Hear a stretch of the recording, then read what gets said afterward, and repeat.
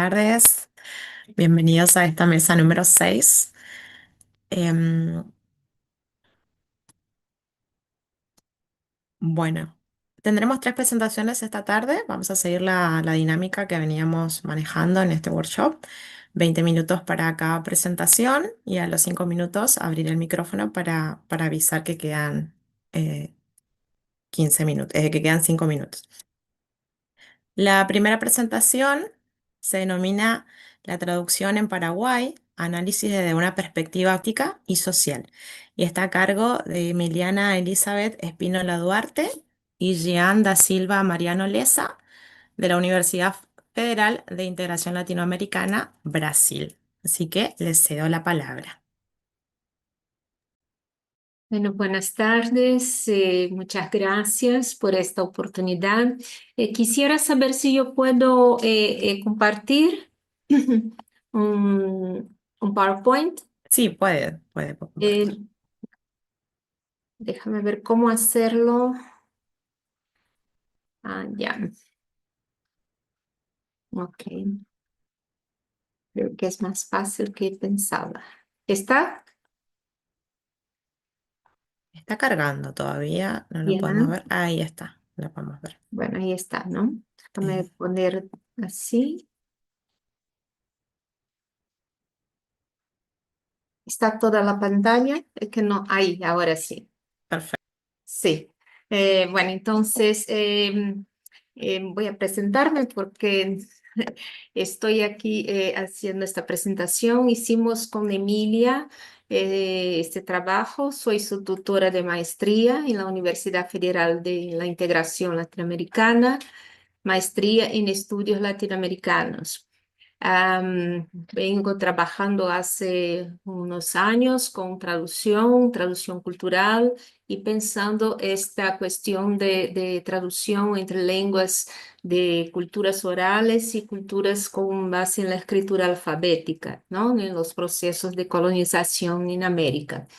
Entonces, como Emilia no puede estar aquí, voy a presentarlo para ella. El trabajo lo hice, uy, perdón, hice la revisión. Bueno, y disculpe mi español, pues soy brasileña y Baixapa.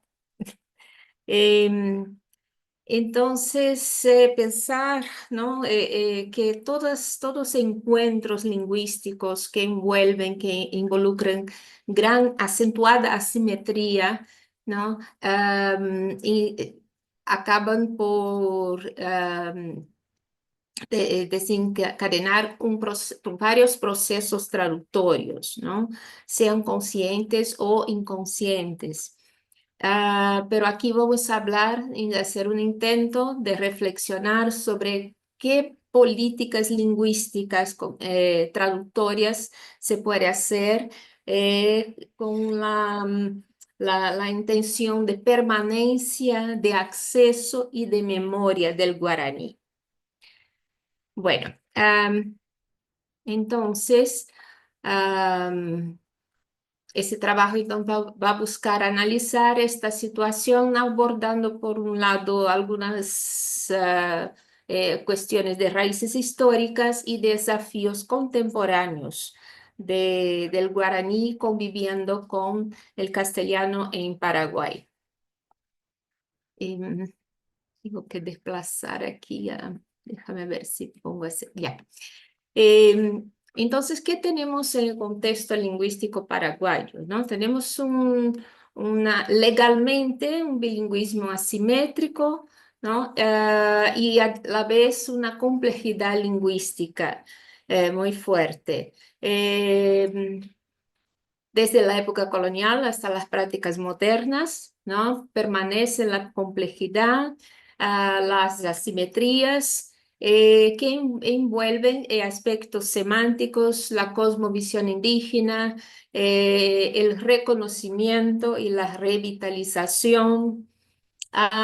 Y también aquí Emilia trajo, uy, perdón, su experiencia en Lorraine, en Suiza, ya voy a hablar de esa experiencia que también la ayudó a reflexionar sobre esa cuestión traductoria y la importancia de la traducción intercultural.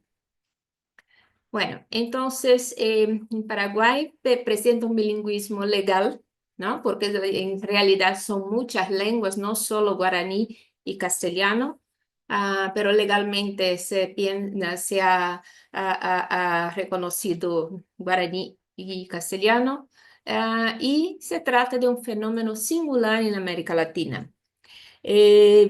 Por otro lado, esta coexistencia es profundamente asimétrica, reflejando dinámicas históricas y sociales complejas. Además, se encuentran variantes, ¿no? del guaraní, como Yopará, guaraní occidental, Mbiá, Aba guaraní, entre otros, ¿no? Y esta diversidad plantea desafíos para cómo lidiar en la práctica en las escuelas, en las universidades, las investigaciones con este contexto único. Bueno, am, entonces, la traducción, si bien se hace desde la colonización, como campo de investigación todavía es incipiente, ¿no? Y eso tiene que ver con ese lastre histórico, ¿no? Es un contexto de gran riqueza cultural y lingüística, pero hay mucho que hacer, ¿no? Entonces, ese trabajo entonces visa proponer esta reflexión del guaraní como lengua viva, lengua con una historia profunda, una cosmovisión única, que representa entonces esos desafíos para las nociones traductológicas eurocéntricas. Bueno, entonces la historia de la traducción, no solo en Paraguay, en América Latina, ¿no? Empieza justamente con este contacto entre civilizaciones, ¿no? Que es un contacto que produjo un proceso traductorio que activó, ¿no? Varios procesos traductorios que perduran, ¿no? Hasta hoy. Entonces, esos primeros esfuerzos con fines proselitistas, ¿no? De los jesuitas asentaron las bases para la interacción lingüística, marcando entonces un inicio de esta, digamos, de este encuentro, de esta dialogía, ¿no? En la actualidad, la traducción abarca un espectro amplio, desde la rica traducción literaria que busca revitalizar la voz cultural de Paraguay, hasta la indispensable traducción judicial, la traducción comunitaria que ofrece acceso a la salud pública, educativa. Entonces, tenemos ahí una traducción más especializada en lo literario y además una traducción que permite el acceso a toda clase de servicios públicos.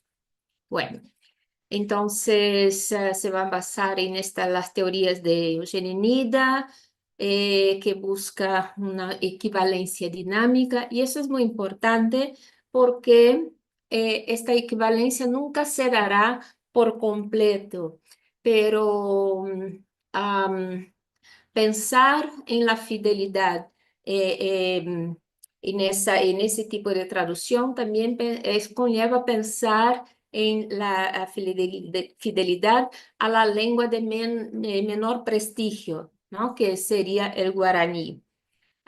Y esa equivalencia es muy sensible, muy importante es el gran desafío porque es buscar en una cosmovisión completamente distinta cómo a traducir ciertas categorías léxico-culturales. Entonces, eso evidentemente representa desafíos semánticos, ¿no? Que trascienden las aproximaciones convencionales. La oralidad inherente al guaraní y las sutilezas de sus construcciones léxicas y gramaticales exige una comprensión profunda y contextualizada. Entonces, traducir el guaraní no es solo trasladar el traslado de palabras, ¿no? Sino puentes culturales y universos conceptuales distintos. Am, bueno, en Paraguay entonces reconocer el guaraní como lengua oficial efectivamente es un paso importantísimo, ¿no? Para esa revitalización. Sin embargo, a la implementación efectiva de estas políticas enfrenta obstáculos significativos, ¿no? Desde los presupuestos, desde el entendimiento también de lo que significa, perdón, déjame ver aquí. Eh, ay, no, yo creo que avancé, perdón. Sí, entonces un entendimiento, ¿no? Me parece que la sensibilización de los sectores públicos es muy importante para que la gente entienda la importancia, ¿no? De ese instrumento del desarrollo de varias prácticas y políticas lingüísticas para la revitalización. Y además, cómo hacer convivir tantas variantes sin que una sea menospreciada, ¿no? Entonces, la formación de traductores no es solo una necesidad académica, sino una herramienta de justicia lingüística y empoderamiento cultural. Esa experiencia que tuvo Emilia en la Casa de Traductores de Lorraine, en Suiza, referente a una convocatoria internacional para traductores de varias partes del mundo, donde hubo este encuentro, donde pasaron un mes intercambiando conocimientos y no solo sobre la traducción en sí misma, sino conocimiento también sobre otros contextos, o contextos complejos lingüísticos, donde el desafío es justamente cómo desarrollar una buena traducción.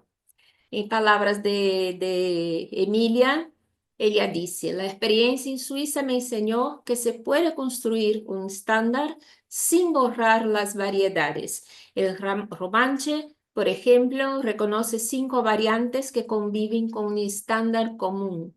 El guaraní podría seguir ese camino, un estándar que sirva para lo oficial, pero que no silencie el mbiá, el abá o el caiobá o el yopará. La lengua guaraní es un entramado plural y no podemos reducirla a una sola forma. Creo que necesitamos políticas flexibles y participativas que nazcan desde las comunidades y no solo desde las instituciones. Dice entonces Emilia, ¿no? Bueno, em, ¿cuáles serían entonces, ¿no? Posibles estrategias para que desarrollar la traducción intercultural? Las políticas públicas integrales, por ejemplo, que puedan desarrollar y aplicar leyes que promuevan activamente la traducción en todos los ámbitos, con presupuestos asignados y mecanismos de seguimiento. Creación de recursos terminológicos. Y aquí hay una cuestión muy importante porque la diccionarización en América Latina muchas veces como que resemantizó, resignificó muchas categorías léxico-culturales y con una forma negativa. Entonces también esa creación de diccionarios, glosarios, ¿no? Envuelve una investigación más profunda para que se pueda no solo buscar un término, un verbete, una palabra equivalente, sino un entendimiento de la cosmovisión de ciertas categorías, ¿no? La formación académica especializada en programas universitarios y técnicos enfocados en la investigación, en la traducción guaraní-castellano, con énfasis en la interculturalidad y en la cosmovisión indígena. La sensibilización y la visibilización en el sentido de promover la importancia de la traducción a través de campañas de concientización, eventos culturales y publicaciones bilingües. Aquí también hay una cuestión muy importante porque tiene que ver con la forma, inclusive con la formación de profesores, de docentes y también de la sensibilización de la población. eh, sobre lo que es el prejuicio lingüístico, porque el proceso de colonización generó muchos prejuicios lingüísticos, sea de las lenguas hegemónicas hacia las lenguas indígenas, sea de la escritura alfabética en relación con la oralidad, el sistema de oralidad, ¿no? Que podemos hablar después de ello si alguien, ¿no? Se interese. Y también buscar colaboración internacional, ¿no? Un intercambio en alianzas con centros de traducción, universidades extranjeras, para que se puedan amplificar digamos, y profundizar también estas prácticas traductorias y el desarrollo de buena formación. Bueno, am, entonces como conclusión, la traducción en Paraguay es más que una práctica lingüística, es un acto también de resistencia cultural y afirmación identitaria en este contexto asimétrico. Es importante pensar que la traducción implica, además de la permanencia, el acceso y la memoria de los pueblos, porque en la lengua viene la memoria, ¿no? En las prácticas lingüísticas, en las textualidades orales, en las leyendas, en fin. Entonces ahí está el hilo de la memoria también y de la identidad, por consiguiente. Entonces, abordar los desafíos del guaraní requiere un enfoque situado que integre las particularidades culturales y la cosmovisión indígena y todo el contexto, ¿no? También lingüístico. La formación de traductores y la implementación de políticas lingüísticas robustas son esenciales para el futuro del guaraní y el bilingüismo paraguayo. Y la colaboración con experiencias como la de Lorraine ofrece una hoja de ruta para fortalecer la infraestructura de apoyo a la traducción. Bueno, hago GPT y me, me coloco a la disposición de ustedes si quieren hacer alguna pregunta que yo pueda contestar. Muchas gracias. Muchas gracias por la presentación. Las preguntas las realizaremos al final de todas las presentaciones. Bueno, ahora pasamos a la segunda presentación de la tarde, que se denomina De Abayapú a Cuñangatú, antroponimia guaraní en dos pueblos indígenas correntinos del siglo XIX, 1827, 1831 y 1841. Estará a cargo de Verónica Gómez, del Ateneo de Lengua y Cultura Guaraní, Universidad Nacional de Quilmes, de Estefanía Baranger, de la Universidad de Buenos Aires, y de Maxim Joseph Marás, de la Escuela Interdisciplinaria de Altos Estudios Sociales y el Instituto de Investigaciones Geohistóricas. Así que les cedo la palabra. Bueno, muchas gracias, Bahía Papeico. Bueno, como acaba de decir Mónica, entonces les comparto la pantalla.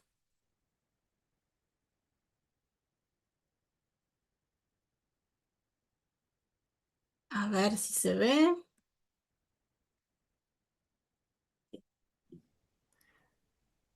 Ahí está, ¿no? Perfecto, Vero. Perfecto. Buenísimo. Em, bueno, como dijo Mónica, que aparte le agradezco por haber hecho la presentación, de Abayapú a Cuñangatú antroponimia guaraní en 2 pueblos indígenas correntinos del siglo XIX. Ahí están los años.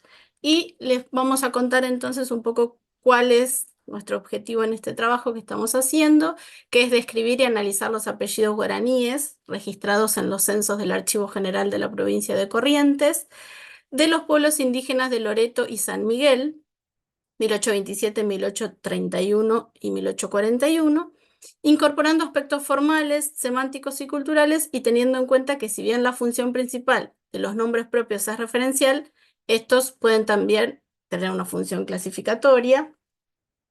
Estas fueron nuestras referencias principales. Bueno, por supuesto, Cadogan con sus 1000 apellidos guaraníes. También Aguilera Jiménez, ambos hablan sobre apellidos o analizan cuestiones que tienen que ver con los apellidos guaraníes. Y Chicone González y Agustina Morando, ellas hablan más de nombres de pila. También, por supuesto, que tuvimos siempre como referencia a Montoya y Restivo, que estuvimos trabajando mucho con sus textos. Bien, para empezar a hablar, digamos, tenemos que decir qué son los nombres en guaraní, ¿no? Entonces, tenemos esta información hasta en la actualidad, digamos, que en las comunidades indígenas, Mbga guaraní sobre todo, el nombre de cada persona es la representación del alma de cada uno, ¿no? Y elegimos esta cita de Nimbuendayú que dice: el guaraní no se llama de tal o cual manera, sino que es tal o cual nombre.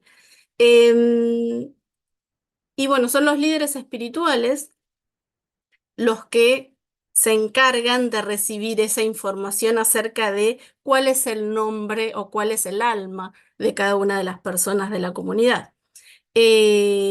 Entonces, hay muchas referencias que dicen que en la época jesuítico guaraní, en las reducciones, esos líderes espirituales de cada comunidad dejan de cumplir esa función, y que esos nombres que era propio de cada persona o propio del alma de cada persona dejan de renovarse, ¿no? Y entonces el nombre personal que designaba a cada individuo pasará a ser el apellido del linaje patrilineal y solo se renovará el nombre cristiano, ¿no? Eso es lo que cuenta también Cadogan. Entonces, estos nombres entonces se transformaron en apellidos. Y nosotros hemos encontrado, y perdón, vuelvo a la página anterior porque dice patrilineal, ¿no es cierto? Linaje patrilineal. Lo que nosotros encontramos en estos apellidos fueron apellidos que describían mujeres, ¿no? Es decir, que no fue del todo así, quizás, ¿no? Entonces vemos que hay apellidos que en la mitología designan seres masculinos, pero que en el censo acompañan nombres de pila femeninos, ¿no? Como Magdalena Yasu o Antonia Yaucu, ¿no? O apellidos que constituyen nombres de pilas guaraníes como Potú y Verá, que son prototípicamente masculinos, con sujetos femeninos y viceversa, ¿no? Como Clara Potú o Gregoria Verabeté, y apellidos con Aba, hombre, y Cuñá, mujer, que acompañan nombres de pila de género indistinto: Isidora Abañé, Lorenza Abañé, Antonio Abañé. Entonces, perdón, no, esto creo que la próxima le toca a Maxine, ¿no es cierto? Sí, me toca a mí, sí. Para hablar un poco de esta materialidad, de estos censos, por qué se hicieron estos censos, digamos, en la provincia de Corrientes, tenemos que ver un poco cuál era la situación sociohistórica de la época, porque era una población guaraní de las Misiones, ¿no? Y después de la expulsión de los jesuitas, estamos como casi 50 años después de la expulsión de los jesuitas, una población todavía importante se quedó en las misiones. Pero entrando en el siglo XIX y sobre todo en este ciclo, ¿no? de guerras civiles, del ciclo artiguista, ¿no? Muchos guaraníes misioneros siguieron al comandante general que conocen todos de las misiones, Andresito Guasurari, en sus expediciones bélicas, ¿no? Y oponiéndose ahí en las fronteras a los paraguayos, a los lusitanos y también, como lo veremos después, a los correntinos. Hubo en 1817 una situación importante con la derrota de Andresito por los portugueses. Muchos pueblos misioneros del Paraná fueron arruinados, quemados y saqueados. Es lo que llamamos el exilio, ¿no? Misionero. Y varios grupos van a la zona de Corrientes, actualmente conocida como la zona de Corrientes, pero en esa época era territorio de las misiones, sobre todo en el norte y el sur de los esteros de Rivera, donde van a fundar dos pueblos, Jatebú, que será Loreto, y San Miguel. La siguiente.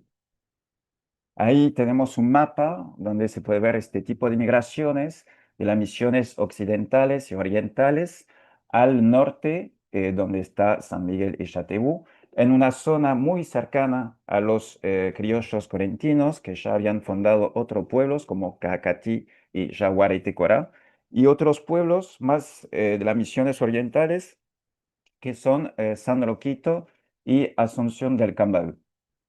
La siguiente, Vero. Bueno, hubo una situación también histórica muy particular cuando Andresito ocupó la ciudad de Corrientes entre 1818 y 1819, que fue vivido como una humillación social, ¿no? Por la élite correntina y que generó muchas hostilidades después entre correntinos y guaraníes misioneros, pero que casi se terminó en una guerra civil en 1827. Después hubo una matanza en San Roquito y muchos guaraníes se fueron después de ahí a la provincia de Entre Ríos y de Entre Ríos se pasaron a la actual, a lo que sea Uruguay, a Bella Unión. Sin embargo, los guaraníes que estaban en Loreto de San Miguel decidieron de incorporarse a la provincia de Corrientes y de ahí podríamos decir que pasaron a ser los nuevos indios amigos de la provincia. Y apenas que fueron incorporados estos dos pueblos, se hizo, digamos, un censo respetando la configuración territorial en cacicazgos, es decir, que cada cacique con su gente, ¿no? Viviendo así, organizándose en pueblos. Eso fue el primer censo que se hizo en 1827. Otro censo se hizo en 1831, después que el gobierno, ¿no? visita a los pueblos de Loreto y San Miguel y que se entera de las condiciones precarias en las cuales están viviendo y ordena entonces en segundo patrón.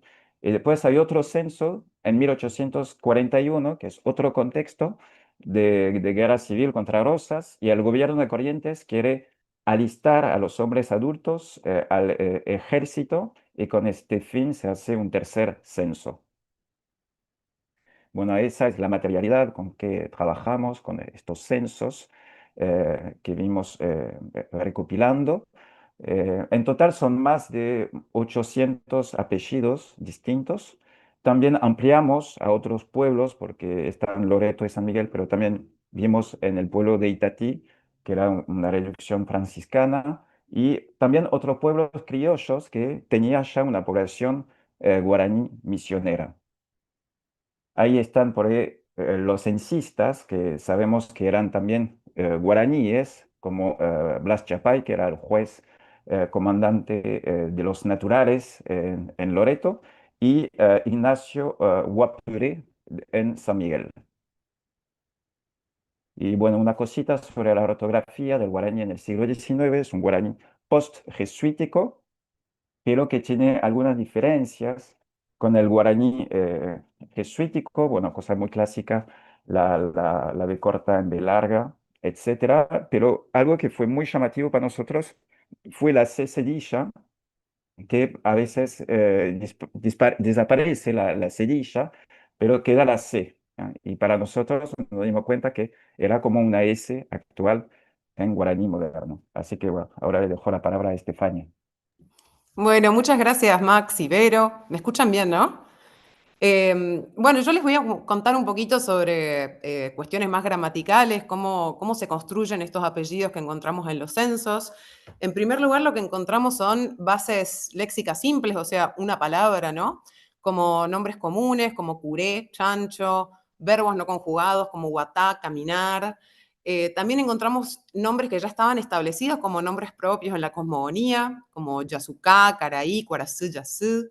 Y también nombres de otros grupos étnicos, esto no lo podemos explicar, si alguien tiene alguna idea va a ser bienvenida, pero apellidos como Guaycurú, Cayapó, Chané. Podemos pasar a la siguiente. Después también encontramos bases léxicas simples con afijos flexivos, por ejemplo, con diminutivo, con aumentativo. Ejemplos del diminutivo sería, por ejemplo, guiraí, pajarito, ¿no? Pájaro y el diminutivo. También encontramos verbos con este sufijo ri, que es como un atenuativo en guaraní antiguo, ¿no? Como un apenas, lo traduce Montoya. Guatarí sería como apenas camina. Entonces, y tiene sentido si pensamos que los nombrados son niños, ¿no? Que apenas camina, que apenas brilla, como ri, algo incipiente, ¿verdad? Después también encontramos con el aumentativo, distintas realizaciones que tiene el aumentativo en esta época. Lo que sí no encontramos es morfología derivativa, o sea, no encontramos nominalizaciones, que es, por ejemplo, algo que sí encuentran Flor y Eve en los nombres en tapiete, y que es de hecho como se construirían, se expresarían muchos de estos significados en guaraní moderno. A ver, podemos pasar a la próxima. Después encontramos sintagmas más complejos, por ejemplo, construcciones posesivas del tipo poseedor-poseído, como guiraesa, ojo de pájaro, o construcciones con índices de tercera persona, como este índice de la tercera persona posesiva reflexiva o correferencial, que ya se perdió en guaraní moderno, el gu, por ejemplo, en guaú, su propio hijo, e incluso construcciones donde no se caracteriza a alguien por la posesión de algo, sino por la carencia, ¿no? O sea, una posesiva negativa, como sería wenda sin lugar propio, el que no tiene lugar. Pasemos a la próxima. Y encontramos también construcciones descriptivas donde hay, por ejemplo, un nombre, un sustantivo, y otro nombre que actúa como modificador.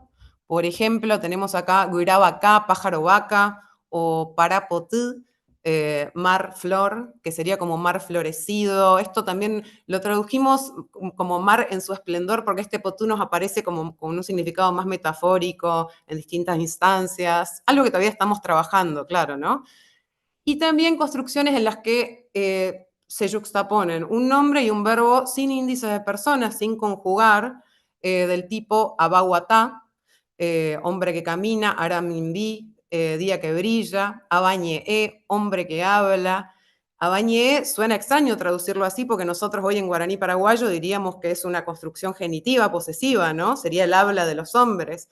Pero dado que acá estamos nombrando personas, nos parecía que tenía más sentido interpretarlo de esta manera. Y aparte porque vemos que en Montoya esta construcción se usa de esta manera. Y como no tenemos cláusulas nominalizadas, o sea, no tenemos, por ejemplo, abá o guataba o abá oñeeva, que sería la manera en la que se expresa esto en guaraní moderno, decidimos traducirlo de esta manera, ¿no?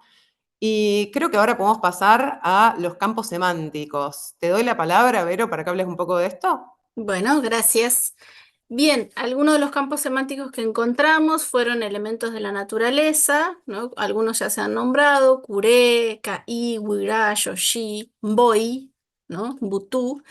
De la flora también, abatí, ubotú, pirí, ubá, yataú. eh, y otros como ita, usapú, uba, ¿no? Y bueno, como dice ahí, predominan las bases simples, pero también aparecen, por ejemplo, no sé, guirapú, como la pata de pájaro, digamos, ¿no? O ubatí, ¿no? O fruta blanca, etcétera. Y también el léxico relacionado con la cosmogonía, ¿no? Como Caraí, Yasuká, Ñamandú, Yabucú, ¿no es cierto? Y sintagmas nominales complejos, por ejemplo, un sustantivo más en este caso pusimos los ejemplos de ya, que sería Yara, ¿no? Guardián, dueño, protector, ¿no? Guirayá, guardián de los pájaros, Abayá, guardián de los hombres, o sustantivos, ¿no? Con el yu o con el ovu, ¿no? El yu, sagrado amarillo, Guirayú, Payeyú, Siyú, ¿no? O los últimos ejemplos que pusimos, Abaovu, ¿no? O Ararovu, ¿no? Hombre eterno o día cielo eterno, ¿no? Con esos significados. 5 minutos. Gracias. Bueno, y esto es básicamente a lo que iba todo lo de la función clasificatoria de la que hablábamos al principio. Encontramos varios apellidos que tienen que ver con características físicas o actitudinales, como carapé, petizo, orudo, alegre, casos de metonimia, ¿no? Como abucú, cabello largo, que sería como el que tiene cabello largo. Todo pensando en esto estos apellidos eran nombres de pila antes que decían algo sobre esta persona nombrada, ¿no? Podemos pasar a la próxima.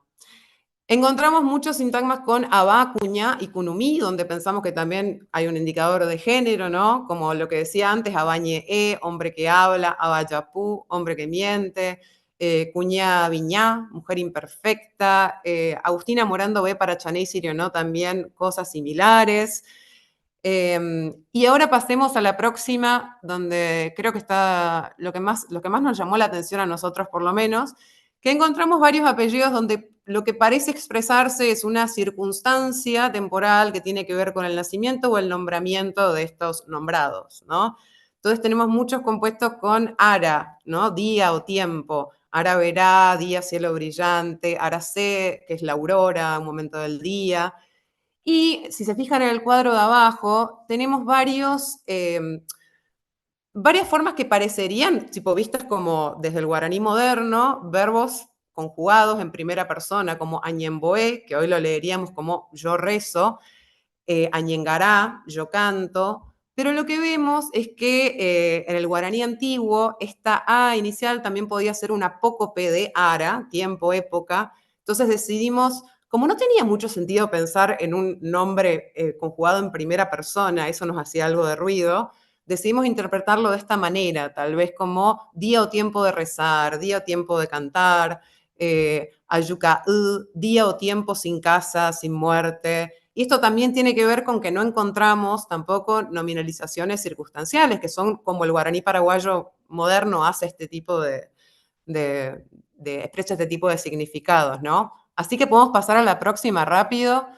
Básicamente, lo que encontramos es un poco esto, nombres más denotativos, literales, como abaguatá, hombre que camina, nombres más figurativos de base metafórica, como los nombres de animales, que Eva y Florencia ven esto en Tapiete, ¿no? Que hay una asociación metafórica entre actitudes o comportamientos del animal que se le adjudican al niño nombrado, nombres de base metonímica, y finalmente esto que tiene que ver con las coordenadas del nacimiento o eventos relevantes que nos pareció muy lindo. Así que podemos pasar a la próxima y ya terminamos. Esto es más o menos, repite lo que yo acabo de decir. Así que le voy a pasar la palabra a Max para que haga un cierre y nos traiga de vuelta al presente. Bueno, para terminar, ¿qué pasó con esos apellidos guaraníes? Porque hubo después todo un proceso, ¿no? De, ya saben, en la Argentina de blanqueamiento un poco, y eso también pasó con los apellidos, con la hispanización, ¿no? De muchos apellidos que encontramos ahí en estos censos. Bueno, primero había una población masculina muy escasa porque pasaron por muchas guerras, muchos conflictos, hizo que, bueno, en estos pueblos se quedaron muchas mujeres adultas, ¿no? Y por fin casándose con una población o bien criolla o bien indígena que ya tenía un apellido castellano, se pierde con los hijos el apellido. Hubo todo un proceso de hispanización que, bueno, eso vamos a desarrollar a futuro, pero hubo por aproximación semántica o fonética, ¿no? Semántica, sabemos, gracias a la historia oral, que, por ejemplo, un apellido como Tambaú pasó a ser pimienta y Botú progres, ¿no? O también fonética, que podría ser algo parecido. Encontramos un apellido en guaraní como Chávez, que podría ser como Chávez, ¿no? O Tabaré, Tavares, ¿no? Esas cosas. Pero Perón también lo tenemos a este. Sabemos que también hubo, bueno, una prohibición del guaraní, pero que no es muy clara en la provincia de Corrientes, porque no pasó por una ley ni un decreto, más bien por políticas de educación. Ahí hay muchos trabajos de Gandulfo y Tamara Alegre que hablan de eso. Y también todo que tiene que ver con la institución del poblador, es decir, peones, campesinos, en este caso guaraníes, que van a vivir en las tierras, ¿no?, del estanciero, y cuando aparece, digamos, el registro civil, ellos van a tener el mismo apellido que el dueño del terreno, digamos, ¿no? Pero igual siempre hay apellidos que todavía sobreviven en ambos pueblos, más en Loreto que en San Miguel, pero tenemos, por ejemplo, a Chapay, a Guarí, tenemos a Guayarí, que todavía hasta la actualidad se están usando. Así que bueno, la siguiente, muchas gracias y estamos ahí escuchándolos si tienen preguntas. A Widget. Gracias a todos. Muchas gracias. Excelente el manejo del tiempo hasta ahora de las dos presentaciones. Lo Así practicamos que, bastante. bien. Así que bueno, damos inicio a la tercera presentación de la tarde, tercera y última, y se denomina El nuevo corpus del guaraní postreduccional 1821-1833, una aproximación dialectológica, a cargo de Leonardo Cerno, del Instituto de Estudios Sociales y Humanos del CONICET. Así que, Leonardo, te damos la palabra.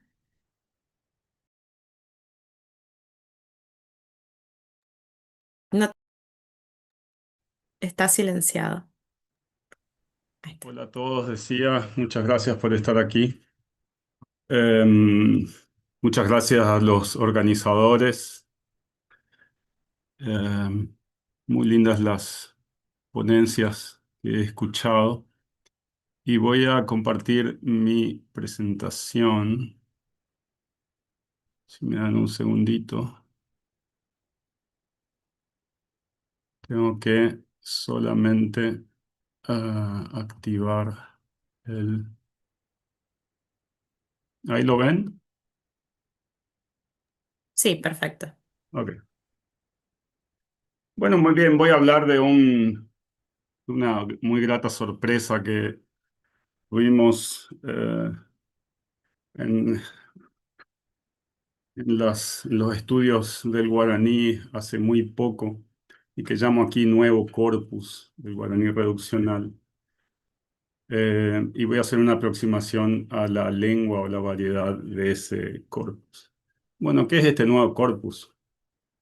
Se sabía que había ciertos documentos de la década de los años 20, principio de los años 30, ubicados en lo que es la época final de las misiones guaraníes, ¿no? Particularmente dos ubicados en el actual territorio de Corrientes, en estos pueblos de Loreto y San Miguel. Me refiero a una carta de Gómez a Esquivel y esa famosa proclama de Irá. Ambas, bueno, la proclama era publicada eh, a principios del siglo XX y otra carta de los cabildos de Bella Unión al comandante Magariños. Por su parte, Machón y posteriormente Machón y Canteros citaron una serie de documentos hallados en el Archivo Provincial de Corrientes que bueno, era una información muy interesante. Yo mismo estuve en el archivo en 2017 sin ninguna suerte. Escribí al propio Canteros después de la muerte de Machón. No recibí ninguna respuesta de Canteros. Eh, ya en 2023, contacto con Mariana Katz, en ese entonces de la Universidad de Columbia y actualmente de la Universidad de California. Mariana Katz, argentina, investigadora del periodo postreduccional, decide, bueno, a través también de mi intermedio, hacer una investigación más concreta en el archivo de Corrientes y con colaboradores míos que fueron al archivo de Corrientes, encontramos, por así decirlo, bajo la dirección de Mariana, eh, un conjunto enorme de cartas de indígenas, de las cuales 2 o 3 meses después supe que se publicó una noticia en el diario Época de Corrientes que también se había encontrado. Bien, estos documentos aparecieron entonces y existe ya una primera presentación con traducción de Verónica Gómez y de Maxime Marace, que yo no sé si se ha publicado ya en Corpus o está en preparación, ¿no? Ellos trabajan 6 documentos de este corpus. Bueno, ¿qué aporta esto? Son 17 documentos nuevos, ¿no? Absolutamente desconocidos. Un estado de lengua nuevo porque completa una parte que faltaba en, si se quiere, una evolución del guaraní colonial escrito por indígenas desde mediados del siglo XVIII, donde se cortaba esto más o menos en 1810, porque ese corpus de cartas de Belgrano no se puede decir que son escritas por indígenas, sino que es una variedad más del guaraní paraguayo. Y esto sí continúa entonces prácticamente una década y media más en este guaraní misionero, que recién, bueno, vamos a tener en el siglo XIX, recién había registros muy tardíos de Cacique Lambaré, es decir, ya en el marco del guaraní paraguayo. Entonces, esta es la novedad. Y esperen que no puedo ver bien lo que está ahí abajo porque me tapo a mí mismo. Eh, bueno, un antecedente, Leo. No sé qué será. Entonces, voy a hablar un momento de algo que ya los compañeros recién refirieron, ¿no?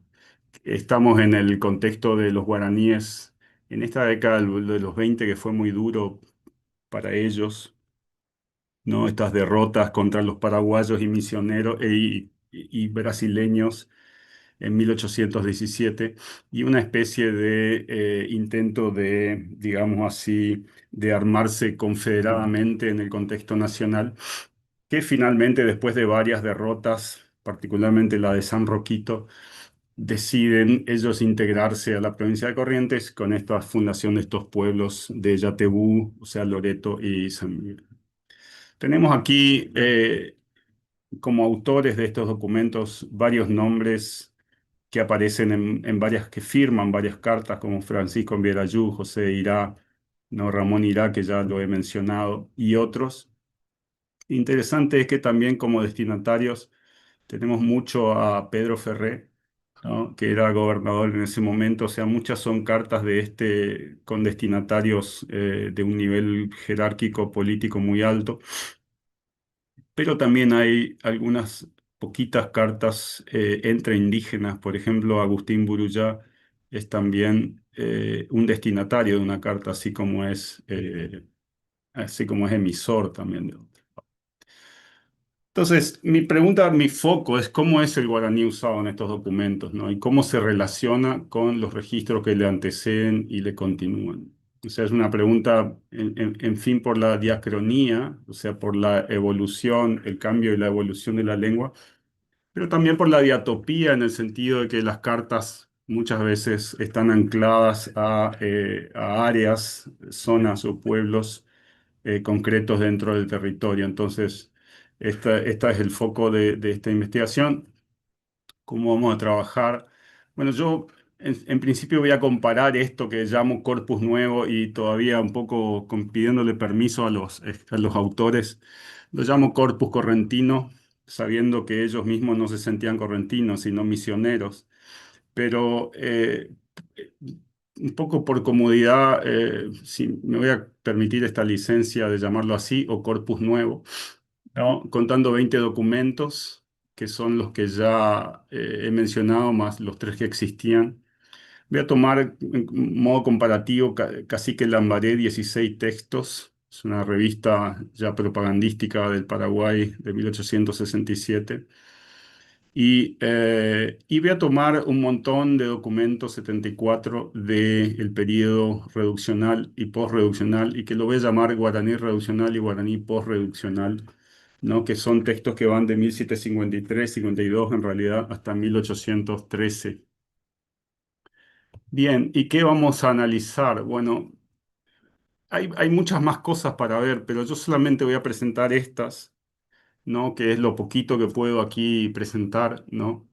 En principio, esta variación que hay en algunas categorías gramaticales, como por ejemplo para AB o también AB o ABI, la cuestión de la armonía nasal en prefijos personales, por ejemplo, nde o ñandé, prefijados a raíz nasal, si actúa la armonía nasal o no, ¿no?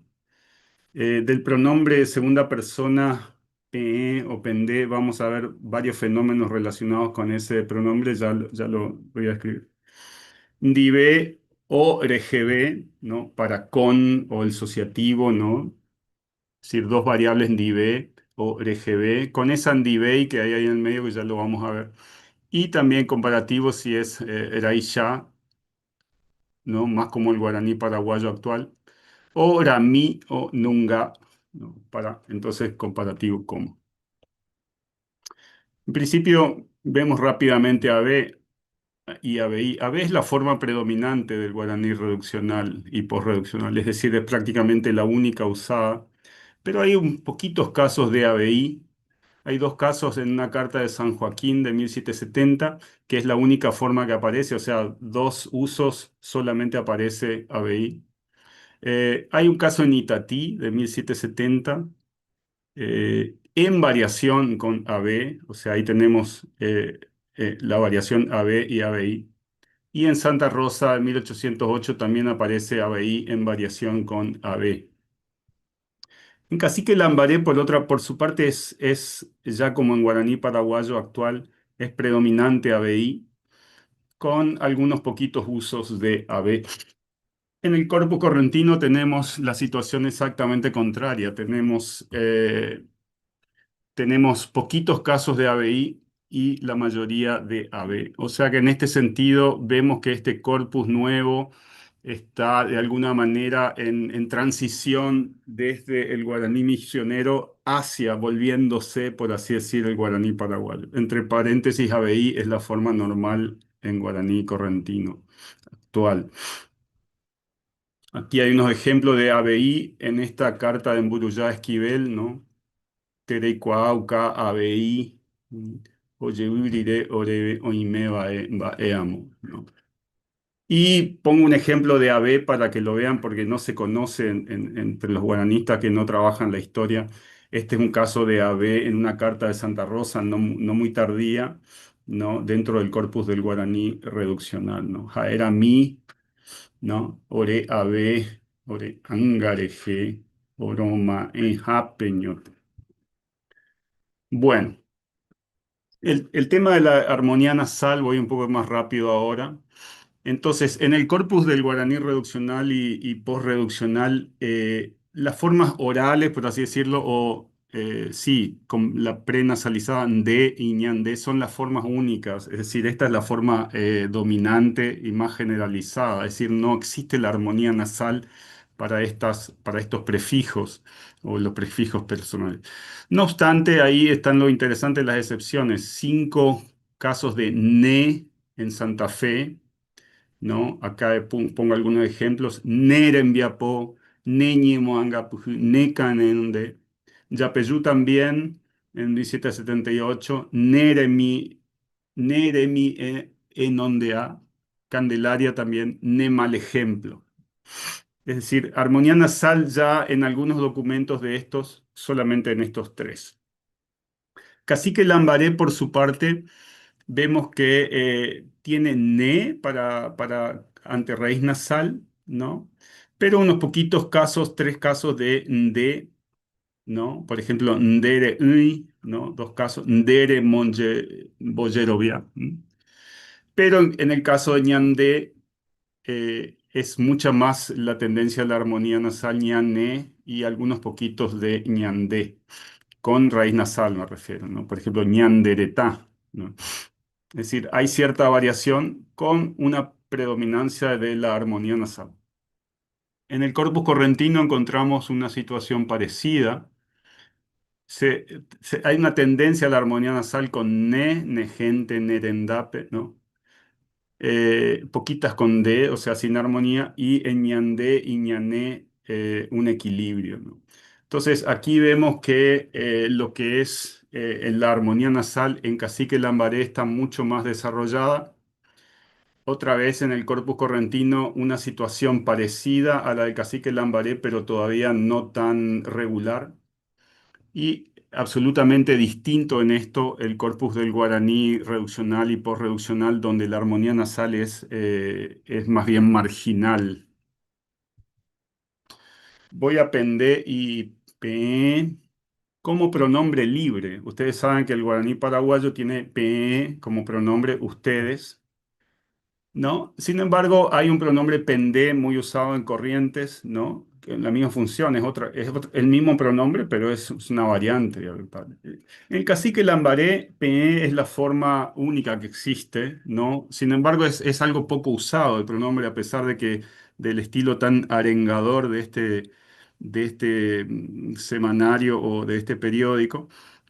Lógicamente, la persona marcada en el verbo, el prefijo verbal ya indica la tercera persona, pero como pronombre libre hay dos usos. Este es uno que pongo aquí como ejemplo. En el corpus del guaraní reduccional, pe aparece 9 veces solamente, pero aparece un pendé, ¿no?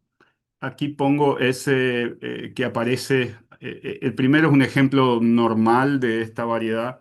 Pendé es por su parte una excepción, pero también si se ve tardía y en un documento de Candelaria, o sea, no lejos del área del Paraná, no lejos del área de lo que es actualmente Corrientes.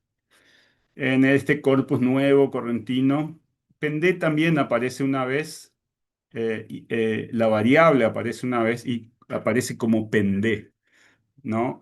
Pendé es, por otra parte, como ya lo he dicho, el pronombre actual de, el guaraní en Corrientes, ¿no? Entonces, aquí sí vemos, a pesar de los poquitos casos, como un parentesco chiquito entre el corpus correntino y algo tardío del corpus postreduccional y algo muy diferente al guaraní paraguayo. En el caso del pronombre cuando es dativo, PM, típico del guaraní paraguayo, pendebe, más propio del guaraní correntino, actual. Entonces, en el lambaré vemos PM forma única, o sea, 3 casos aparecen. En el corpus reduccional y postreduccional, PM aparece mucho. Hay una forma reducida, PM, ¿no? Es decir, 2 veces en Yapeyú y en Candelaria. Pero aparece Pendebe, o sea, esto que tenemos en guaraní correntino en Concepción, ¿no? Que hoy queda ahí al sur de Misiones. Esta es la famosa carta de Nicolás Ñenguirú. Él es el que usa este Pendebe. Y Candelaria, 1813, algo muy posterior en esa carta, ¿no? Esta entonces, Pendebe a Ñangarecó Catune, ¿no? En ustedes confiaré, dice él, ¿no? En el corpus correntino, por su parte, tenemos Peme, ¿no? Pero es, o sea, esa forma mínima que aparece 4 veces y en un solo texto en Ramonirá. Es decir, no podemos ir más allá, pero sí lo que no tenemos es esta forma que está en Cacique Lambaré, PM, si no tenemos PM, ¿no? Más de eso no puedo decir. ¿Qué pasa con el prefijo de segunda plural en otros contextos, ¿no? Voy a empezar ahora por el corpus guaraní reduccional, donde P, que a su vez nasaliza progresivamente la palabra que viene, y esto se ve en RG, por ejemplo. PENDG es la forma para PRG, PENDECO es la forma para PERECO, ¿no? Esto que en guaraní paraguayo, en guaraní correntino es PENDERG, PENDERECO, ¿no? Pero otra vez las excepciones las tenemos tardías, ¿no? Y en esta región del Paraná, ¿no? Corpus, Candelaria, Santa Rosa, ¿no? Pende Robaqué, Pende Jehuí y Pende Pojupá, ¿no? En el cacique lambarés pende, también con la forma de armonía nasal pene, formas únicas con distribución regular, muy regular aquí, oral nasal, aquí actúa esta nasalización. Y en el corpus correntino también tenemos pende más la forma nasalizada pene, ¿no? Pero sí hay una tendencia de pende también como forma general que también se usa en contexto nasal. Es decir, 4 minutos. sí, entonces aquí sí tenemos ya algo que une, por así decirlo, al guaraní del cacique Lambaré con este corpus correntino y lo separa mucho del corpus del guaraní reduccional. Paso en Dibey contra RGB. En guaraní reduccional, RGB es la forma dominante, pero hay un Dibé otra vez en San Nicolás, ahí no, casi frente a Concepción y otros también en San Joaquín, Candelaria, voy un poco más rápido. Cacique Lambaré predomina en Ndivé, o sea, a diferencia del guaraní reduccional que tiene RGB sobre todo, aquí Ndivé. Y en el corpus correntino interesante no hay Ndivé, pero hay Ndibey, ¿no? Que es también la forma actual en guaraní correntino, ¿no? O sea, aquí se especifica mucho este corpus correntino con una forma que existe en la actualidad y que no existe en las otras variedades, lo cual es muy interesante. Por último, el comparativo Raisha. El guaraní reduccional no lo tiene. Tiene Nungá y tiene Rapichá, ¿no? Pero, otra vez lo interesante es ese pero, ¿no? Ese Raisha en Itatí, en San Joaquín, dos documentos más o menos tempranos, y luego Santa Rosa y Candelaria, otra vez más cerca de la zona del Paraná, ¿no? Candelaria, 4 veces que aparece Coicha, ¿no? Es decir, con demostrativo. En el cacique Lambaré sí se usa Raishak, es el uso pleno, Raishá o Ishak, ¿no? 39 casos, todos Raishá. Y en el corpus de Corrientes también, ¿no? No hay Nungá, no hay Rapichá, ¿no? Aquí se separa del corpus del guaraní reduccional y más bien se une a el cacique Lambaré, ¿no? Y la forma es Rapichá, es decir, el uso es completo. Vamos a algunas conclusiones ya chiquitas. ¿Qué distribución hay en términos de types, ¿no? De lo que es interesante, que es lo que no es guaraní reduccional, pero que sí está en el corpus nuevo. No, tenemos 5 en Candelaria, ¿no? 5 de estas variables como variantes como types, ¿no? San Joaquín 770. Santa Rosa, Itatí, Yapeyú, Santa María de Fe, Corpus, Concepción y San Nicolás, solamente una variable. Interesante que aparece Candelaria y Corpus ahí arriba, ¿no? Candelaria y Santa Rosa, perdón, ahí arriba que no están lejos del territorio. Pero aquí sí vémoslo en general, ¿no? Entonces, con ABI y AB, el corpus correntino está a medias, por así decirlo, entre el guaraní reduccional y el cacique lambaré. En el caso de de la nasalización del prefijo, también está un poco a medias porque la nasalización es predominante.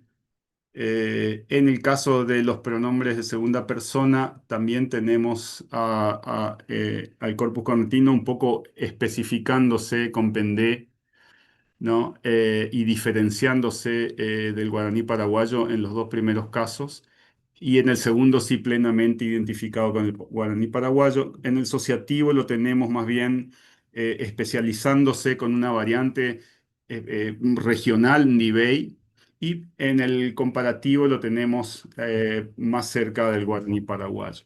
Entonces, esto es un mapa muy preliminar, no tengo mucho que decir sobre esto, pero sí no está mal ver que aquí Candelaria, Concepción y la zona del Paraná influyen mucho en cosas que están en este corpus. Pero hay que ver más variables porque aquí cada punto verde es una de las variables de interés, de las variantes de interés independientemente de cuál sea. Entonces, esto hay que verlo más fino, solamente quería poner aquí a modo de observación geográfica. Entonces, el nuevo corpus lo veo yo como un eslabón que conecta el guaraní reduccional y el guaraní paraguayo de algún modo, ¿no? Pero con algunas notas especiales diatópicas, ¿no? tiene rasgos tanto de una variedad como de otro, ¿no? Confirma esto que se pensaba ya Liuzzi, por ejemplo, ¿no? Y otros diciendo que el guaraní correntino tenía elementos conservadores que recordaban al guaraní jesuítico. Aquí, bueno, se plantea la pregunta de por qué esto aparece, si aparece en esta época, porque es dialectalismo o porque durante la época reduccional existió mucha presión de una variedad estándar que dejaba fuera formas regionales, formas coloquiales. Esto aquí no lo puedo responder, simplemente queda esta pregunta esencial planteársela. Y bueno, y con esto termino todo y dedico esto entonces a el profesor Harald Thun, mi maestro, fallecido hace un mes, más o menos. Muchas gracias.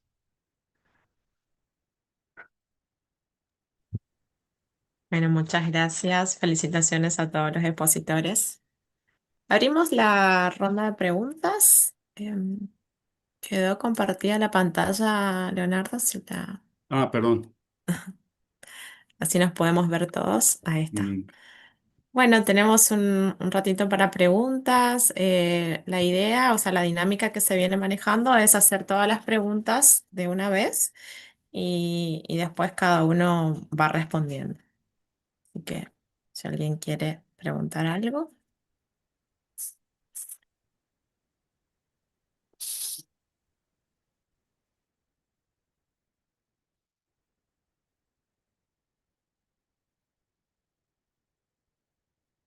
Bien, Eve, tener levantada la mano.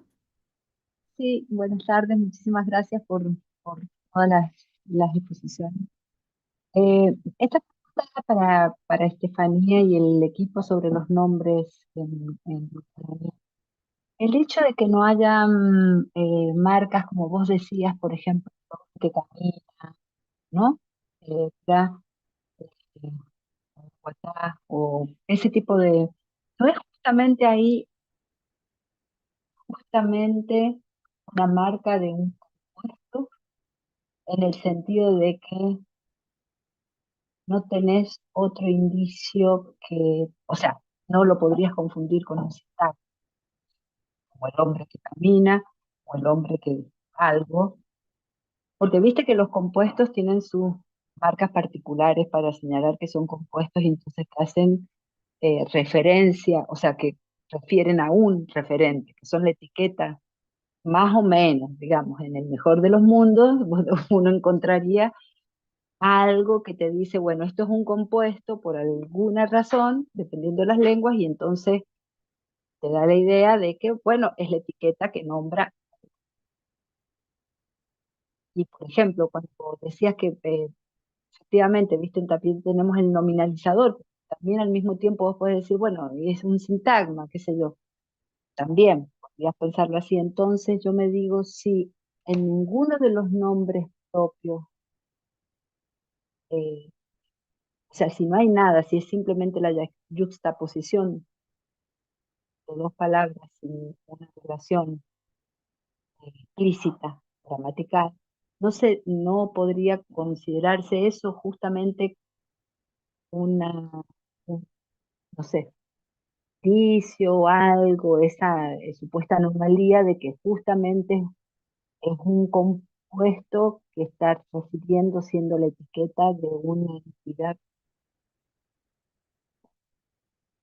No sé, esa es la, digamos, no sé. Sí, total, Eve, totalmente, totalmente. Creo que sí, es algo que veníamos charlando. No entendemos muy bien todavía la sintaxis nosotros de estas construcciones que vamos encontrando y algunas todavía nos parecen medio oscuras, por eso no Claro, atinamos a muchas hipótesis, pero sí, podrían ser compuestos, porque totalmente. si, porque a lo mejor, bueno, de la otra manera podrías decir, bueno, hasta qué punto, qué sé yo, cómo lo diferencio del sintagma que dice que se refiere al hombre, ¿no? O a la mujer que tal cosa o lo que sea, ¿no? Y después habían mostrado ustedes unos ejemplos, un nombre y después ti, bien, ¿no es Sí, cierto? sí, de blanco. No, ti no, ri. Bueno, no sé, Ah, ri, dejo, ri, ri, ri. Sí, no te escuché bien. Sí, ti. ri. no me acuerdo cómo eran esos ejemplos, Eran ejemplos pero con verbos, por ejemplo, guatarí, que era que apenas era camina, como, o verarí, apenas brilla. bueno, porque yo tengo un nombre que es Arariyu, Ararí. y Arariyu. Ara, cielo, puede Ujú, ser, yu, que brilla, de hecho es cielo iluminado, o más o menos me lo traducen como el cielo medio anaranjado, claro. que está por explotar el sol o una cosa así. No sería amarillo, amarillo, pero siempre me queda esa partecita del ri, Ujú. que no sabría bien qué significado. Bueno, nada, eso, pues al corte, pero era con verbos, ¿cierto? Claro. Era con verbos. Nosotros ese eri nos costó bastante, no le encontrábamos significado hasta que vimos en Montoya que tenía como estos significados como atenuativos, así que decidimos Para, interpretarlo de esa manera, pero acompañando verbos. Vero, ¿a vos se te ocurre algo para Arariyú? No, al menos que ese atenuativo sirva también para el ara, Claro. ¿no? Que pueda funcionar quizás como un diminutivo, pero no lo sabemos. Ujú. claro, la cuestión acá es como que no es cielo amarillo. Claro. La traducción no sería cielo amarillo. La traducción sería algo así como cielo iluminado, pero si vamos a lo más específico, como ese cielo que un anaranjado amarillo. Ujú. Viste que a veces está ese cielo, ¿no es cierto? Que Sí. está de un anaranjado y bueno, y eso. Estoy pensando en ese nombre, tratando de ver si podía encontrar bien alguna pista para entender lo que bueno, que no suenan muy, que se diferencian un poquito de los otros.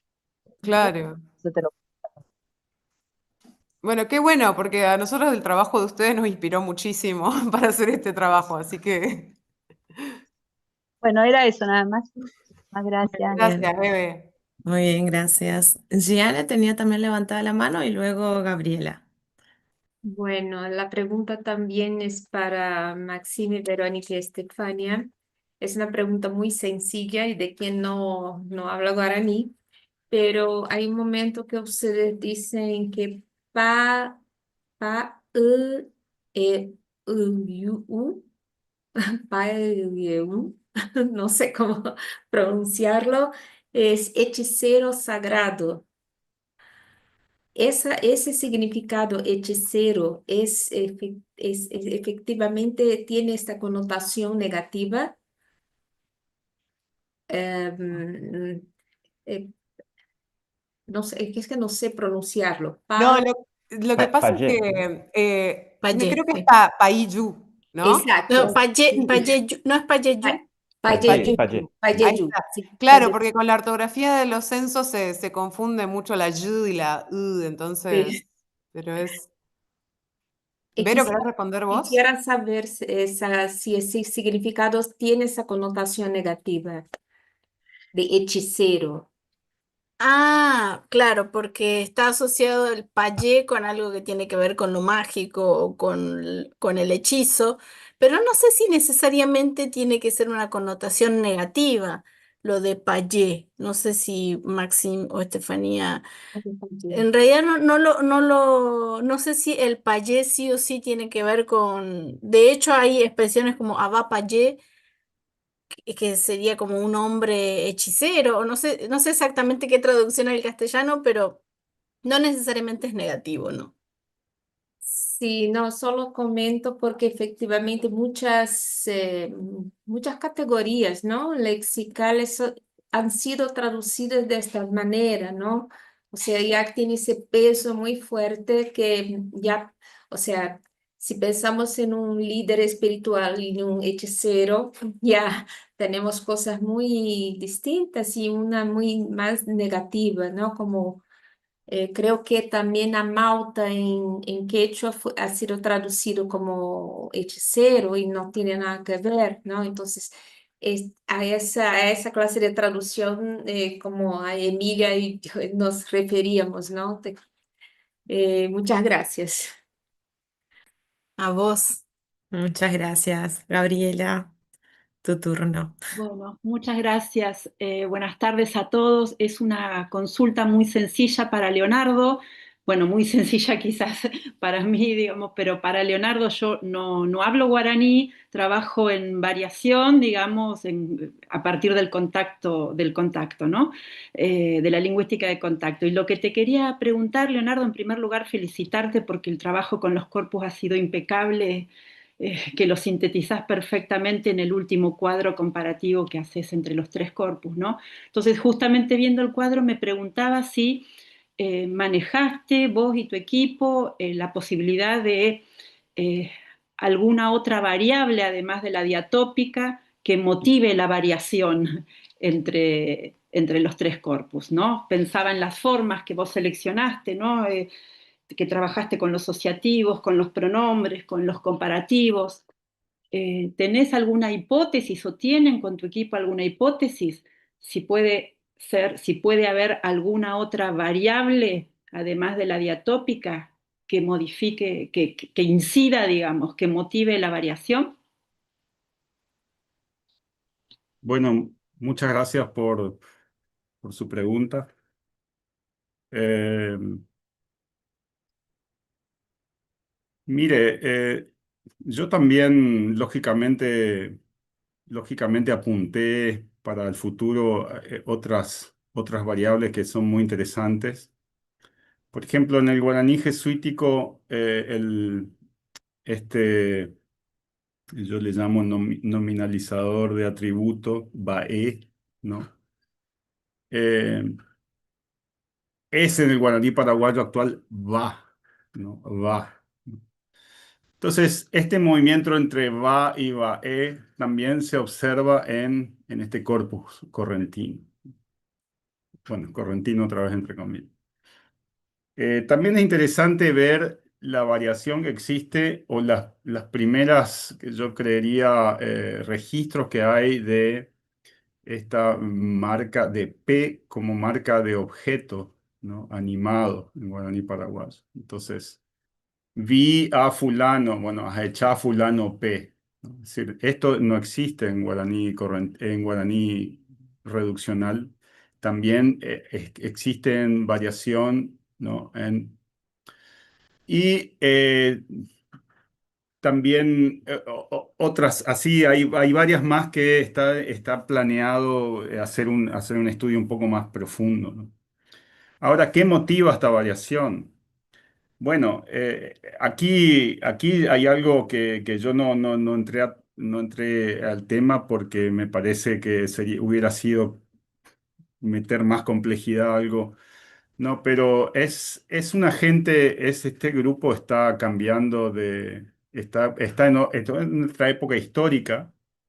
O sea, por un lado esta cuestión diacrónica, pero también está en un proceso de, digámoslo así, también empleando con mucho cuidado la palabra de aculturación muy fuerte. Ellos están dejando de ser misioneros, están pasando a ser correntinos, e incluso hay la proclama de Irá, la más conocida, es realmente una arenga, un pedido él como corregidor o como líder de la comunidad, pidiéndole a la gente dejar de ser misioneros, pasar a ser correntinos.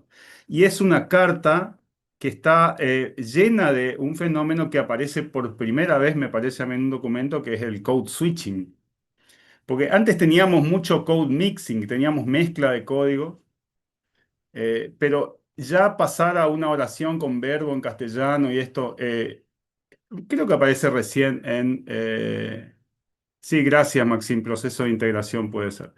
Eh, entonces, posiblemente esta variación también, y vemos también mucho más castellano, al estilo, incluso más que en Cacique Lambaré, como préstamos, digamos, préstamos masivos. Bueno, entonces, yo pienso que también parte de esta variación se explica por la idea de pertenecer a una comunidad criolla, de algún modo vista por ellos mismos como algo, también se habló aquí también de proceso de blanqueamiento, ¿no? Es decir, dejar de ser, porque la identidad del misionero en ese momento era de indio guaraní, de indígena misionero, ¿no?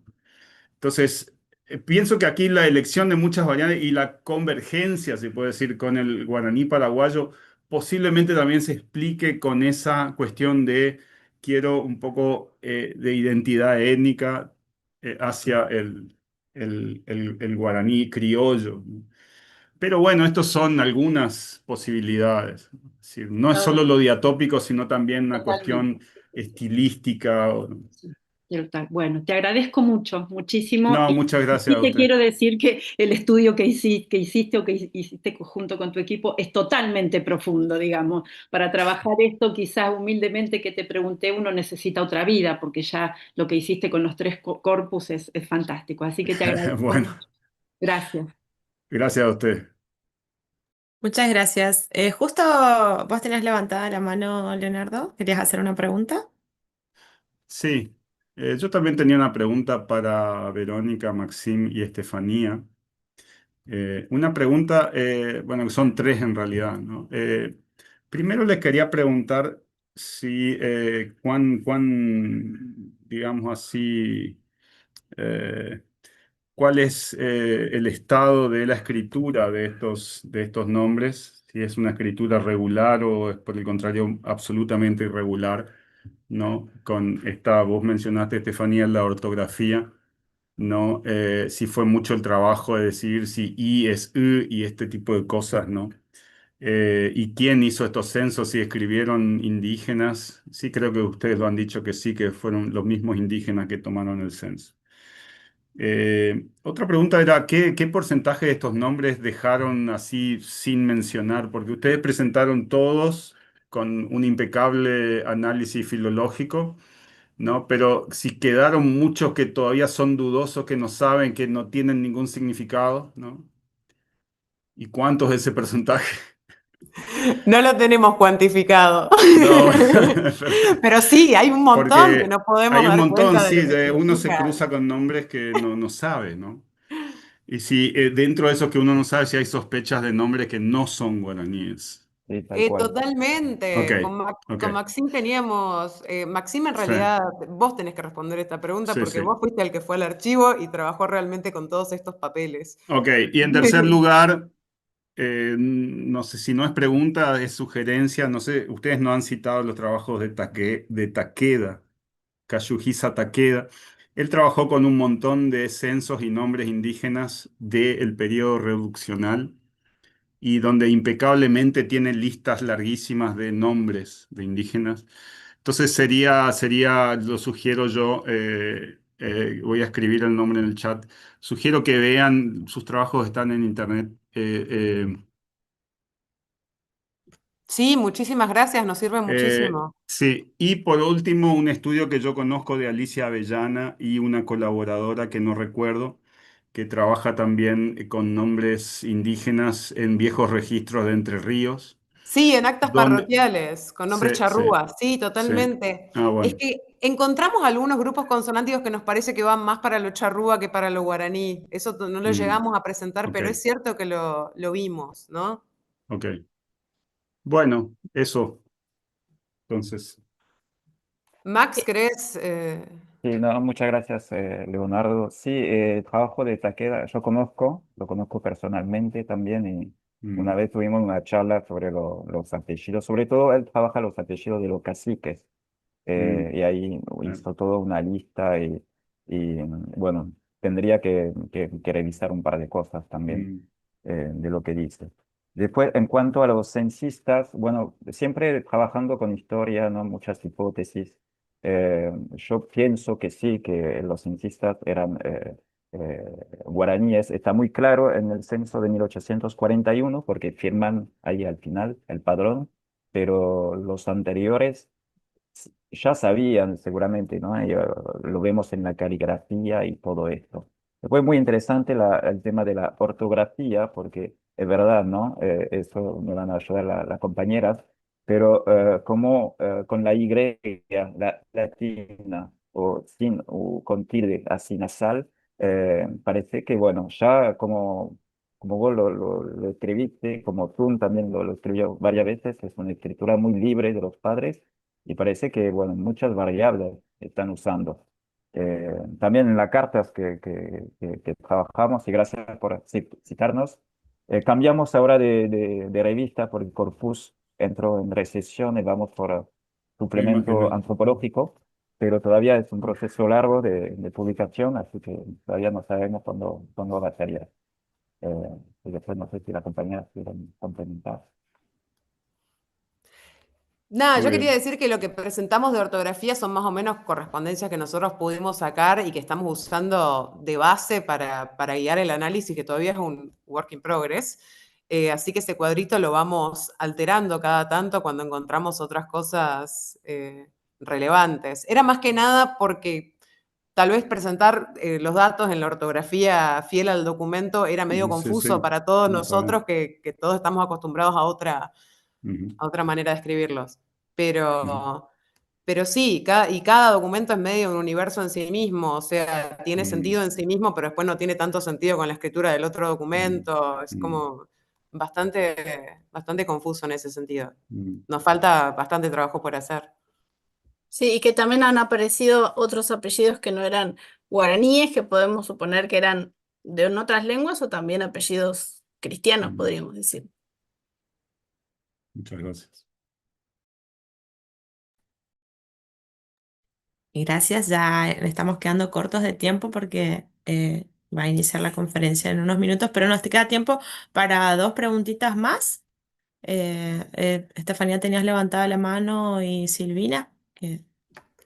Ay, yo tengo una pregunta mini para Leonardo, de un ejemplo, un dato que él expuso, que es Pendebe Añangarecó Catune, que era un ejemplo del dativo.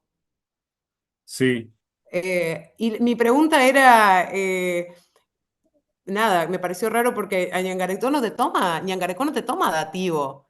Y mi pregunta era si ¿no? eso era algo que vos veis. Te toma de verbo con régimen posposicional, te toma oblicuo con RG. Entonces quería saber si vos Bueno, veías eso, como si habías visto algo de eso también.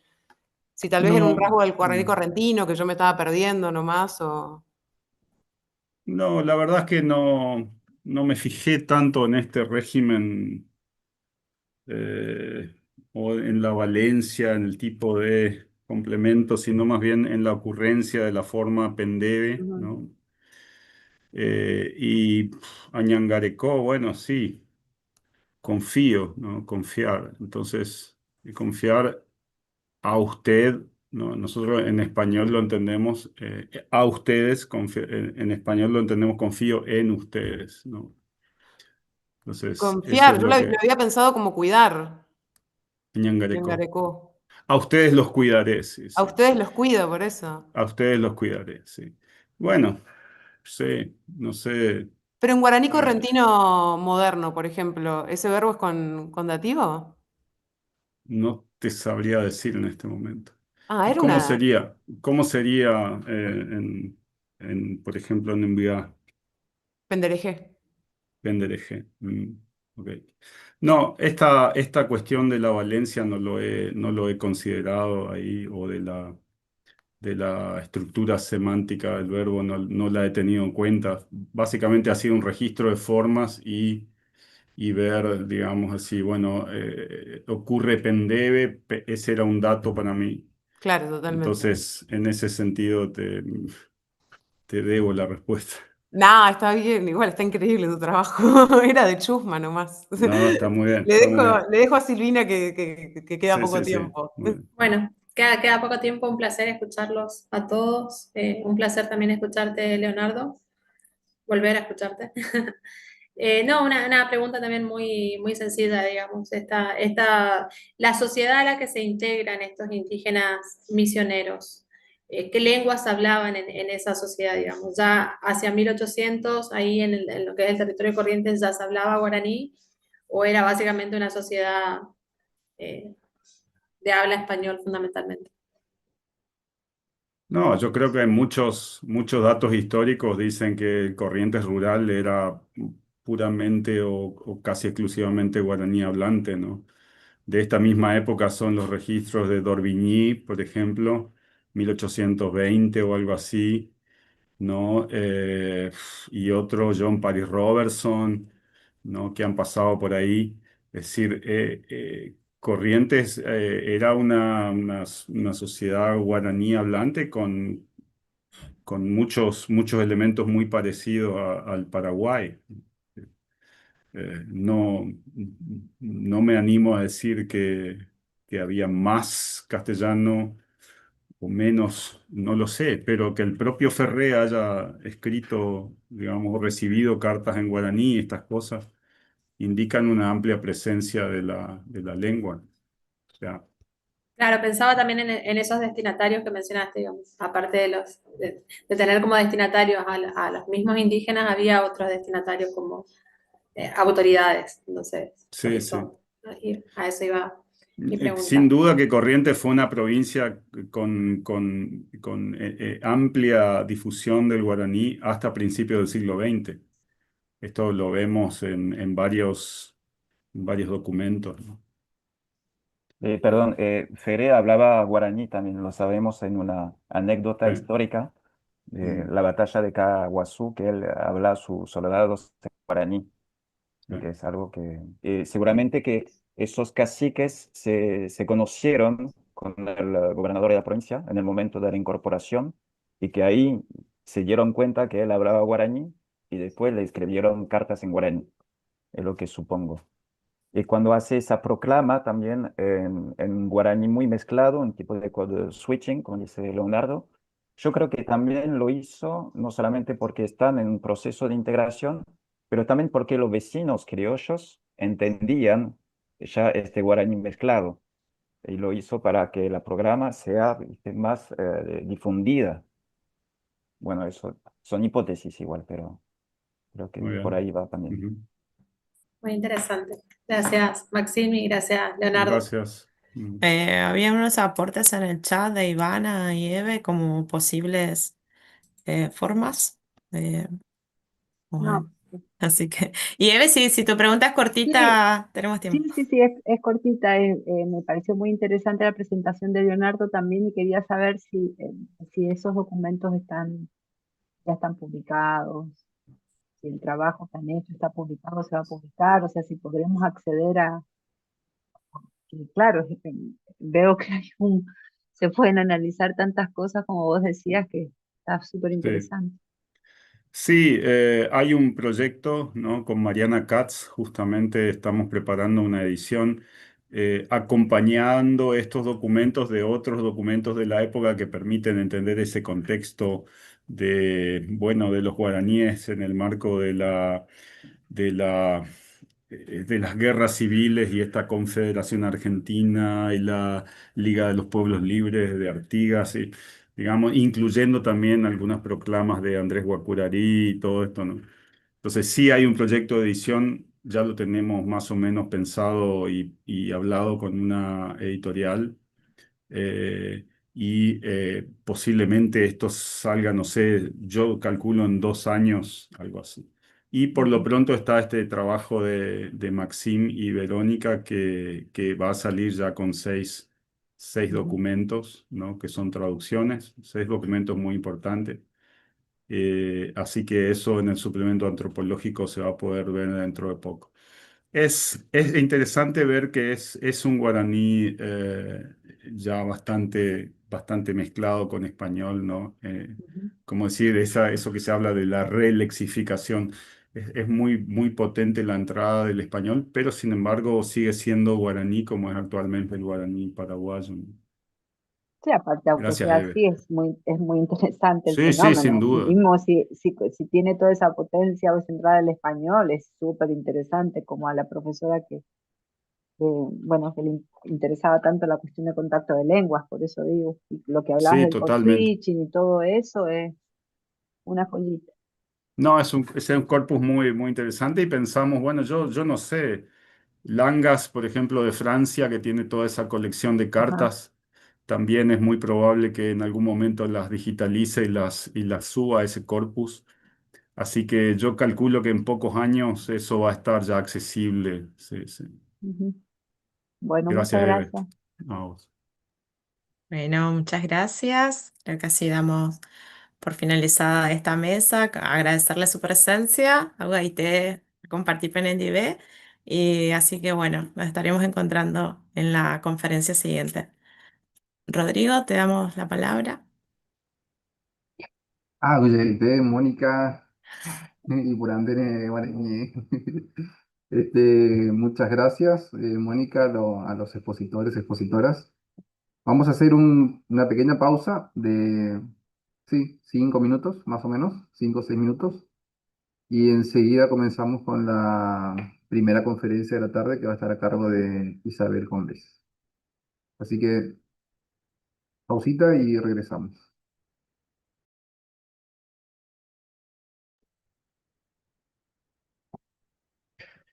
Muy bien, estamos de vuelta.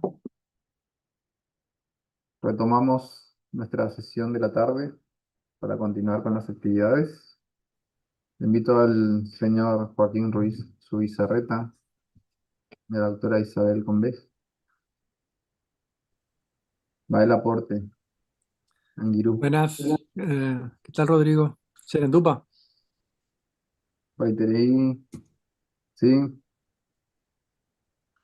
Para. Agenduponá. Bueno, si quieren pasamos directamente eh, a la Yarit, conferencia de la doctora yo Isabel Combes. te cedo la palabra. Muy bien. Bueno, Isabel, sí, eh, técnicamente no hay problema, te escuchamos un poco bajo, pero ahora, ¿cómo me oye? eh, creo que bien. El resto, si, si nadie objeta, No, ahí te escuchamos eh, bien. Bienvenida, Ya, se escucha Isabel. bien. Entonces, eh, para ir sin más preámbulos, la doctora Isabel Combes es del Centro de Investigaciones Históricas y Antropológicas de Bolivia. Es doctora en Antropología Social y Etnología. Eh, Tiene numerosas publicaciones, más de que libros se cuentan por la decena y artículos por la centena. Así que para resumir, digamos, esta vasta obra, eh, podemos decir que se dedica a investigar la etnohistoria del Chaco boliviano y la Chiquitanía, con un especial interés en la etnogénesis y poblamiento étnico del Chaco boliviano y la historia de las comunidades en la región del Pilcomayo. Así que hoy nos va a hablar también justamente de la lengua chiriguana en el archivo franciscano de Tarija. Y entonces con eso yo le dejo la palabra eh, y esto. bueno, muchas gracias. Buenas tardes a todos y mil gracias por la invitación. ¿Puedo compartir pantalla, no es cierto? Sí, sí, sí. Así es. A ver. ¿Ya la ven? Sí, Ya, ya. Bueno, em, disculpen, me siento un poquito fuera de foco acá porque, bueno, yo no trabajo la lengua guaraní y por lo que veo en el programa, prácticamente todas las ponencias son sobre Paraguay o un poco Argentina y yo les voy a hablar de Bolivia. Así que tal vez sea el patito feo de la reunión. Como dijo Joaquín, trabajo sobre la etnohistoria del Chaco boliviano y particularmente la etnohistoria de los que acá se conocen como guaraní a secas, que ustedes deben conocer como guaraníes bolivianos o guaraníes occidentales y que antes se conocían como chiriguanos. Yo voy a utilizar ese nombre aquí, aunque no sea un nombre propio, pero es el de las épocas de mis investigaciones y me sirve sobre todo para diferenciar estos grupos de otros grupos guaraníes hablantes. Así que vamos. En 1606 se funda el Colegio Franciscano de Nuestra Señora de los Ángeles en la ciudad de Tarija, al sur de la actual Bolivia.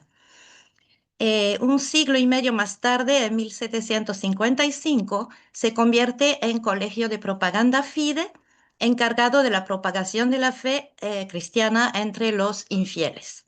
Lo siguió siendo hasta 1918-1919, cuando se creó el Vicariato del Chaco.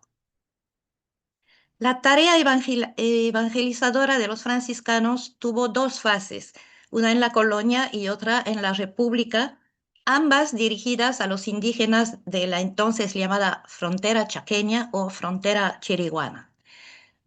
Concretamente, los chiriguanos y chanés de habla guaraní en los últimos estribos andinos orientales, los mataguayos y noctenes, es decir, los actuales huichís en Argentina y huenayeque en Bolivia, y solamente en la época republicana una fracción de los tobas del Alto Pilcomayo o tobas bolivianos que hablan, como saben, una lengua guaycurú. Hasta la aparición de iglesias protestantes a inicios del siglo XVI, la evangelización del Chaco boliviano estuvo en manos de los misioneros franciscanos de Tarija y en menor medida del Colegio de Potosí. En una aproximación de Thierry Seim que no debe estar muy alejada a la verdad, las fuentes de origen franciscano representarían el 80% de nuestros conocimientos sobre los chiriguanos. Entre estas fuentes existen registros de las lenguas chiriguana, huichí y toba del Alto Pilcomayo chaqueño.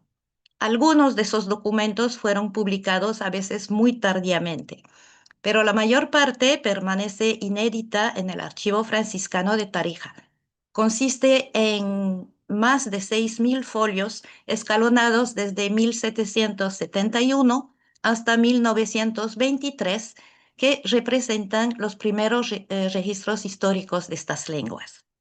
Aquí solo voy a hablar de los registros de la lengua chiriguana. En sus tres variantes, es decir, Simba por el Pilcomayo, Aba, que es la mayoría en el centro, me pasé de foto creo, ¿sí? Y Isoseño en el Bajo Parapetí. Aprender el idioma de sus neófitos para evangelizarlos mejor siempre ha sido una prioridad para todas las órdenes religiosas que desde el siglo XVI han ingresado a América. Ya en el Concilio de Lima, en 1567, se declaró la necesidad de evangelizar a los indígenas en su propia lengua, y en 1603 el Sínodo de Asunción del Paraguay daba también mucha importancia a la doctrina cristiana traducida en los diversos idiomas indígenas. De esta manera, las descripciones de las lenguas indígenas hechas por los religiosos obedecían primero al objetivo de la evangelización.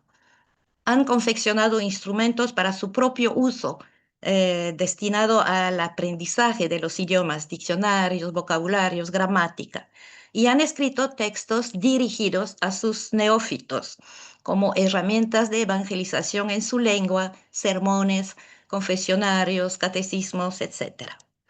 Por ende, no se trata de registros neutros. El aprendizaje misionero influyó a su vez en las lenguas indígenas. Hubo traducciones fabricadas de conceptos cristianos como el infierno, el paraíso, el mismo nombre de Dios o la Santa Trinidad. En 1869, no, disculpen que siempre me paso por demás las fotos. Ay. En 1869, perdón, el franciscano José Gianelli elabora en Tarija una lista de términos que los chiriguanos no les pueden expresar bien y que es preciso chiriguanizarlos. Hubo no poca interferencia misionera, como por ejemplo en Paraguay, cuando Ruiz de Montoya traduce Tecocatú como que es el vivir bien, digamos, de los guaraníes, como un modo de vida apenas dignos de salvajes que viven como bestias, porque claro, se refiere al vivir bien pagano. Por esas razones, en ocasiones, estos documentos nos informan más em, sobre la ideología misionera que sobre las lenguas indígenas. Como sea, son los únicos documentos a nuestro alcance para conocer algo del pasado de los idiomas americanos. En cambio, sí hay mucha producción del lado de las misiones paraguayas. En el colegio de Tarija en la época colonial, el panorama es bastante desalentador. Los misioneros no dominan el idioma chiriguano, ni siquiera lo habla bien Francisco del Pilar, que es el que ha fundado la mayor parte de las misiones. En esas condiciones, ¿cómo podían registrarlo? Más aún para los que querían emprender la tarea, existía otra dificultad. Como bien nota otro franciscano de Tarija, no existían diccionarios o gramáticas previos que podían aprender a ayudar la lengua. Él dice, solamente dan o nos sirven de alguna luz los libros impresos en la lengua guaraní de Paraguay. Entre ellos figuran, por supuesto, el Catecismo, el Tesoro y el Arte de la lengua guaraní de Ruiz de Montoya. Y sin embargo, aunque no hablen correctamente el idioma, los franciscanos están bien conscientes de sus diferencias con el guaraní hablado al oriente del Paraguay. En 1565, cuando Fray Miguel Jerónimo de la Peña, criollo del Paraguay, ingresa al colegio de Tarija, se habla de él como muy perito en ambas lenguas, chiriguana y guaraní. Ay.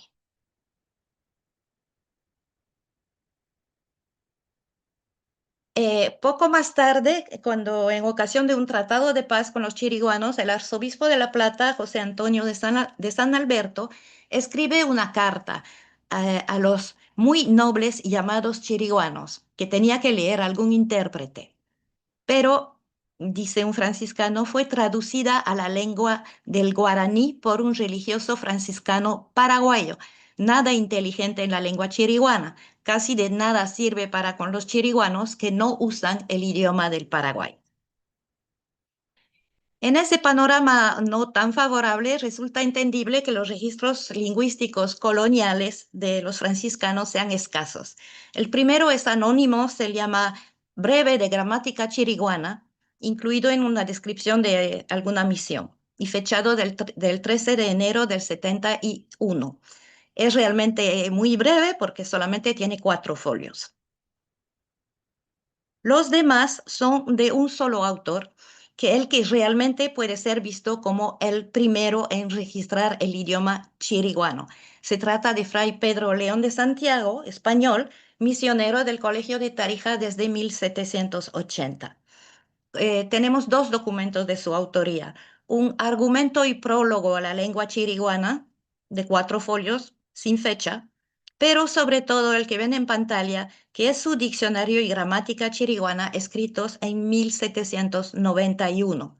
También sabemos, aunque no se han conservado, que ha escrito una plática sobre el credo en chiriguano y un glosario de palabras en chiriguano para uso catequístico.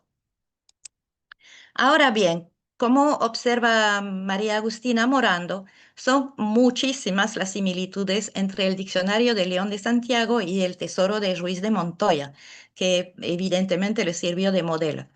La tarea del franciscano se ha enfocado en adaptar el chiriguano en su variante dialectal aba, adaptar al chiriguano la obra de Montoya.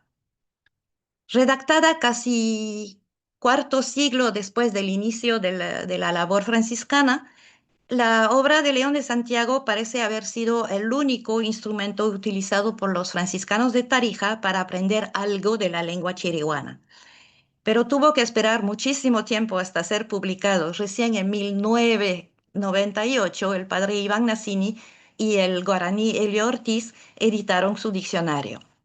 Es difícil atribuir esa tardanza a la falta de interés de los padres de Tarija, que sí han utilizado los escritos de León de Santiago. Tal vez se debió a la tormenta desatada en las misiones por las guerras de independencia a principios del 19, que de hecho han acabado con esta primera etapa de evangelización franciscana. En el siglo XIX, los nuevos frailes que llegan a Tarija y al Chaco leen y utilizan también sus manuscritos, pero no lo publican. Una posible explicación es que la obra de León de Santiago versaba sobre la variante Aba del chiriguano, mientras las misiones republicanas se establecen entre hablantes de la variante dialectal Simba, es decir, más sureña. A partir de la década de 1830, los colegios de propaganda FIDE empiezan a reactivarse en la ahora Bolivia. Arriban a Tarija nuevos misioneros que esta vez son principalmente italianos. En 1845 se refunda la misión de Itau entre chiriguanos y a partir de entonces los frailes siguen progresando hacia el este, hacia el Chaco, y fundan un total de 8 misiones hasta 1872. Los franciscanos del siglo XIX demuestran mucho más empeño que sus predecesores para aprender la lengua de sus neófitos. Su esfuerzo es más sistemático, más serio, y la insistencia para que los misioneros aprendan sí o sí los idiomas nativos no ceja durante todo el siglo. Los frailes destinados a las misiones de infieles tenían que dar exámenes sobre su dominio de la lengua para poder seguir trabajando. Los religiosos se supervisan, esperen, se colaboran para redactar sermones, catecismos y demás textos. Y en esta tarea destacan, por supuesto, los más versados en el idioma. Es así que en el 1869 el Colegio de Tarija pide su opinión a Fray Doroteo Gianecchini, reconocido experto de la lengua chiriguana. Él decía que hablaba mejor guaraní o chiriguano que español. Le piden su opinión para la publicación del Catecismo chiriguano de otro franciscano, Alejandro Corrado. Gianecchini da su aprobación no sin antes explayarse sobre los verdaderos significados de los términos tumpas, aña, etcétera, etcétera. Tras el fallecimiento de Gianecchini en 1900, el experto más reconocido en la lengua es Fray Hermann Gattunar, y es también el encargado, junto con otro, de editar de manera póstuma el diccionario chiriguano-español de Gianecchini, que finalmente se publica en 1916. Los registros republicanos son de 3 clases. Igual que en la colonia, hay por una parte instrumentos de aprendizajes de la lengua, como gramáticas y diccionarios. Más numerosos son los catecismos, sermones, confesionarios y demás textos religiosos. Y finalmente, en número mucho más reducido, existen algunos cuentos y cantos o discursos pronunciados en ocasiones especiales como fundación de una misión, inauguración de una escuela, fiesta patronal, etcétera, etcétera. En cuanto a la lengua chiriguana, se conservan un total de 76 documentos escritos en la República por los padres misioneros. 22 son diccionarios, vocabularios, etcétera, destinados a los propios padres para que aprendan el chiriguano. 49 son textos de índole religioso y solo 5 pertenecen a otros géneros, 2 discursos y 3 cuentos. Sin contar a los textos anónimos, he logrado identificar a 13 autores.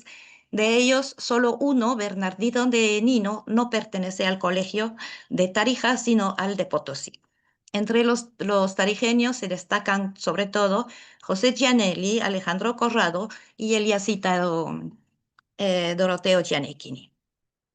Los misioneros también hacen registros de la lengua noctén, como se llamaba antes a los huenayek, es decir, a los huichí de Bolivia, si quieren, y tobas.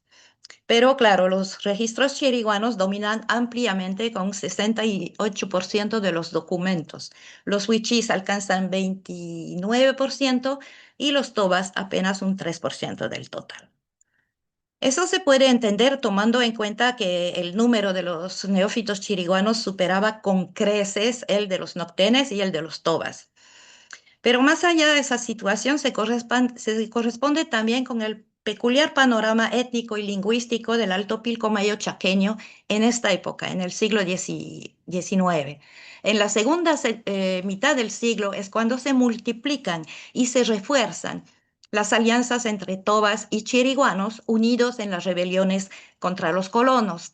Se multiplican también y tal vez sobre todo las alianzas matrimoniales entre ambos grupos y también con los noctenes. Hay bastante testimonios que nos muestran que entre los tobas y los noctenes, la mayor parte de los hombres hablaban fluidamente el idioma chiriguano. Así que la solución fácil para los padres franciscanos era evangelizar a los demás grupos en el idioma chiriguano, que actuaba como la lengua franca de la zona. No solamente los noctenes y tobas estaban guaranizados, por así decirlo, lingüísticamente, los franciscanos también. Es un hecho que varios de los textos religiosos noctenes bilingües no traducen la doctrina o los términos del español al wichí, sino del chiriguano al wichí. Es el caso que ven del método del padre Inocencio Macei, destinado a instruir a los neófitos para el bautizo, o también del catecismo noctén y chiriguano atribuido a Hermann Catunar. Más allá, los documentos nos permiten entrever otros efectos de la guaranización de los frailes. Son muchos, y Doroteo Giannichini el campeón, que salpican sus cartas a sus colegas de expresiones y de términos chiriguanos. También todos llaman noctenes a aquellos que eran conocidos anteriormente como matacos y lo hacen adoptando el nombre Jotenay que les dan los chiriguanos. Incluso varios padres franciscanos han utilizado el chiriguano como una suerte de lengua secreta en su correspondencia en momentos álgidos para el colegio. Por ejemplo, en 1882 tuvo lugar la expedición fracasada del explorador francés Julio Crevaux, que fue masacrada por los tobas Pilcomayo abajo. Muchos criollos han acusado a los frailes de haber maquinado esta matanza o de haber sido cómplices. Y entonces en ese momento, un padre, el padre Martarelli, envía una nota en chiriguano al colegio de Tarija, por si acaso era interceptada. El padre Zacarías Ducci hace lo mismo en 1808 para comunicarse con otro padre.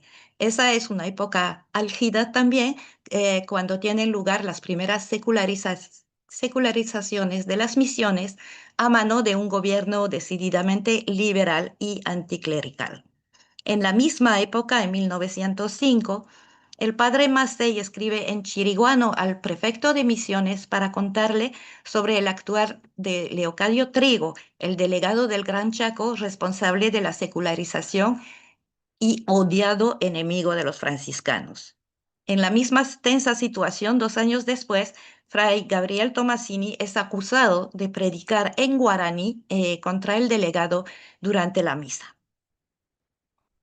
Los registros franciscanos abarcaron dos variantes del chiriguano, el Aba y el Simba, porque no hubo misión en el Isoso más al norte. En todo caso, podrían permitir rastrear las diferencias dialectales entre ambos a través del tiempo. El corpus conservado en el convento de Tarija es mucho más amplio y nutrido de lo que las publicaciones, a veces muy tardías, podían dejar sospechar. Y el detalle no es menor, todo ese acervo está a entera disposición de los investigadores que quieran sacar provecho de él. Quiero insistir en eso porque no sé cuál será la situación en otros países, pero acá los archivos a cargo de alguna orden religiosas son cuidados tan celosamente que es muy, muy difícil entrar. En cambio, el convento de Tarija siempre se ha destacado por su apertura. Y de hecho, esos documentos han sido conservados gracias a padres precavidos y conscientes de su valor y de su valor histórico. En 1905, el padre el padre Hipólito Ulivelli comunica al prefecto de Misiones la decisión de reunir y cobijar en el archivo todos los escritos de los misioneros escritos en chiriguano, en toba o en noctén. En diciembre del mismo año, el padre Pedro Corbera culmina el primer catálogo del archivo de colegios de franciscanos de Santa María de los Ángeles de Tarija, que sigue siendo la base del actual catálogo. Han proseguido en una época más moderna la tarea los padres Geraldo Maldini y sobre todo Lorenzo Calzavarini, que también han logrado agregar más documentos al archivo original. Gracias a su tarea, podemos aprovechar hoy los escritos de los hijos de San Francisco. Y bueno, yo quiero invitar a todos los colegas que trabajan mayormente eh, los idiomas guaraníes de Paraguay o de Argentino a acercarse a Tarija porque parece que Bolivia siempre es la, la hija menor en los estudios guaraníes, para poder ampliar su campo de acción, tal vez determinar qué cambios hubo, qué influencias de otras lenguas hubo, porque sabemos que los guaraníes son biológicamente una mezcla de guaraníes y de chané, que hablaban arawak y que han perdido su idioma. En fin, es una puerta abierta a muchas investigaciones. De momento conozco a María Agustina Morando, que está explotando esa beta, pero bienvenidos a todos los que quieran estar. Muchas gracias.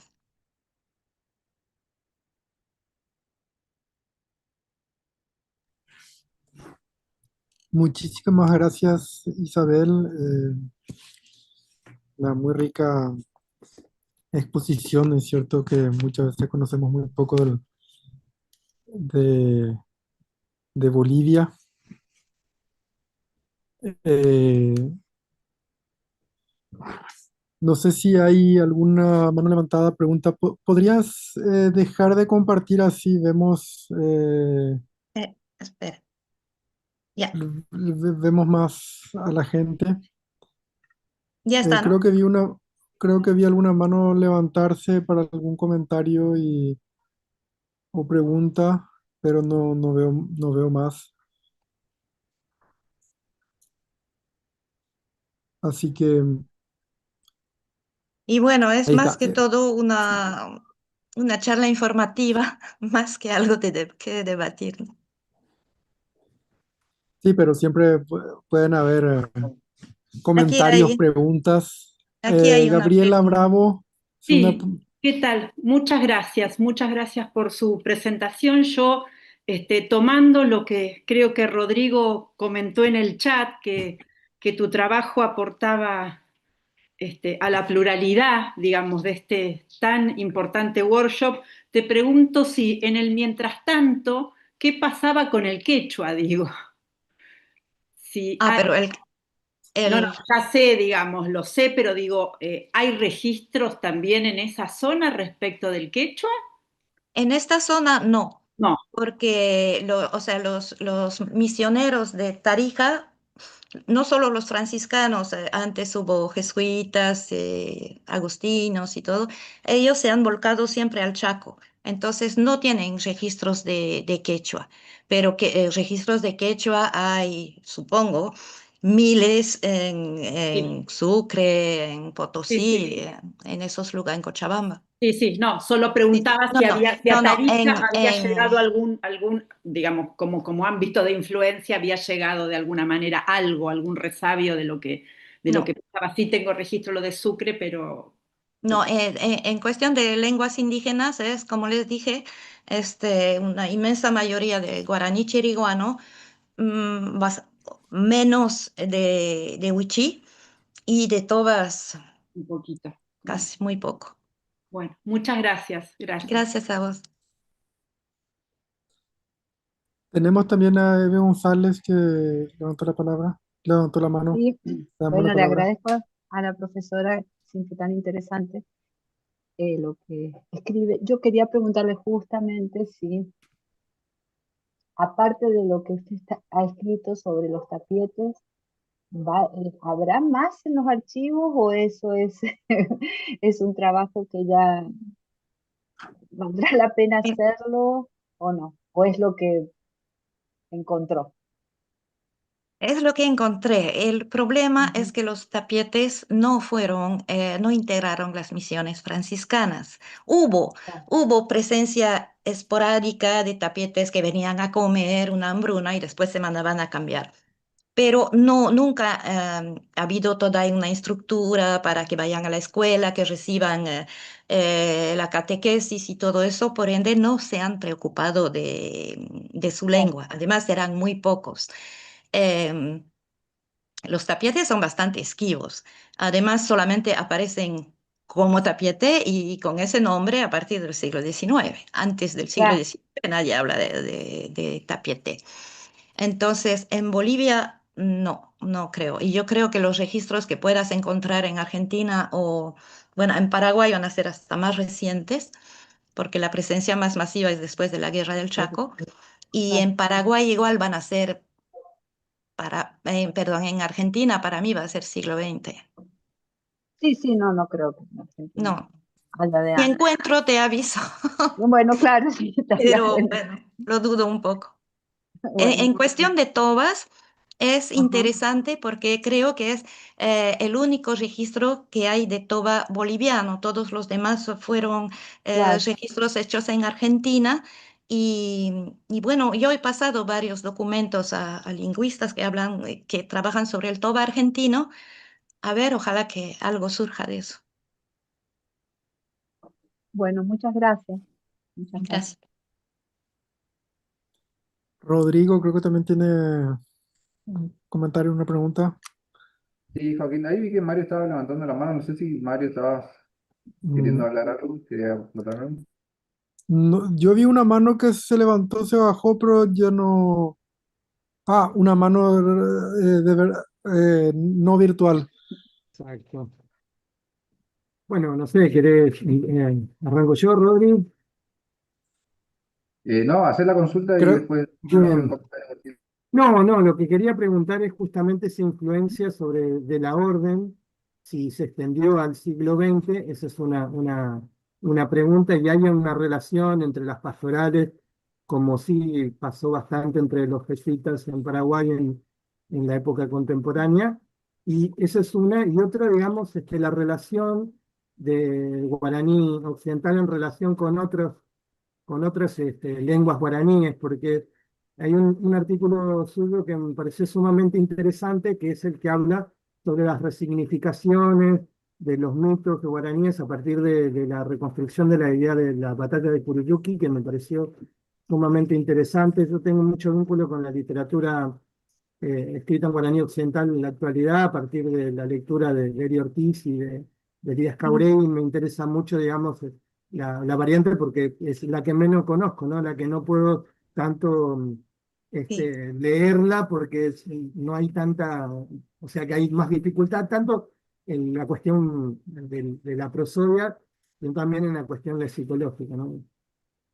Y sí, y bueno, los guaraníes bolivianos entienden más o menos uno que otro, porque no hay un guaraní paraguayo tampoco, ¿no? Entonces, entienden más o menos, pero por supuesto dicen que hablan muy mal. Eh, los registros franciscanos solamente llegan hasta los años 20. Las últimas misiones sí duran hasta casi 1950, 1949, pero es una nueva generación de franciscanos después de la Guerra del Chaco que no, ya no actúan como misioneros, son curas parroquiales nomás y no escriben nada. En cambio, toman el relevo eh, los protestantes, los de ¿cómo se llaman? Los anglicanos, que también ha estado mucho en el norte argentino, la Sus American Society, Missionary Society, que sí esa vez trabaja en el ISOSO.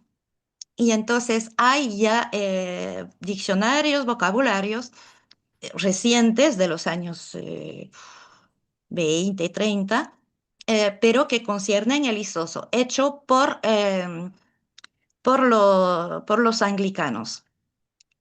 El instituto, el ILB, no se ha metido demasiado entre los guaraníes de Bolivia, parece que ha privilegiado a los pueblos más reducidos de la Amazonía. Em, los que han retomado después es ya los guaraníes mismos, pero sí con apoyo de la Iglesia Católica, con un instituto que se llama Teco Guaraní, que tiene su sede en Camiri, y ellos, por ejemplo, han publicado el diccionario de León de Santiago, varios métodos bilingües, porque es también la época en que a partir del 92 se establece la educación bilingüe en Bolivia. Entonces faltaba materiales y el Teco Guaraní se encargó de producir los materiales escolares y para los docentes para la educación bilingüe, que no fue tampoco sin problema, porque como bien les decía, hay tres variantes. En general, es variante de pronunciación, digamos. En el isoso dicen se, los abas dicen che y los simbas dicen she. Pero no solo eso. En el isoso, tiene más diferente, que más herencia chané, hay palabras que son completamente diferentes, o tal vez la manera de acomodar una frase y todo eso. Y no hace mucho estaba por Tarija hablando con guaraníes del sur del Pilcomayo que hablan Simba y que se quejaban porque los materiales del teco guaraní es la variante Aba, que es la que se habla en Camiri, y entonces decían, no es nuestro idioma. Ahora, logísticamente hablando, es un poco difícil hacer métodos para tres dialectos porque es una misma lengua. Eso es lo que te podría contestar.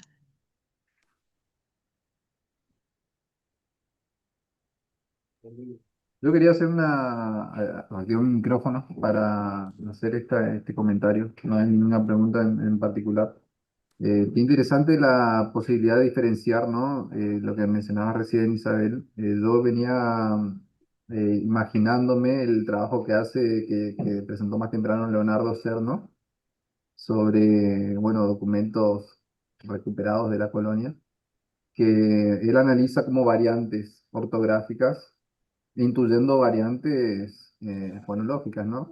Y qué interesante esto de que en ese momento, en estos textos franciscanos, bueno, se está creando una escritura, se está generando una escritura con una ortografía que van definiendo muy iluminados, se ve que por Montoya, Mm. y, y que, bueno, por ahí en el proceso de, no sé si estandarización o de tratar de generar actualmente documentos nuevos, entran primero en tensión con esas fuentes y eso hace que se sientan más distantes los hablantes mismos respecto de lo que ofrecen las escrituras.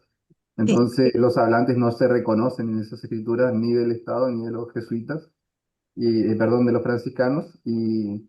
Y bueno, este curso de los jesuitas me sale porque pienso también en los canales o las intenciones, las funciones que le daban los jesuitas para evangelizar. No sé si hubo un uso estratégico como el que mencionaste de los franciscanos de hablar entre ellos, cartearse entre ellos bueno, en guaraní, en tapiete, como para no ser interceptado el mensaje, mm, que parece algo inédito. Es decir, la primera vez que escucho que se mandaban entre frailes, que se sí, mandaban cartas y la y no, intención. no siempre, bueno, en esa época más complicada, sí, era directamente como un mensaje cifrado, digamos, ¿no? Para que no puedan entender.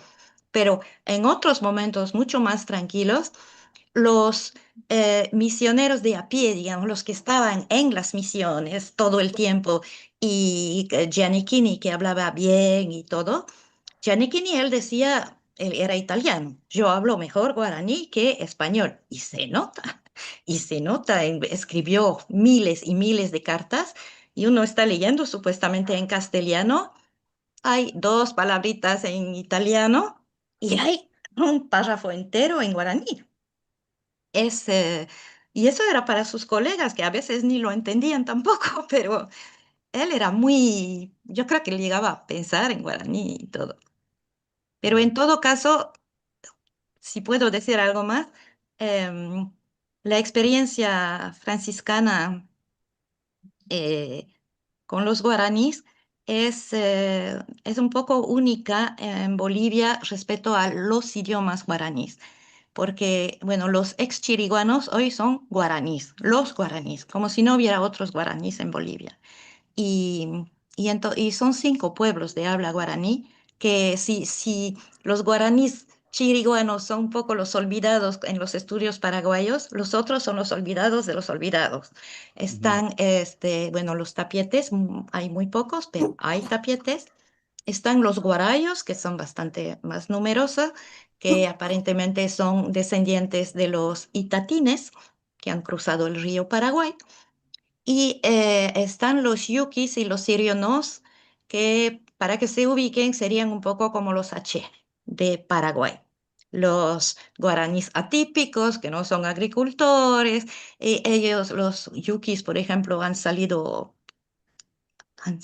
de la selva hace poco, recién hace 30 años los últimos que han salido, ¿no?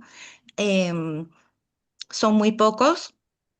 El idioma está, por supuesto, en serio peligro de desaparición y que yo sepa, nadie estudia mucho esos idiomas. Sirio no, tal vez un poquito más, porque los sirianos tuvieron su momento de fama, pero guarayos, guarayos, hay mucha gente que habla guarayo.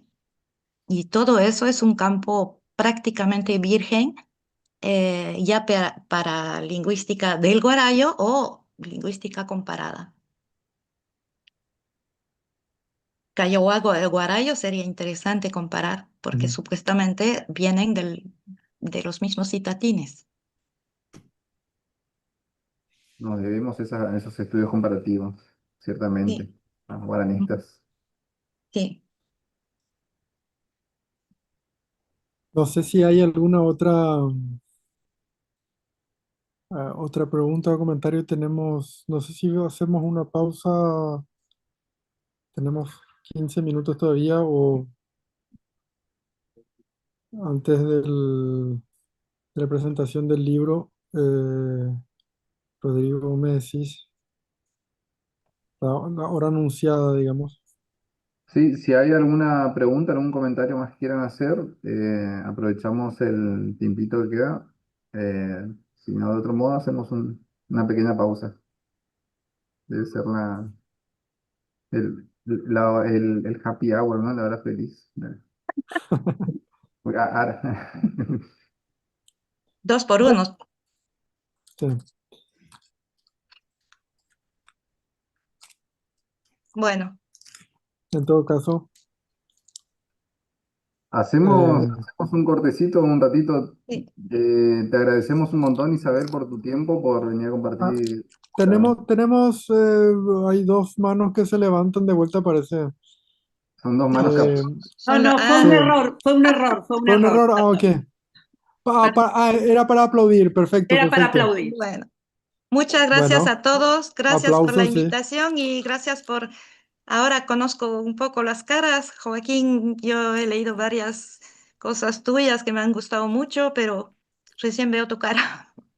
Bueno, un gusto, Isabel, y Igualmente, eh, con todos. felicitaciones por esta presentación. No, a ustedes por Y organizar semejante coloquio. eso más bien a los demás que no me toca a mí, así que No, bueno, eh, Rodrigo.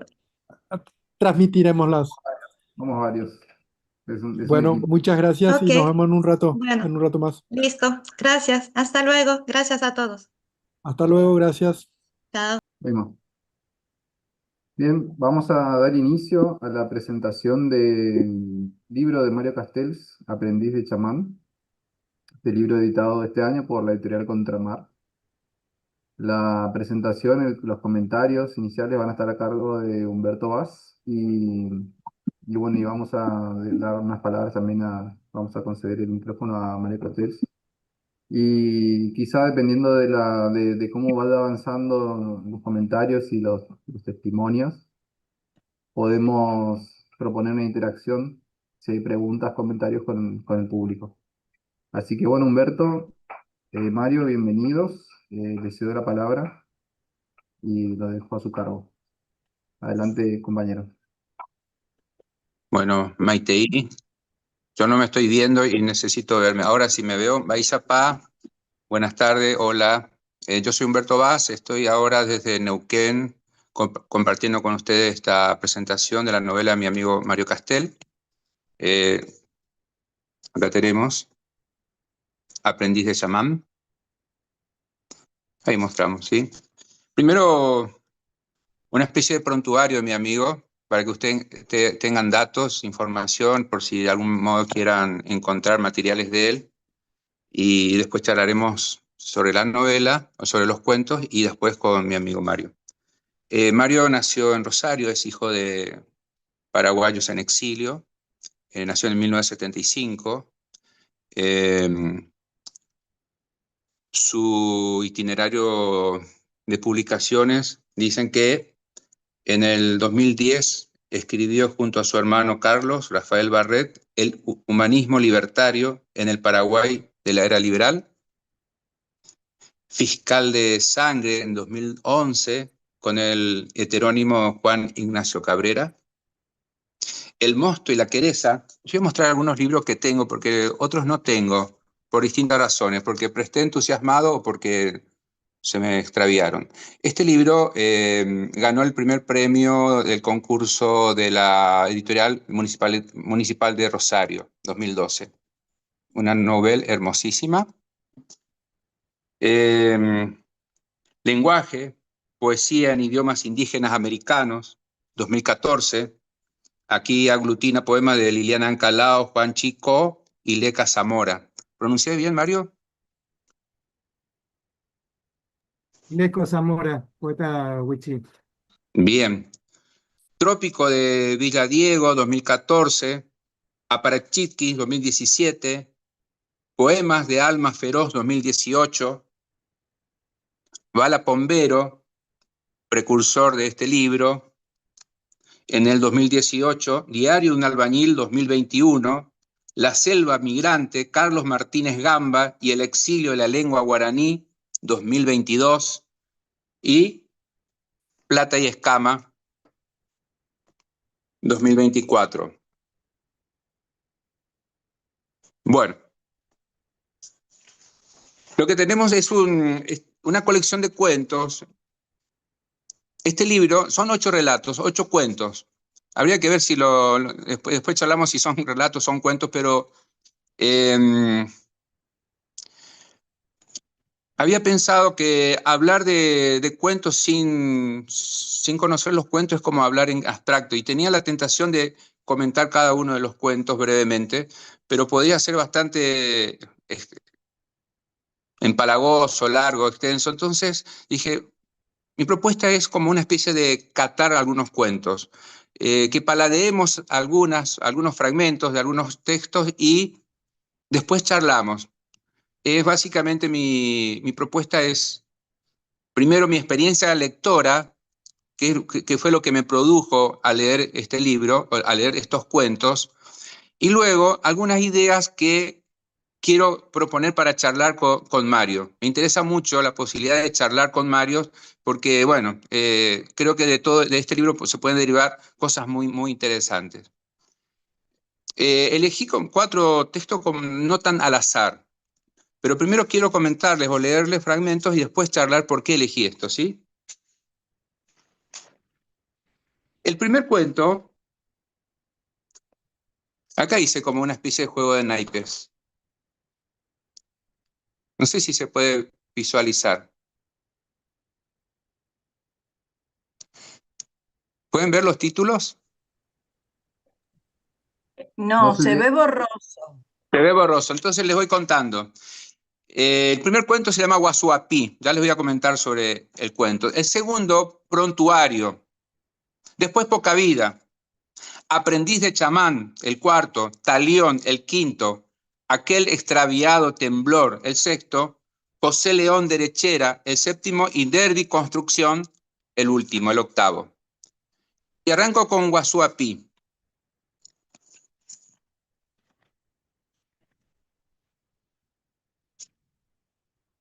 Guasuapí, el título, está en guaraní.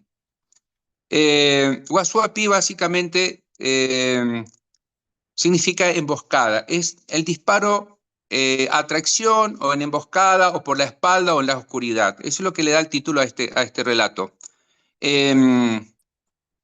Guazú en guaraní significa ciervo, venado, y apí tiene doble acepción. Apí puede ser como un cercenamiento de la palabra yapí o tirar, disparar, y también cortar. Puede ser también del ñapí, que significa cortar el pelo, rasurar, hacer algo romo. De esa conjunción sale este título de Guasuapí. Básicamente, y les puedo contar el argumento porque una de las cosas que me suscitó al pensar en este momento es que los cuentos de Mario tranquilamente se pueden contar sin agotar nada. Al contrario, creo que al contar los argumentos, al contar algunos aspectos de estos cuentos, más que agotar, lo que pueden suscitar es ganas de leerlo. Y mi propuesta es que tengan ganas de leerlo. Entonces, ¿acá qué tenemos? Básicamente el cumplimiento de un mandato de un hermano, de un hombre que tiene a su hermano asesinado. Entonces, hay como una ley que tiene que cumplir él, la venganza, y está preparando la venganza, justamente por eso viene el título de Guasuapí. Tiene que emboscar al asesino de su hermano. Entonces, quiero que degusten el final de este cuento,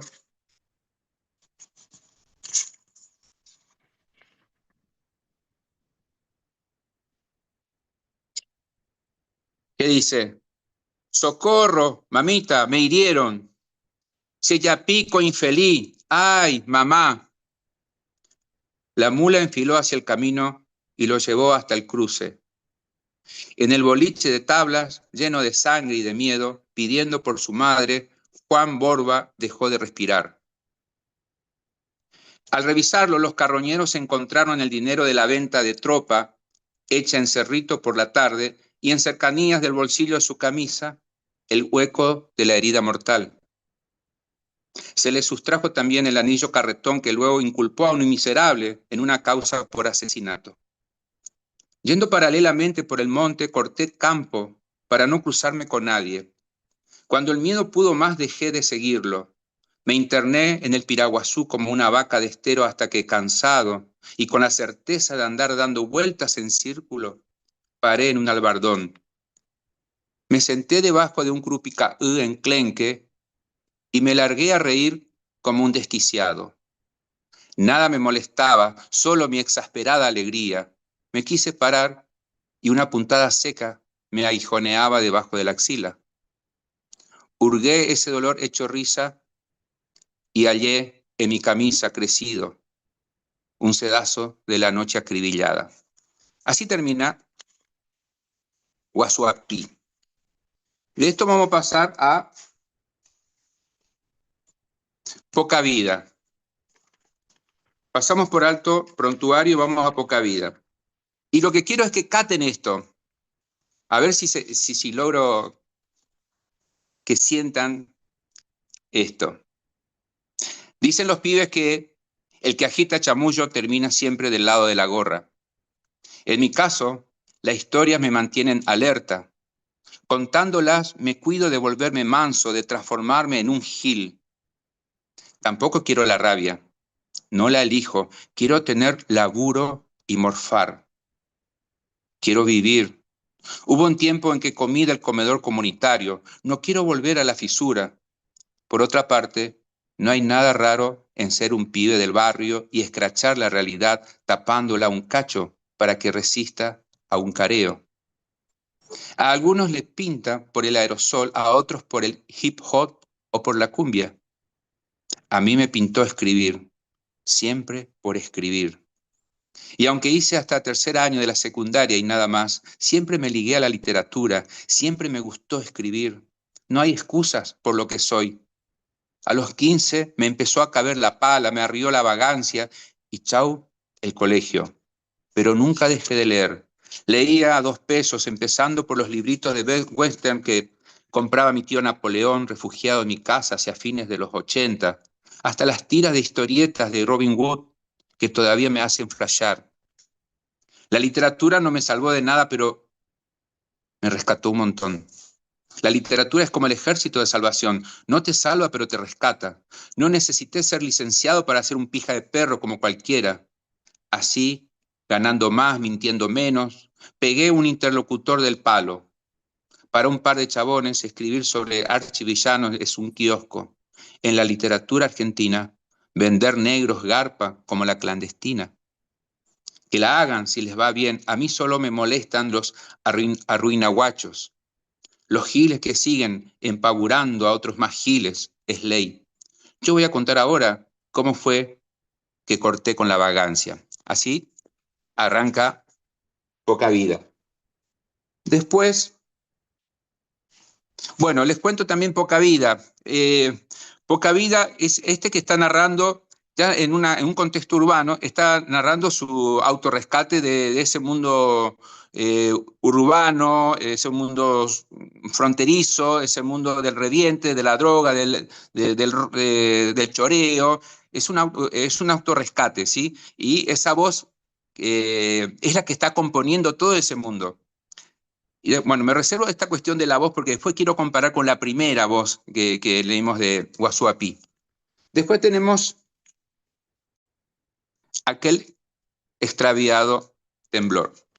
Este título juega con Algún extraviado temblor, un hermoso libro de poesía, de poemas de Susi Delgado, que da la casualidad que tengo y que fue un placer hacer esta conexión, porque es un tributo a esta gran poeta paraguaya. Así que nada, encontrar estos juegos de azar acá de la Patagonia fue para mí un momento muy, muy feliz.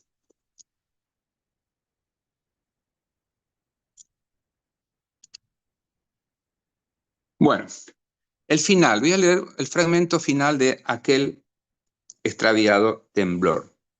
Es una carta que escribe una mujer que regresa a su pueblo después de 18 o 20 años desde Nueva York y se encuentra con un amor de juventud, de infancia en Paraguay. Entonces esta carta es un poco dar cuenta de lo que fue ese encuentro y dar cuenta de lo que pasó en ese lapso de tiempo en su vida. Dice, toda esta semana me sentí dichosa y libre. Mi amor es de primavera guardada en el pecho. Te vi aparecer por la tapera de la casa de la abuela y supe que venías a buscarme. Te esperaba, no hacía otra cosa en ese naranjal abandonado. Oremboray jundo y cotemei cuatián imbaebe añá, me dijiste. Añeteico, te respondí. No eres cobarde, pero sé que temblaste. Te costó dar la cara, rifar tu humanidad en ese encuentro precario junto al silencio del ranchito, memorial de la abuela. Te costó, varón, mirarme, hasta el ansia como a mí, volver ahora y cruzar toda mi tristeza. No quiero que esto sea como esos platos deliciosos que se comen un día y que acaso, al siguiente, ya frío, genera repugnancia. La comparación es horrible, lo siento, pero ejemplar. Seremos verdaderos mayordomos del santo el año que viene. Nos recibiremos con cariño nupcial, pero si no puedes, no profundices el daño. Yo seguiré en este extraviado tiempo mío, lejos. Y para cerrar mi catación de los cuentos de Mario, el inicio, 139,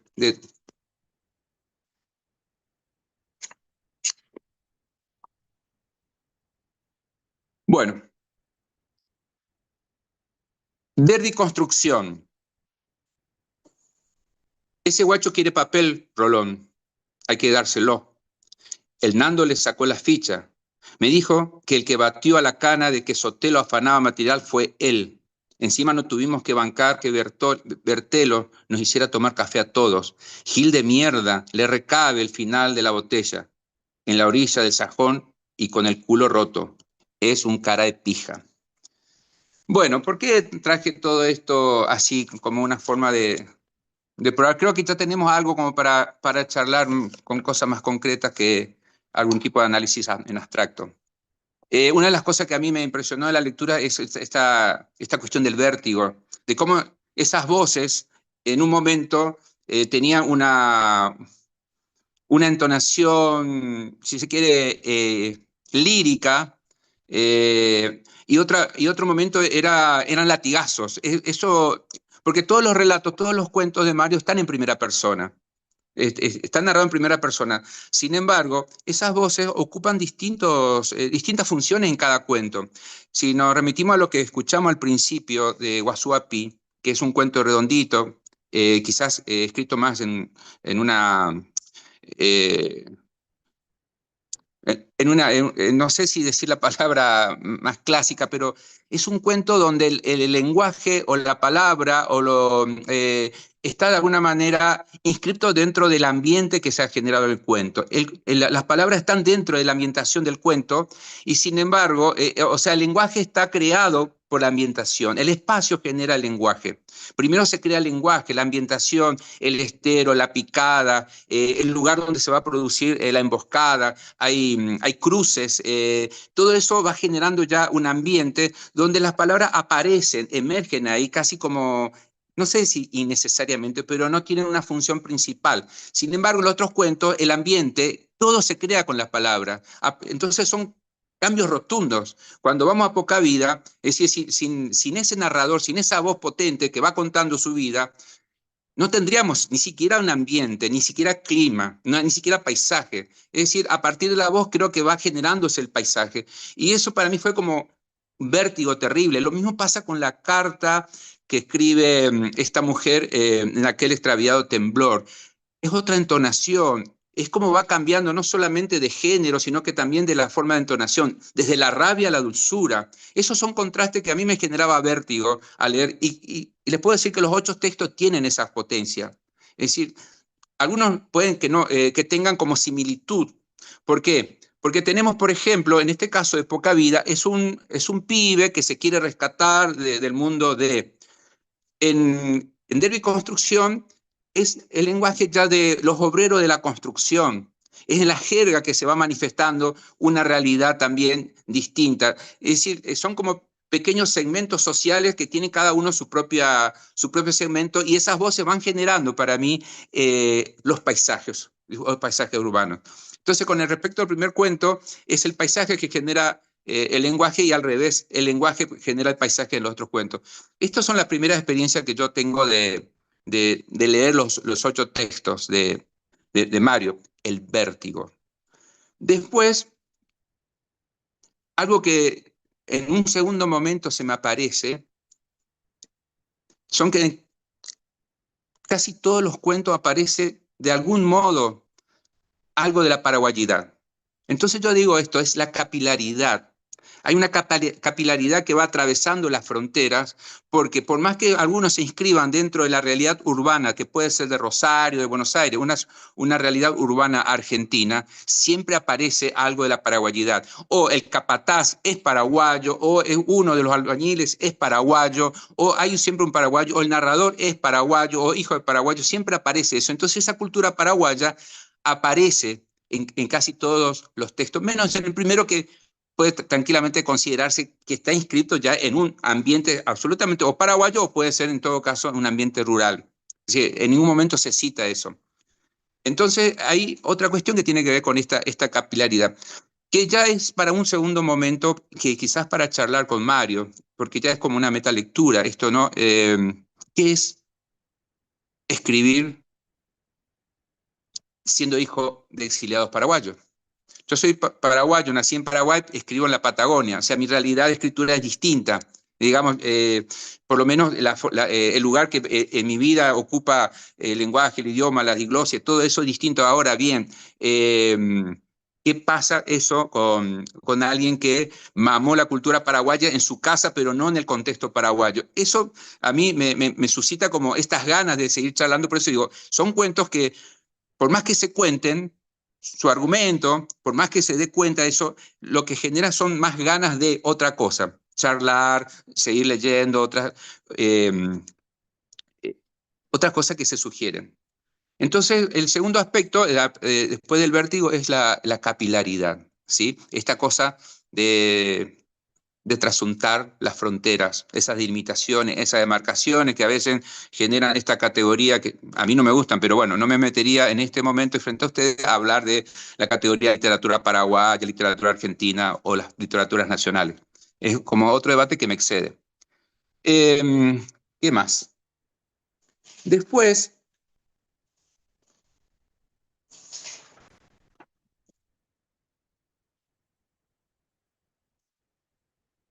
también hay otra como que tiene que ver quizás también con la cuestión de Paraguay es un mundo donde todavía no está muy disociado lo rural de lo urbano.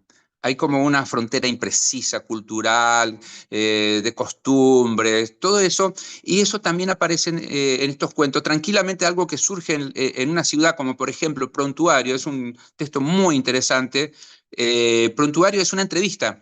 Es una entrevista que hace un pequeño burgués, una rata de biblioteca, un pequeño burgués, así se asume el narrador, que hace una entrevista a un viejo, un anciano intelectual que se encuentra a orillas del río en Corrientes. Esa charla que arranca ahí, porque el narrador lo que está haciendo es entrevistando a este anciano no por el anciano mismo, sino porque quiere tener algún dato de un intelectual paraguayo, argentino, que ya falleció, uno de los fundadores de la izquierda paraguaya, termina contando su vida, termina apropiándose del relato y contando su vida, pero esa vida también tiene que ver con Paraguay y tiene que ver con la ruralidad del Paraguay, con el campo del Paraguay, pero con otra zona del Paraguay, con el Alto Paraná. Entonces, de algún modo, se empiece por donde se empiece, hay una porosidad donde Paraguay exuda en todos los relatos de Mario. Entonces eso aparece en Prontuario.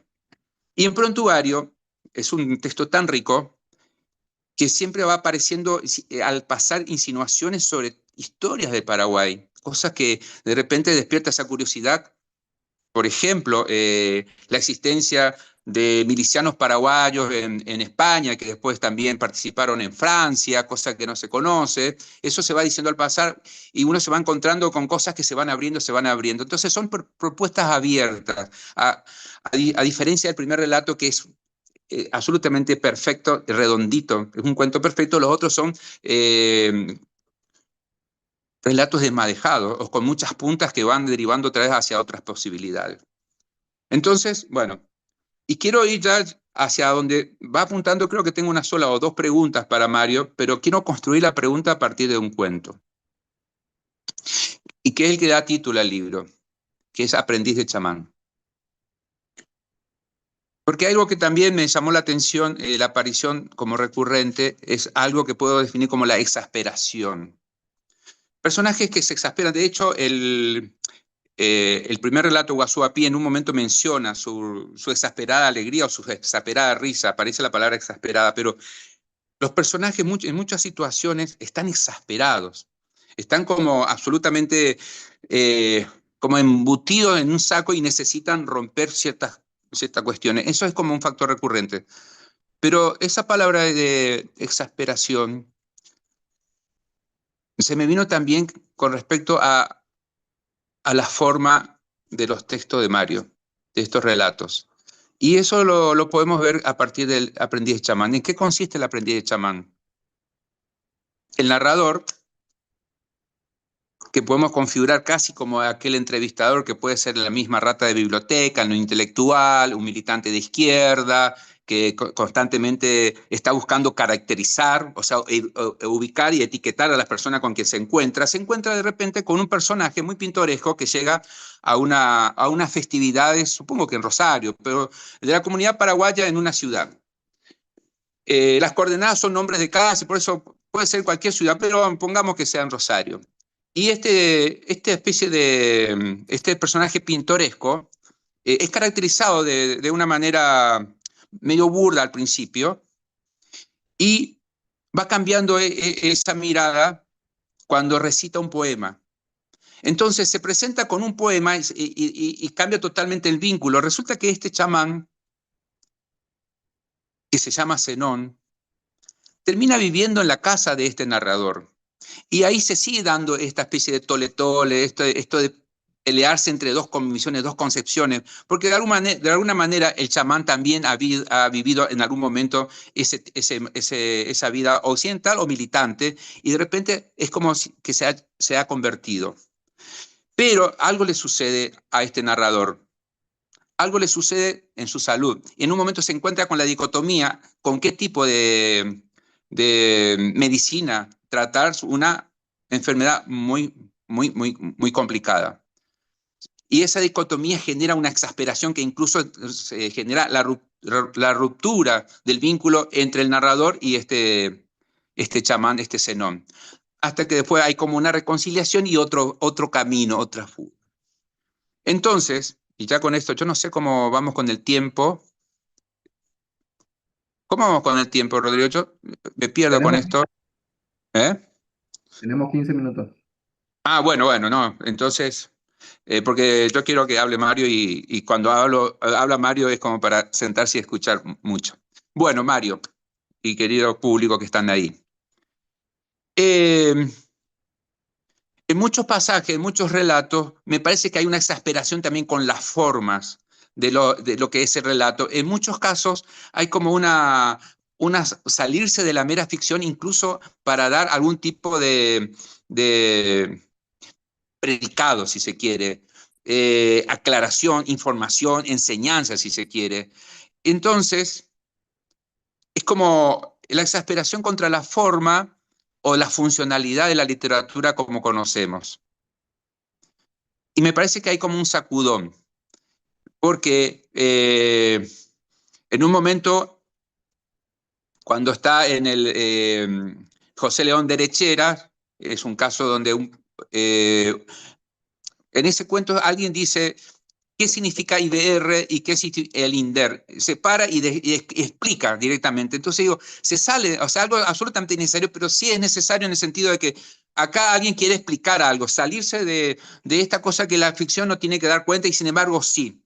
Entonces todo este preámbulo que estoy haciendo tiene que ver con la presencia de la Guiraputá, que son los cantos, los himnos sagrados del Ombuá guaraní, del Guairá, que se publicaron en 1959, una antología o una recopilación hecha por León Cadogan. Ha sido tan fuerte la incidencia de esa publicación que, por ejemplo, en la poesía muchos asumieron directamente su influencia con esto de la métrica y todo eso, y surgió lo que se conoce la poesía tangara. Entonces, yo me pregunto en la narrativa, ¿qué tipo de influencia tiene el Auraputá? Si es que haya una influencia. Mi conjetura es esta. Es justamente como esos relatos no tienen esa autonomía que tiene el arte moderno, si tienen una polifuncionalidad, digamos, puede enseñar, puede un montón de cosas, digo, eso no será ese volver a desautomatizar o ¿cómo se puede decir? Volver a implicar a la literatura, a la ficción con la vida. Así que bueno, ahí te dejo picando y es todo tuyo, amigo. Gracias, Humberto. Gracias, Rodrigo, por, bueno, la posibilidad de presentar este libro. El libro salió, como dijeron, en la editorial Contramar, que es una editorial independiente de Santa Fe, así que de Santa Fe y del Lago Pueblo, así que estamos siendo como una multiubicuidad, digamos, y un descentramiento ya a partir de la misma disposición de edición del libro. Me encantan las lecturas de Humberto, me encantan las preguntas y voy a empezar por esa pregunta antes de seguir con algunas otras que esbozaste, porque me parece fundamental. ¿Qué influencia tuvo la Gurapitá en la narrativa? Sabemos que en la poesía tuvo una influencia mayor y podemos decir que también hoy jodí con Emiliano como centro del canon y decía lo complejo de ponerle la centralidad en el canon a un poeta que proviene de la oralidad, ¿no? Bueno, si tuviéramos que decir la influencia que tiene la Ibura Puitá en el canon de la literatura paraguaya, también le tendríamos que poner otorgar una centralidad a un libro que no es paraguayo, o no del todo, porque también está esa cuestión, ¿no? Lo hemos hablado muchas veces con Meliá, de quien fui muy amigo, y sobre lo que hablábamos bastante de literatura, y sin lugar a dudas, la Gurapetá marcó un antes y un después dentro de la poesía del Paraguay, y también generó justamente ese, ese grupo, ¿no? Ese espacio que Woldowski dijo que es de alguna manera el espacio de la vanguardia al que accedió la literatura en guaraní sin tener que plegarse a la cultura occidental, ¿no? Sino haciendo como una inmersión en la propia cultura, ¿no? Yendo hacia las raíces, no solamente a las raíces guaraníes, sino también a las sonoridades de la poesía infantil, a los tororés, etcétera. Es muy interesante ese artículo de Lustig. Y me parece que el caso de la narrativa, que puede ser más complejo, es el que más me tiene este, atado, porque ahí como que encontraste uno de mis influencias, que no está tan velada, pero que no está tampoco tan reconocida, porque no está reconocida por el mismo campo cultural. Eh, la narrativa de Carlos Martínez Gamba creo que es la mejor expresión de esa influencia. Fundamentalmente los textos de Martínez Gambas que no son etnológicos, ¿no? Los textos etnológicos directamente son casi como una prueba de la ligazón entre los Brigada de Misiones y los Brigada del Guairá, ¿no? En los textos narrativos de Carlos Martínez Gamba podemos decir que de alguna manera es como el primer escritor sistemático, digamos, de narrativa. Si bien Narciso Ramón Colmán escribió Caballuzo Acuaté, los primeros textos de Martínez Gamba fueron los que le dieron entidad, volumen, una estética, podemos decir, y claramente un énfasis literario, ¿no? Un proyecto literario de un escritor mayor que devino menor justamente por la elección de la lengua. Y él es una gran influencia a la hora de escribir, y creo que esa misma exasperación que vos detectaste, que es mía, que es propia, pero que compartimos con Carlos, eh, es fundamental para mí, es como la herida desde la que escribo, ¿no? Yo digo siempre la herida purulenta, ¿no? La herida de Filoctetes, como el mito, ¿no? El caso de Aprendí de chamán también es muy particular porque no es del todo un texto ficcional, ¿no? O sea, es una ficción que está muy imbricada con lo real, con el espacio de lo real. El personaje mismo no es otro que uno de los más grandes poetas justamente de eso que se ha dado a conocer como poesía tangará, que fue mi querido amigo Zenón Bogado Rolón. Y Zenón, que fue un extraordinario poeta, un extraordinario cultura paraguaya, guaireña y de la cultura ambuá guaraní, porque como bien contás, él abjuró de la vida occidental, de su vida occidental, y se transformó en un aprendiz de chamán, se transformó en un curandero. Y lo más complejo, lo más terrible, digamos, es esa sabiduría, esa especie de noviciado chamánico, que también está cruzado, digamos, por la vida, no solamente el exilio, sino también la relación capitalista, ¿no? Del trabajo de curar, de sanar, y de su propia subsistencia como individuo. Eh, Zenón se exilió a la Argentina hacia fines de los 70, en la época más cruda de la represión del estronismo. Eh, Políticamente estaba más vinculado, ¿no es cierto? Estaba vinculado a los sectores campesinos que estaban en oposición al régimen, pero fundamentalmente yo lo defino, ¿no? Como un anarco-indigenista, ¿no? Era un anarquista al mejor estilo lastriano. Era un personaje que detestaba todo lo occidental, fundamentalmente la religión católica, ¿no? Detestaba a la iglesia y detestaba también de alguna manera por occidental la capilla del marxismo. Entonces era un crítico feroz y de alguna manera ese alter ego que está ahí eh, reproduce las primeras polémicas que tuvimos con un personaje que fue muy caro a mi vida, a mi educación sentimental. Y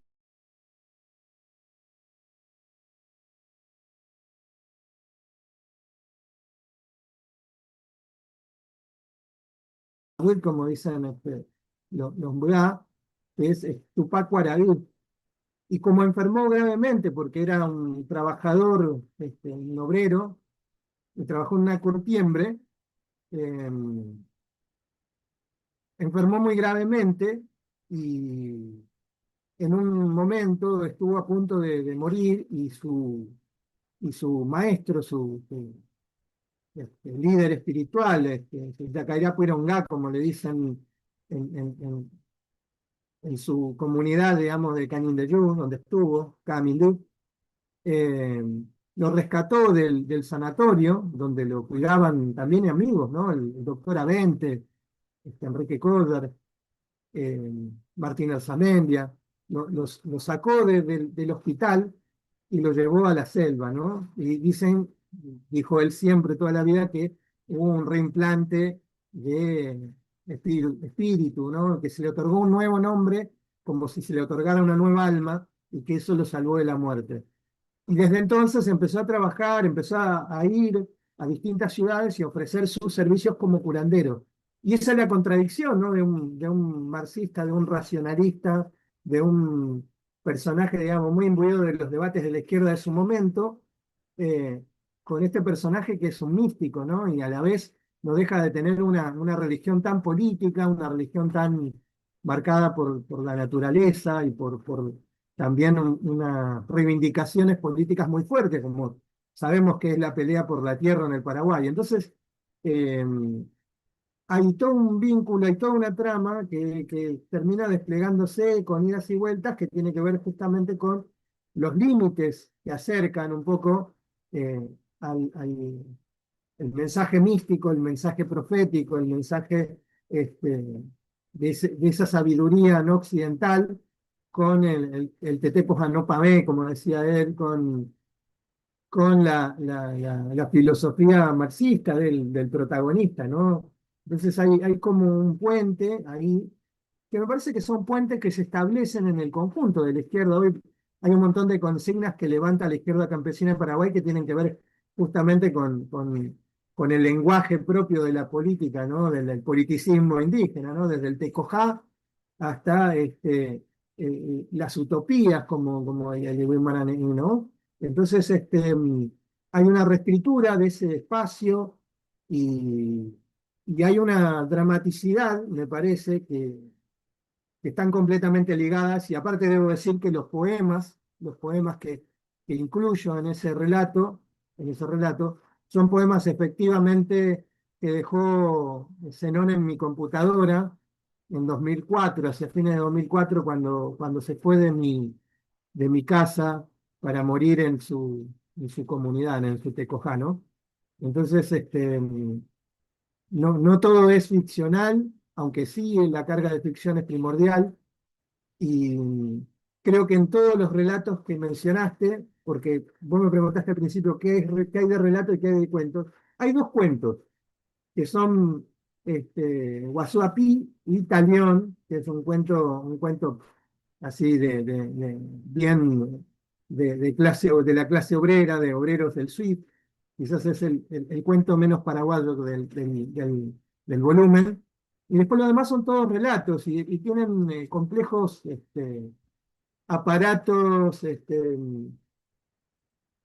discursivos que, bueno, lo hacen relatos bastante complejos, inclusive para mí a la hora de escribirlo, decir, bueno, ¿qué estoy haciendo? Vos mencionabas el de José León de Lechera, que siempre lo utilizaba mi amigo Javier para decir cómo se puede escribir con 3 palabras en español una frase en guaraní, ¿no?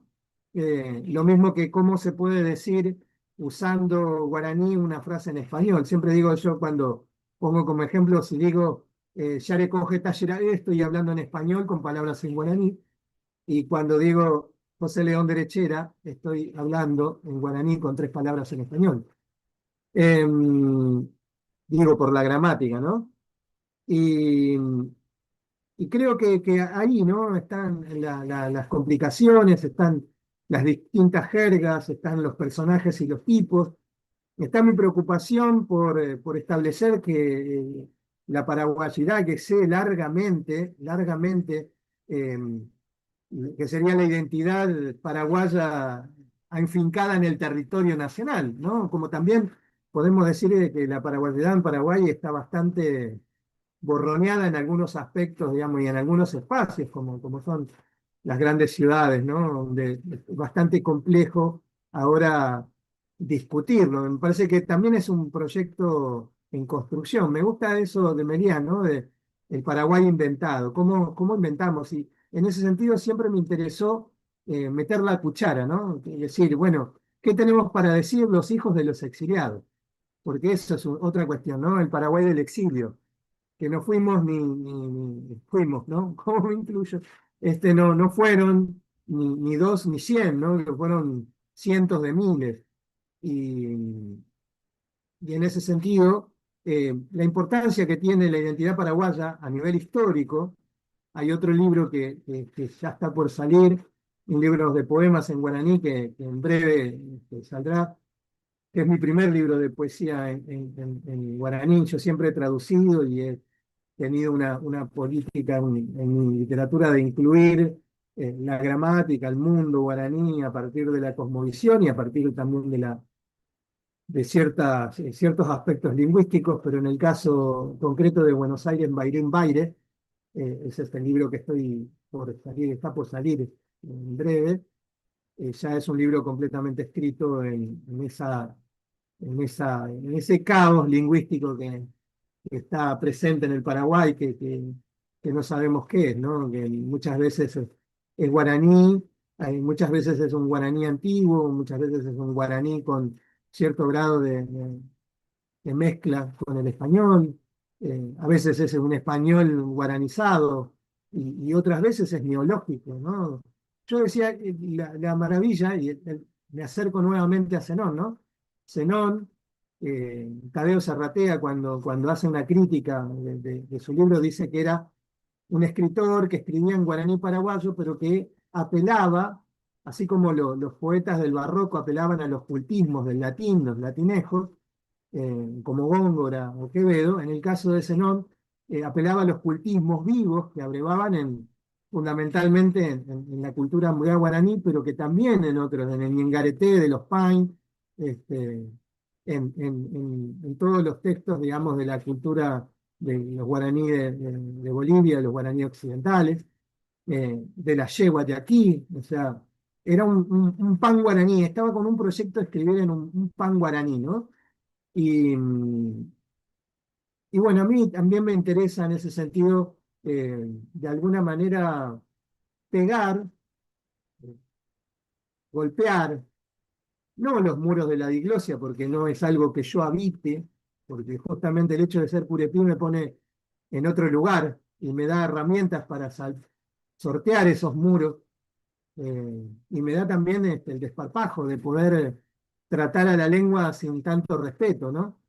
Es mi primera lengua, mis padres son guaraní parlantes, eh, yo hablé en guaraní antes que en español, hay ahí algunos casetes de acá que así lo atestiguan, pero lo olvidé en la época de la escolaridad y lo recuperé en la adolescencia, y la última etapa de mi aprendizaje está más ligado a una etapa culta, ¿no? A una vinculación con el guaraní a partir de la escritura. Entonces, nada, ese desparpajo viene un poco de tomar retazos de todas esas posibilidades de construcción a partir del guaraní y de la cultura paraguaya a partir de mi argentinidad. Y también me ha dado la posibilidad de acercarme de otra manera a mis orígenes argentinos, ¿no? Eh, y a contradecir las historias patrias, ¿no? Porque muchas veces en estos raptos de racismo que hay, me han dicho, ¿por qué no te volvés a tu país, no? Y una vez le conté a uno que me dijo algo parecido, aunque de manera mucho más sesgada, que por un lado mi familia era argentina, pero de casi 7, 8 generaciones, ¿no? Y entonces era mucho más argentino históricamente que él mismo, y más bien correntino, para decirlo concretamente. Entonces, eso también me puso en contacto con el guaraní de Corrientes, con mi propia historia, con la historia de la Argentina, con mi negritud, eh, la que me viene de una parte de mi familia. Entonces, todo eso y el guaraní, de fanático, digamos, del idioma, y me ha abierto la cabeza para pensar mi narrativa y para pensar la cultura guaraní, la cultura del Paraguay. Eso.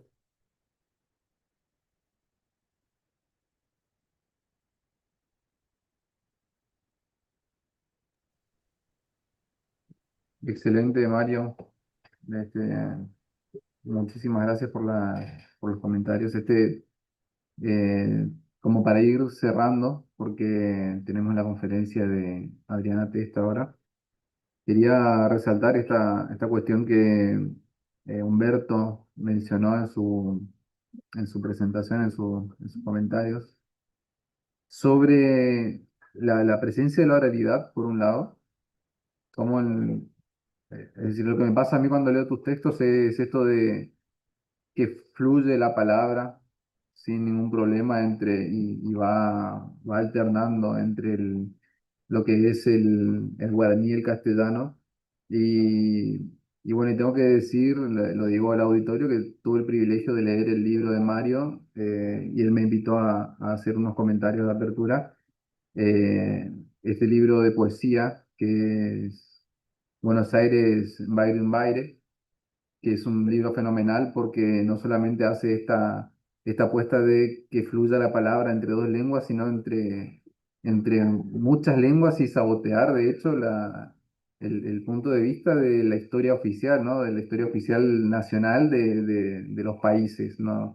No la historia o el canon de la literatura argentina o la historia patria argentina, sino también lo que se construye como nacionalismo en Paraguay y cómo se transgreden las fronteras y la cuestión política. Entonces, tenemos una, un, eh, un sabotaje muy fuerte que me parece que lo más valioso es que se construya desde el punto de vista de la literatura y desde el punto de vista de no ser mirado por ninguno de los cánones. Es decir, qué difícil, creo que es sano que sea difícil quedar dentro de los moldes de una literatura nacional con este tipo de textos, este tipo de libros de poesía, que me parece súper acertado. Y bueno, y con eso ya estoy tirando como para la preventa, ¿viste? Estoy diciendo, muchachos, guarden ejemplares porque se viene con todo esto, va a ser un libro eh, súper cool.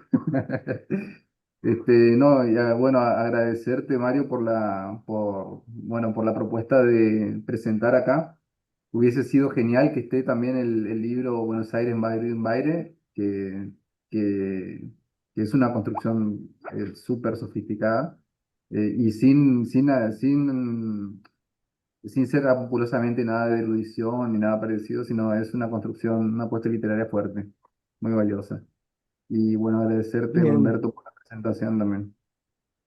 quería invitarlos, así ya que estamos con los chivos, en la Feria del Libro Originario que se va a hacer en noviembre. Después voy a hacer una extensiva la invitación por medio tuyo, Rodrigo. Se va a presentar en la Biblioteca Nacional, que se está haciendo todos los años, el sector de pueblos originarios de la Biblioteca Nacional, con la que vengo trabajando desde hace bastante. Va a ser una feria del libro originario y vamos a estar ahí presentándolo. Así que, bueno, el libro se llama Buenos Aires, Bairé, Bairé, Bairé en la cultura Pain, sería como el espacio de la cultura del mal, ¿no? Es una forma Pain de llamar el Iwimba Emewa, ¿no? La tierra horrorosa. Imbaire obviamente es la forma coloquial, yo pará de decir Buenos Aires, ¿no? Excelente. Muchas gracias, Mario. Muchas gracias, Humberto.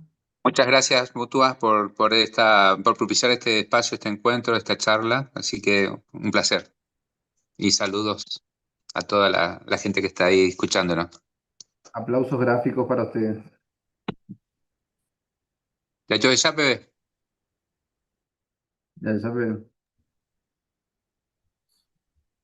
Muy bien. Ahora vamos a hacer así como hoy tuvimos un espacio de descanso, pero ahora tenemos estamos sobre la hora. Entonces quisiera invitar a Joaquín de nuevo, nuestro maestro de ceremonias de hoy para las conferencias. ¿Está por ahí, Joaquín? La estoy viendo a Sí, acá Adriana. estoy. Bienvenida, Adriana. Hola. Un placer. Y bueno, te cedo la palabra, Joaquín, como para que presentes a Adriana y poder proceder con la conferencia. Bueno, perfecto. Gracias, Rodrigo. Adriana Queiroz Testa, de la Universidad de São Paulo, de Brasil, es doctora en antropología social. Realizó trabajos de integración en torno al rescate y la revalorización del patrimonio cultural murai guaraní, así como trabajos de identificación de tierras indígenas ancestrales en Brasil, y además fue consultora para la UNESCO en evaluación de políticas públicas y educativas para los pueblos indígenas, otro de los ejes de su trabajo, que también se centra mucho en parentesco y jefería, y en este caso va a tratar esta conferencia titulada como Dinámicas de Circulación Guaraní, Parentesco, Política y Territorialidad. eh, Traduje automáticamente al español el título en portugués, así que te dejo la palabra, Adriana. Muchas gracias. Buenas noches, gracias Joaquim, Rodrigo. Vou compartilhar minha pantalla. Um segundo, por favor. A ver.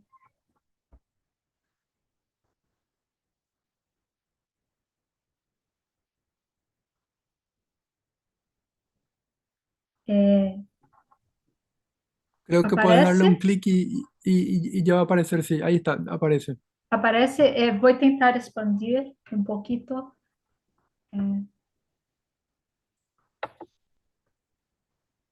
A ver. ¿Sí? Sí, sí, estamos viendo, todavía no en modo presentación, no, no sé Sí. si É vas a poder. possível dizer-me se há alteração? Um segundo. Aqui? É o número No, 2? todavía. No, Não? no, no. Então Sigue el número foi. 1. Então. Aqui. É o 2? Ah, ahora anda el número 2, sí, ahí pasa. Então será assim. Muy bien. Buenas noches. Me gostaria de começar dando as graças aos organizadores e às organizadoras deste seminário por la invitação. É um grande honor poder participar com colegas a los que tanto admiro. Também quisiera desculpar-me e pedir permiso para hacer mi presentación en portugués, porque como pueden ver, mi español es muy limitado. Entonces, disculpa, pero voy a hablar despacito y espero conseguir comprensión. Quero também pedir desculpas porque eu não tenho a competência que os colegas e as colegas que me antecederam têm para falar da língua. Então, vou falar de outros aspectos da cultura guarani, principalmente Guarani-Mbuá, que são a parentesco, a política e o território. Eu quero tratar das dinâmicas de circulação guarani, e para isso tem duas definições que são muito importantes. A primeira é a noção de circulação, que eu adoto a formulação que Chris Gregory apresentou no livro Gifts and Commodities, em que ele fala que a circulação inclui o intercâmbio de coisas que são materiais e imateriais, e também a mobilidade espacial, quer dizer, migrações, mudança de aldeia, visitas periódicas para rituais e assim por diante. Então, quando eu falo de circulação guarani, estou falando tanto de intercâmbio de coisas materiais e imateriais, como também da circulação de pessoas pelo território. E também emprego o conceito de dinâmica, que vem da física quântica, que significa como atuam juntamente forças da cinemática e da estática. Quer dizer, estou tratando de experiências que são de movimento e também de pausa, ou em outros termos, de fluxo, isso é de dispersão de coisas, e também de retenção ou de concentração.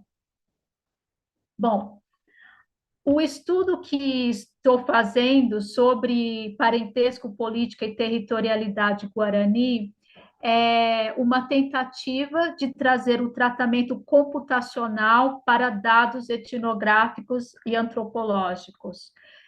Os dados etnográficos que eu tenho, eu reuni através de pesquisa de campo, em aldeias Guarani, principalmente Guarani-Mbaá, mas também Niandeva, no sul e sudeste do Brasil, entre 2001 e 2019. Com essas pesquisas, eu organizei um banco de dados que atualmente contém 1.781 indivíduos, 1.575 vivos, 206 mortos. A composição de sexo é mais ou menos equilibrada, tem 904 mulheres, 51%, e 877 homens, 49%. A composição é quase 96% Guarani, a maioria Mbaá, como nós vemos, 91%, e 4,5% de pessoas que se identificam ou como Caiobá ou como Niandeva. Também inclui pessoas de outros povos indígenas por causa de casamentos interétnicos e também pessoas não indígenas, que são 2%, também por causa de casamentos interétnicos. Bom, o banco de dados trabalha muito com uma base genealógica. Então, tem 2.398 relações de filiação, quer dizer, de maternidade e paternidade, e tem 542 casamentos que aconteceram de 1889 até 2016. Obviamente, eu não testemunhei os casamentos mais antigos, eles me foram relatados em entrevistas com os parentes vivos dessas pessoas já falecidas. Eu coletei informações sobre pessoas que nasceram entre 1870 até 2016.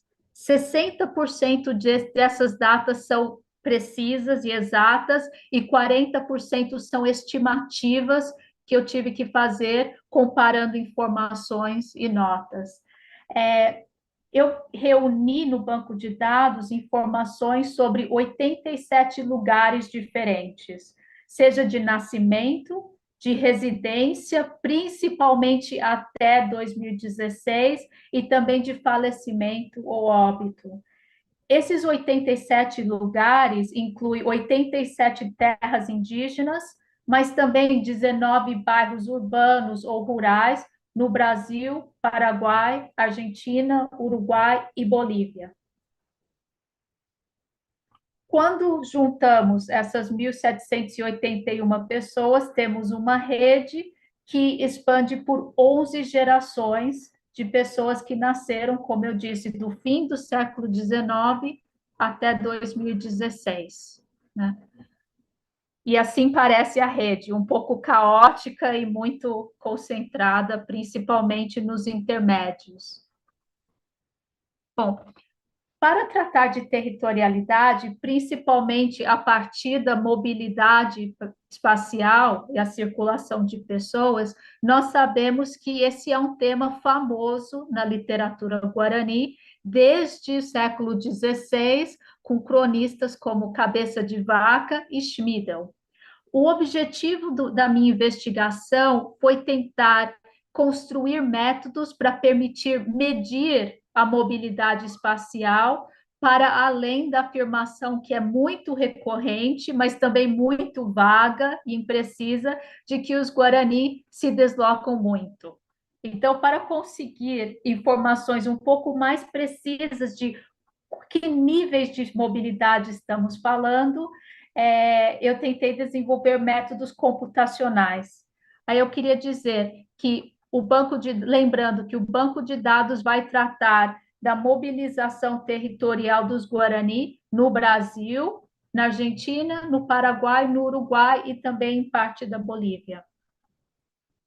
Bom, o primeiro exercício que eu fiz utilizando as ferramentas computacionais Microsoft Access e também Pajek, foi, então, comparar o local de nascimento do indivíduo com o seu local de residência atual ou de óbito. Nesse exercício, eu trabalhei com a dimensão temporal, que é de pessoas nascidas de 1870 até 2016, o que significa que eu estou estudando a mobilidade territorial guarani por um período de mais de um século. E a dimensão espacial contempla 87 lugares diferentes de nascimento ou de residência, ou de falecimento. Bom, a mobilidade espacial. Quando eu pego um universo de 848 indivíduos e comparo o lugar onde eles nasceram e o lugar onde estão neste momento, ou onde morreram, eu vejo que 46% se mudaram de aldeia pelo menos uma vez e 54% permaneceram. Isso me pareceu muito estranho diante do que nós sabemos sobre os Guarani. Então, eu mudei o universo e me concentrei nos adultos, nas pessoas que já foram casadas, porque sabemos das relações, pela literatura, do casamento e da mobilidade Guarani. E nesse recorte de 373 adultos, pessoas que já foram casadas, nós temos dados muito mais precisos e interessantes, que são 79% dessas pessoas, sim, mudaram de aldeia pelo menos uma vez na vida. E apenas 21% nasceram, viveram e morreram no mesmo local.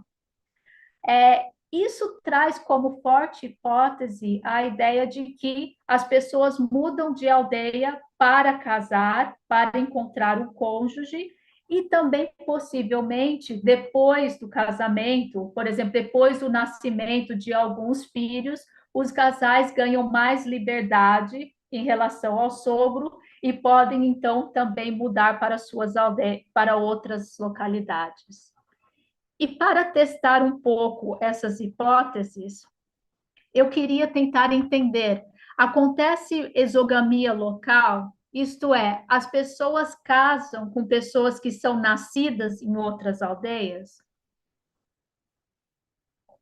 E o que eu verifiquei é que 72% dos casamentos são, sim, entre pessoas de aldeias que nasceram em aldeias distintas. Em muitos casos, eu não sei se no momento do casamento eles estavam nas mesmas aldeias ou não estavam nas mesmas aldeias, mas eu sei que nasceram em lugares distintos e por vários mapeamentos eu vi que realmente, frequentemente, o homem, né, o homem, se mudou para a aldeia dos sogros para casar. Bom, outra maneira de avaliar e medir a mobilidade espacial foi conseguir comparar entre gerações. Então, o exercício que eu fiz foi comparar o lugar de nascimento de filhos e filhas, hijos e hijas, e seus padres e madres. Nesse caso, eu tenho, de novo, 87 lugares diferentes de nascimento para comparar.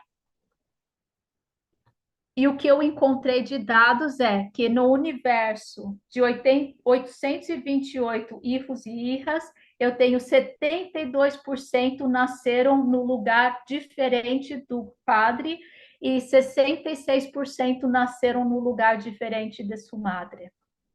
Então, são dados que mostram que numa mesma família, de uma geração para a próxima, tem muita circulação mesmo. E continuamos. Bom, quando autores clássicos visavam e discutiam a mobilidade tupi-guarani e a territorialidade, é muito interessante que eles observaram o mesmo fenômeno, mas muitas vezes nos apresentaram explicações completamente diferentes e às vezes opostas e contraditórias.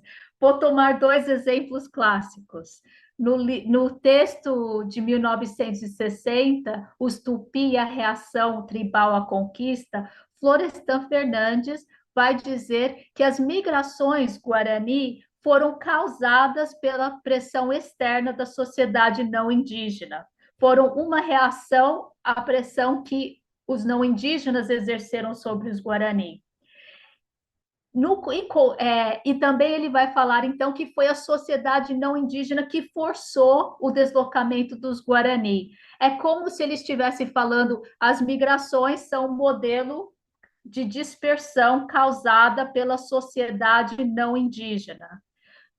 Do contrário, Hélène Clastres, no livro A Terra Sem Mal, Profetismo Tupi-Guarani, vai dizer, não, as migrações guarani, elas são motivadas pela própria religião, elas aconteciam antes dos colonizadores chegarem.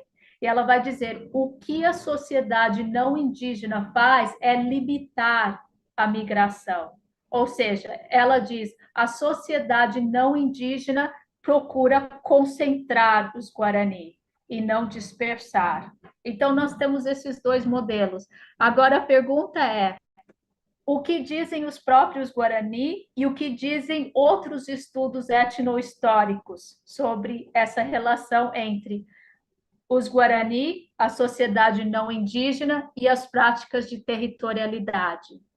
Bom, os estudos dizem para nós que desde o século XX, no caso principalmente do Estado brasileiro, onde eu desenvolvo a minha investigação, o Serviço de Proteção aos Índios e a FUNAI, a Fundação Nacional do Índio, tentou realmente concentrar os Guarani em postos indígenas oficiais. As suas terras foram ocupadas por colonos e empreendimentos, como nós sabemos, madeireiros, agrícolas e de erva mate, com forte apoio do Estado brasileiro. Também aconteceu isso no Paraguai, na Argentina. Bom, os órgãos indigenistas tentaram realmente impedir a circulação dos Guarani pelo seu território tradicional, inclusive bloqueando, interceptando, encarcerando, aprisionando aqueles indígenas que fugiam dos postos indígenas. Então, o que a literatura e os próprios Guarani nos dizem que o Estado procurou, sim, restringir a mobilidade e concentrar os Guarani em áreas já estabelecidas pelo Estado. Porém, apesar da repressão, sabemos também que os Guarani continuaram circulando, tentando desviar das autoridades. Eles, inclusive, organizaram fugas dos postos indígenas em direção a aldeias livres, ou seja, lugares onde tinha muito menos presença do Estado Nacional. E eles também retomaram antigas áreas de ocupação e fundaram novas aldeias, principalmente na Mata Atlântica, como nós vemos no litoral brasileiro, várias aldeias que surgiram nesse período. Então, o que nós vemos é que os Guarani operam e realizam dinâmicas de circulação, ora se dispersando e também se concentrando novamente em outras localidades. Então, o que os Guarani e os estudos etnohistóricos nos dizem é que, sim, tanto Florestan Fernandes como Hélène Clastres tinham um pouco de razão. Só que para entender melhor, tem que ter uma visão mais completa e tentar conciliar os dois modelos. Uma maneira de visualizar esses processos de dispersão e concentração territorial dos Guarani pode envolver o parentesco e as genealogias. Neste caso, eu trouxe uma pequena amostra. Os triângulos são homens, né, hombres, e os círculos são mulheres. Aqui em azul, no círculo, temos um homem que é um chefe religioso do Paraná. Todos da geração acima dele estavam vivendo e morreram, por isso estão todos brancos, na terra indígena Rio das Cobras, que é no Paraná, fronteira com o Paraguai. Era um posto oficial criado pelo Estado brasileiro, onde inclusive tinha uma prisão, tinha escola, e muitos Guarani, principalmente durante o período de ditadura no Brasil, saíram dessa área para outros lugares onde podiam viver com mais autonomia. É o que vemos com as outras cores das gerações posteriores. Então, vemos aqui, por exemplo, não sei se vocês veem, em rojo, são pessoas parentes próximos desse mesmo homem que vivem no estado de São Paulo, na terra indígena Jaraguá. Sim. Não, vermelho é Tenondeporã, rojo Tenondeporã, também em São Paulo. Do outro lado, numa terra indígena, também no estado de São Paulo, aqui em verde, Jaraguá, e também temos algumas pessoas que foram para Espírito Santo e para o litoral costeiro do Brasil. Outra maneira de visualizar, então temos a dispersão, mas não é uma dispersão em que eles ficam isolados, eles se concentram novamente em grupos de famílias, né, em grupos de parentesco. Outra maneira de entender esse fenômeno. Vamos pegar duas terras indígenas que são postos indígenas oficiais que eram controlados pelo Estado brasileiro durante todo esse período, no Paraná, Palmeirinha e Rio das Cobras. Eu peguei uma rede de parentesco de 1.490 pessoas e perguntei, bom, quantos que estão vivos permanecem nesse lugar e quantos saíram desse lugar. Então, o que vemos nessa rede, não na totalidade de moradores, mas nessa rede de moradores, 96,9% saíram de Palmeirinha. E para onde foram? 50% pararam no Jaraguá. Dessa família específica, 50% no Jaraguá, em São Paulo, Brasil. O mesmo aconteceu com a terra indígena Rio das Cobras. Saíram dessa região e quase 90%, 90% quase saiu e 34% foi parar no Jaraguá. Olhamos, então, para o próprio Jaraguá e também Tenondeporã, que ficam no estado de São Paulo. Tem muitos que permanecem nesta área, que nasceram nesta área, permanecem nesta área, 73% para Tenondeporã e 96% para Jaraguá. Então, o que vemos é que esta rede muito grande de parentes, os nascimentos hoje estão muito mais concentrados nessas aldeias que não eram naquele período controlados pelo Estado brasileiro, onde podiam ter mais autonomia. E quem nasceu lá, hoje permanece lá, com alguns saindo para outras áreas. E uma coisa muito interessante na pesquisa é que eu consegui identificar relações de parentesco que conectam os moradores de 59 terras indígenas espalhadas pelo Brasil, Argentina, Paraguai, então, e Uruguai. Então, é muito interessante que mesmo com a dispersão, não se perde a conexão entre esses lugares por conta das relações de parentesco. Eles continuam conectados. Bom, O outro assunto que estou investigando é sobre as relações entre a chefia política e religiosa, refatura. Estou trabalhando com 3 categorias para simplificar, né? Tem muitas maneiras de se referir, como vocês sabem, na língua guarani, aos chefes principais, mas uso como categoria cacique para me referir ao chefe político principal, rezador ou chamã para chefe religioso principal, e também trabalhei com a categoria de liderança política auxiliar, que em muitas aldeias tem também essa figura. E das 202 pessoas que eu reuni informações que exercem esse papel ou exerceram no passado, 33% são mulheres e 67% homens.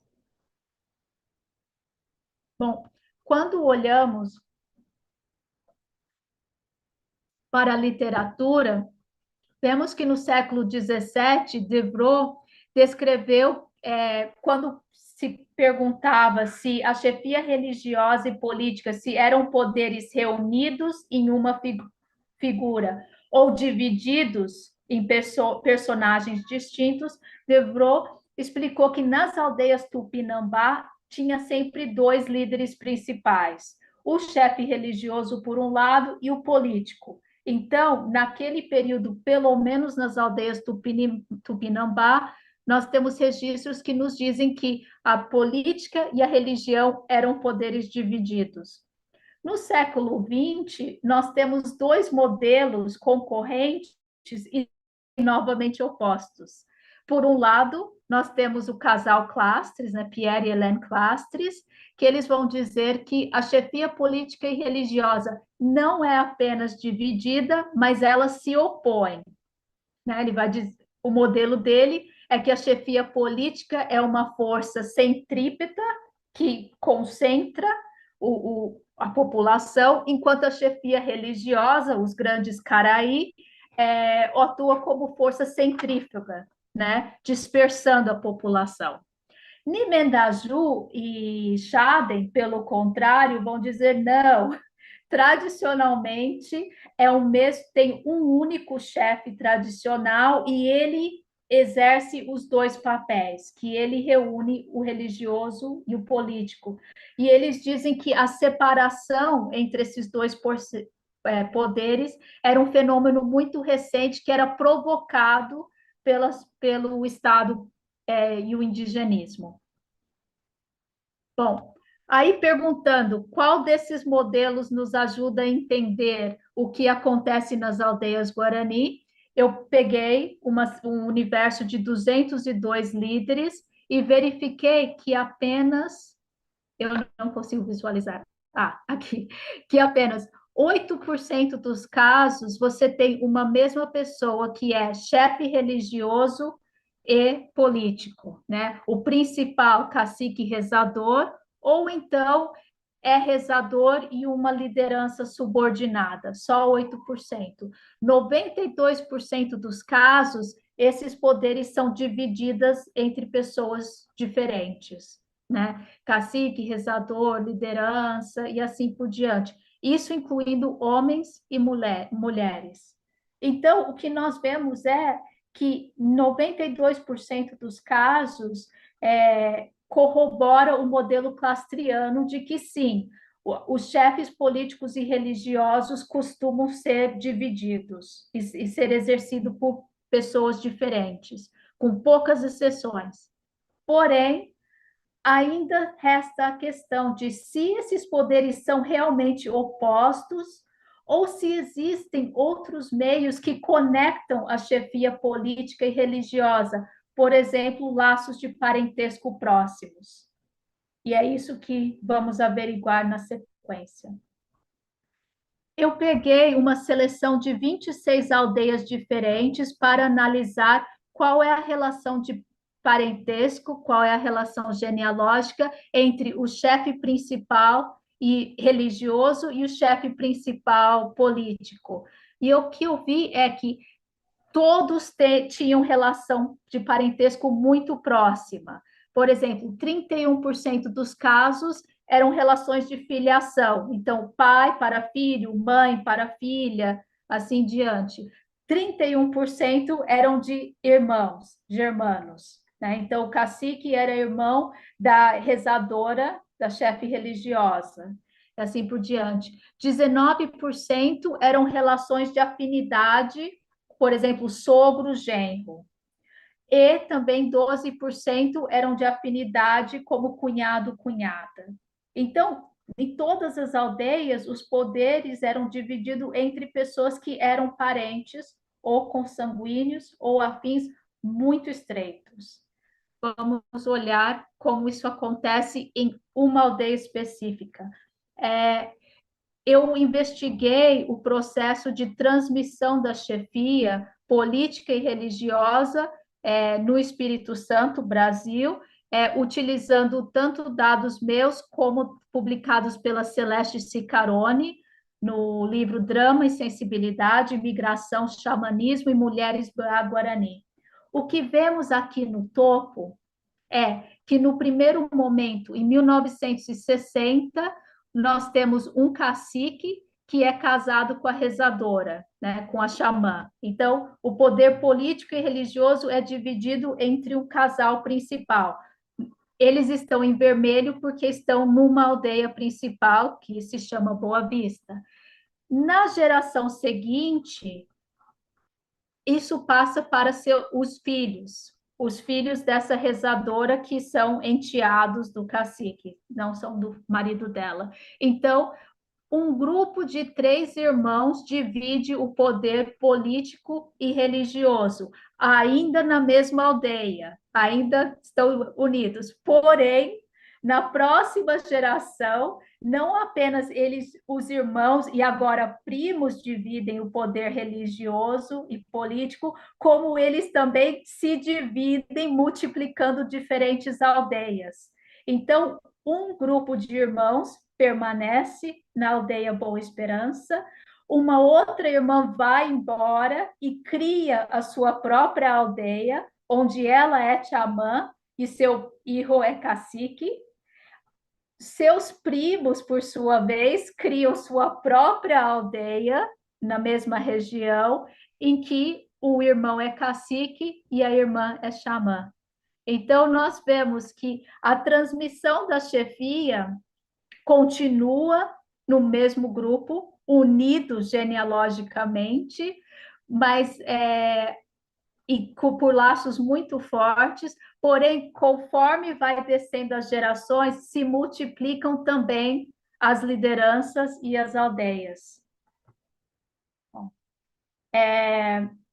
Queria mostrar para vocês esse gráfico que é caótico, mas é muito interessante porque mostra que existem relações de parentesco entre 95% de todos os líderes religiosos e políticos do banco de dados.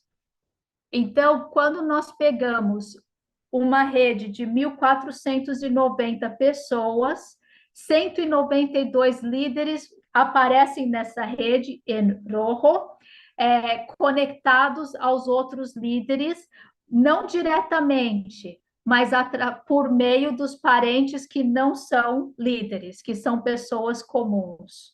Mas você vê como aquele gráfico que eu mostrei, que tem relações de parentesco entre 59 aldeias, também é possível localizar relações de parentesco entre 95% dos líderes de diferentes aldeias. Sigamos. Olha o que acontece se eu olho apenas para os líderes e tiro todos os parentes que não são lideranças. A rede se fragmenta em 110 pedaços. Do lado esquerdo, temos líderes completamente isolados, e do lado direito temos pequenos núcleos de parentesco entre líderes. Mas se nós não incluirmos os parentes comuns, el pueblo, perdemos a ligação de parentesco entre esse universo de líderes. Vamos desse que é coeso para isto que é completamente fragmentado.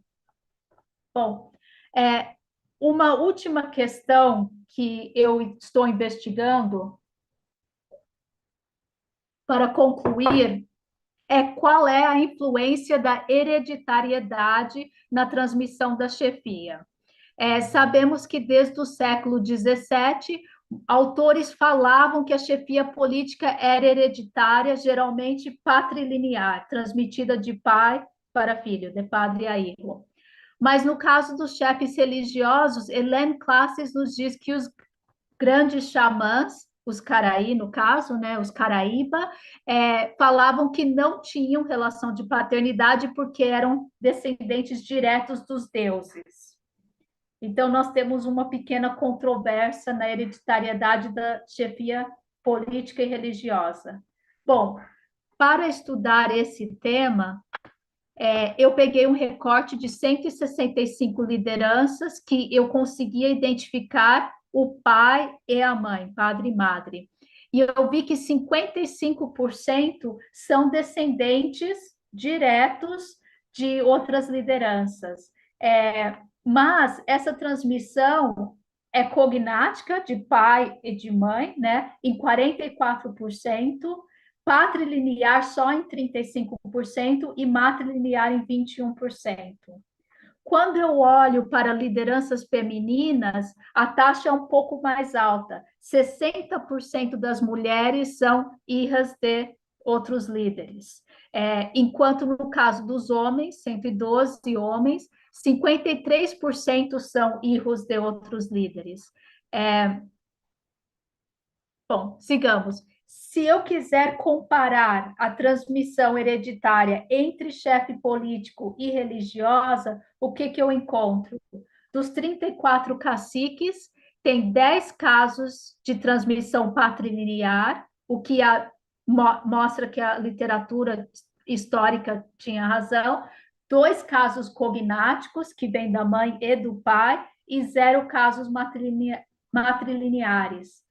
Quando a transmissão é específica, quer dizer, de cacique para cacique, pai cacique, filho cacique, a transmissão é de 35%, patrilinear, o que reforça o que dizia Hélène Classes.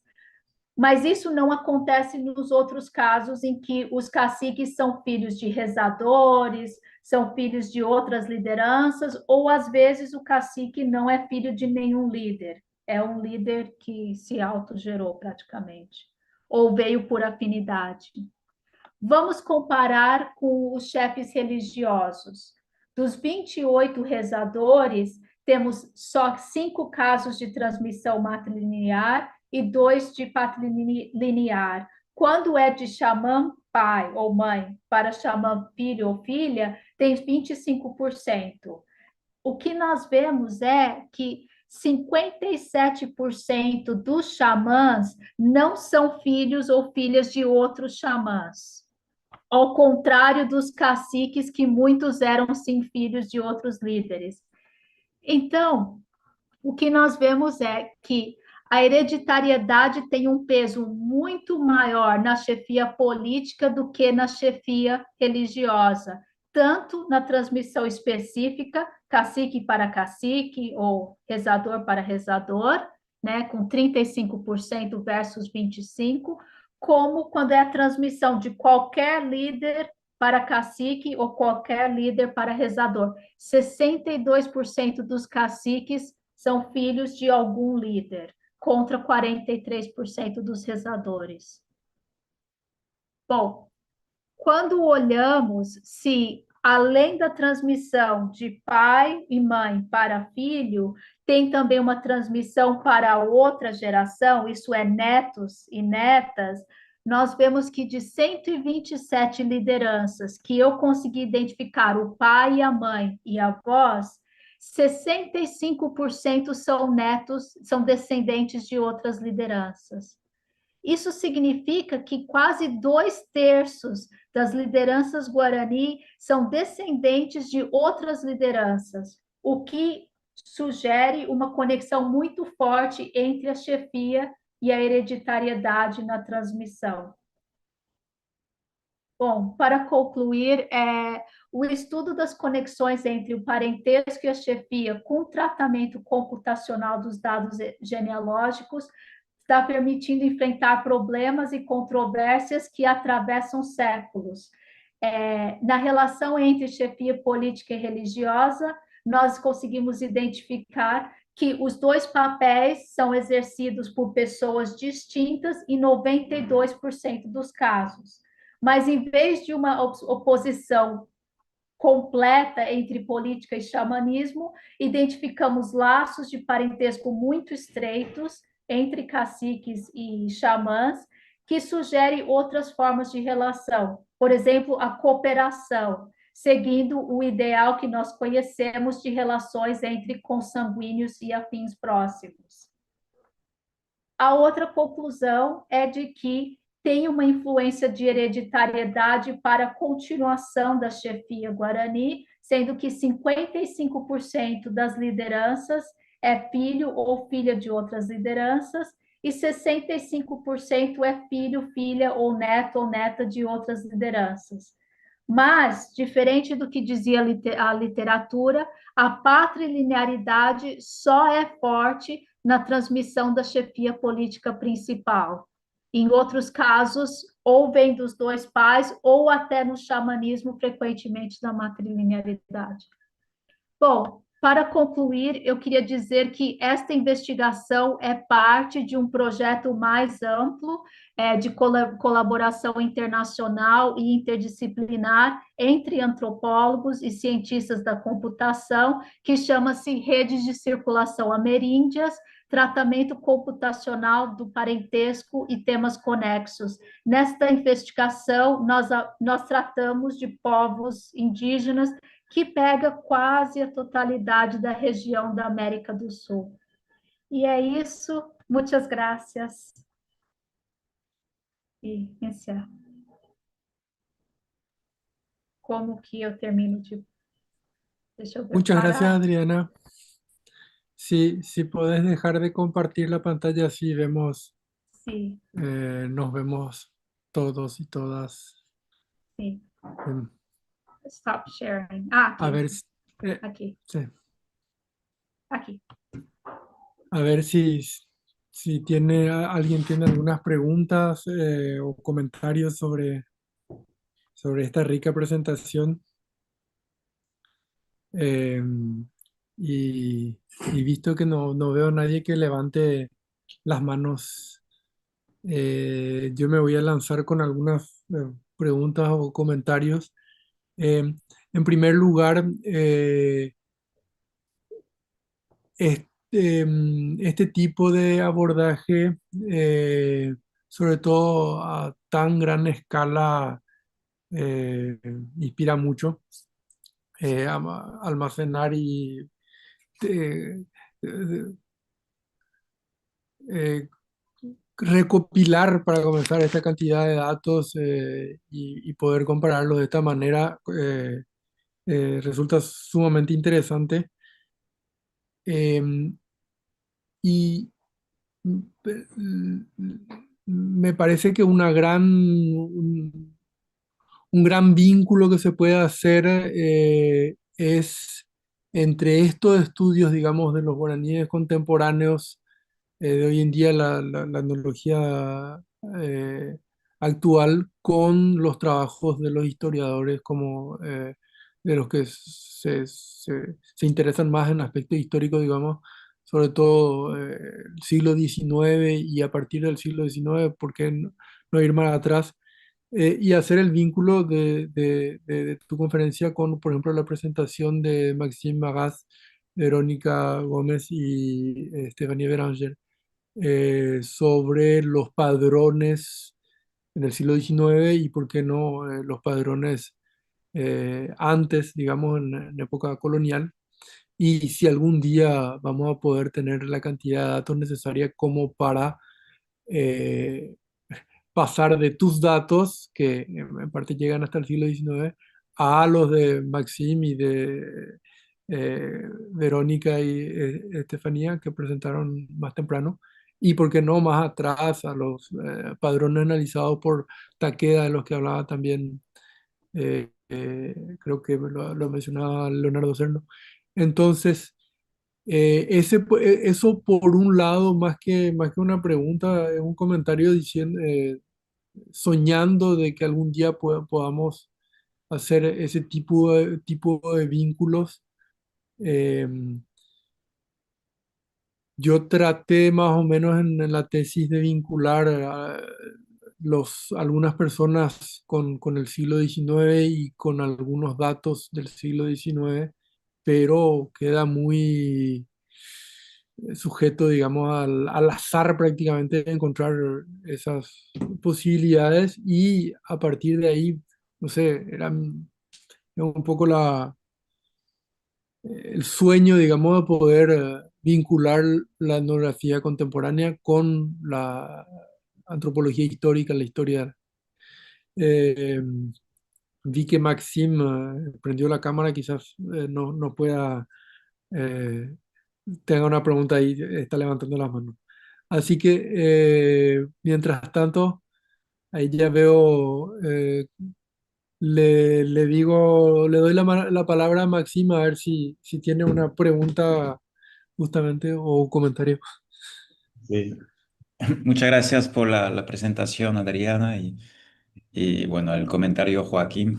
Sí, justamente yo estaba escuchando y pensando en todo eso, los censos, y yo trabajo también con muchas cartas que fueron escritas por cabildantes y caciques, ¿no?, del siglo XIX, y hay una división así muy entre política, ¿no? Los cabildantes, que serían corregidores, bueno, todos que pertenecen al cabildo, ¿no? Y pues los caciques que escriben al gobernador, por ejemplo, de una provincia, por un tema de religioso solamente. Pero son todos evangelizados, ¿no? Piden un cura, por ejemplo, porque no hay un cura. Y parece que un guaraní no puede ser cura tampoco. Necesitan un cura de afuera. Eso están pidiendo al gobernador. Así que bueno, me hizo mucho ruido de todo esto. Y también mirando los censos, es verdad que un tipo de heredencia, ¿no? Como una transmisión, ¿no?, de cacique o una transmisión también de la escritura, que podríamos pensar, de poder, escritura y poder al mismo tiempo. Eso era más bien un comentario. Y después hay personas, hay unos que están ahí en el forma híbrida también, que pueden ser caciques, que pueden ser como sacristán, en este caso porque no hay cura, pueden ser secretarios, pueden cumplir muchas funciones también. Así que por eso me encantó que no tenemos nada definido, ¿no?, entre la esfera política, religiosa, y tenemos gente ahí en el medio, pero me pareció muy interesante lo que haces a una gran escala así. Y, y si un día quieren colaborar con el siglo XIX en esa parte, bienvenidos, pero hacer mucho trabajo como lo que hace Takenda es increíble también con todos estos datos. Hay que armar un equipo, me parece. Gracias. ¿Puedo comentar? Sí, sí, sí. Não, eu vou responder em português para não me atrapalhar muito. Não, muito obrigada pelo comentário, Joaquim, Maxime. Sim, seria um sonho, poder trabalhar junto e, quem sabe, fazer conexões entre os dados históricos, os registros históricos e os contemporâneos. Eu consegui retroceder até com pessoas, personagens específicos mesmo, até o início do século XX apenas, porque depois os nomes vão mudando, não se sabe mais quem é quem, a etnia muda, a maneira de falar se é blá, se é carió, se é paim, tudo muda, então é muito difícil. Porém, é possível colocar os dados históricos em banco de dados e ver que informações podemos sistematizar. E a partir disso, né, num trabalho em equipe, conseguir talvez ver tendências naquele período e comparar com tendências contemporâneas. Talvez seja um primeiro passo a dar.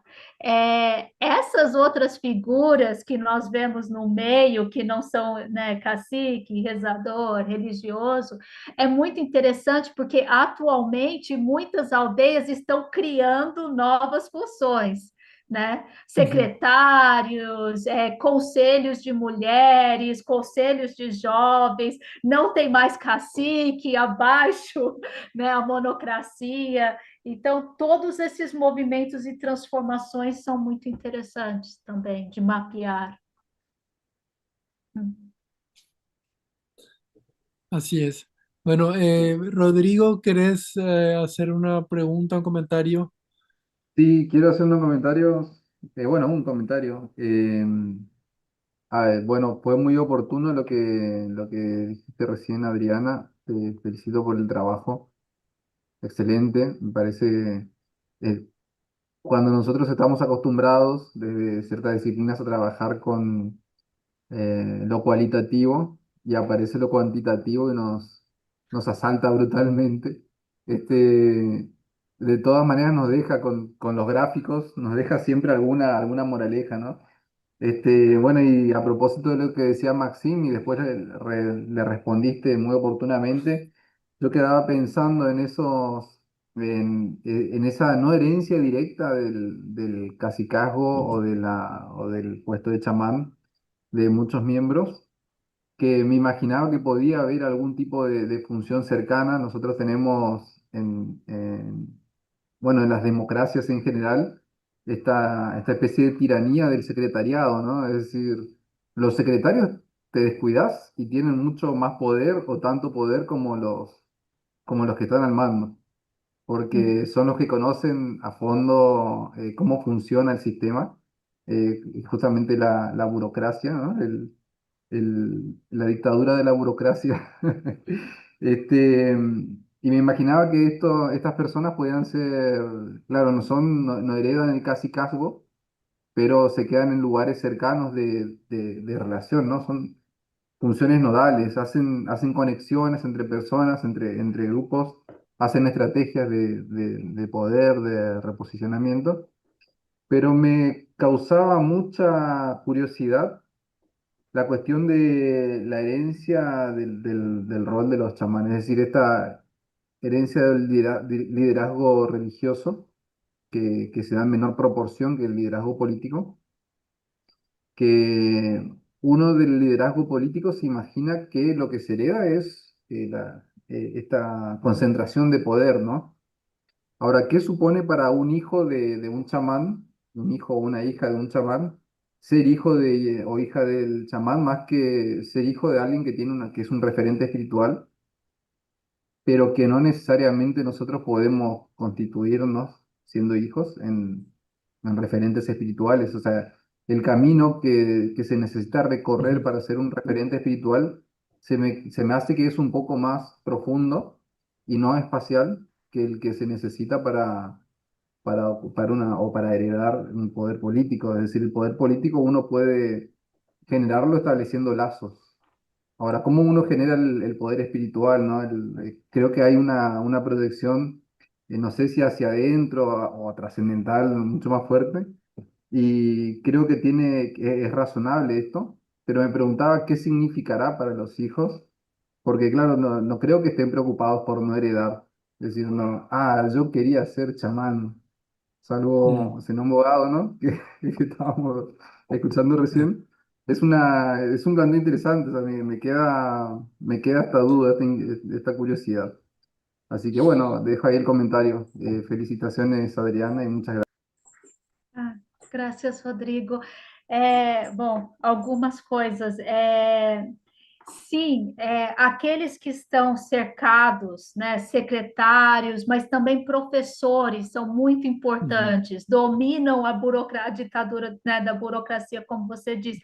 Tem uma parte da minha investigação que eu não apresentei aqui, que é justamente os vínculos entre professores, agentes de saúde, outros agentes, com caciques e lideranças religiosas.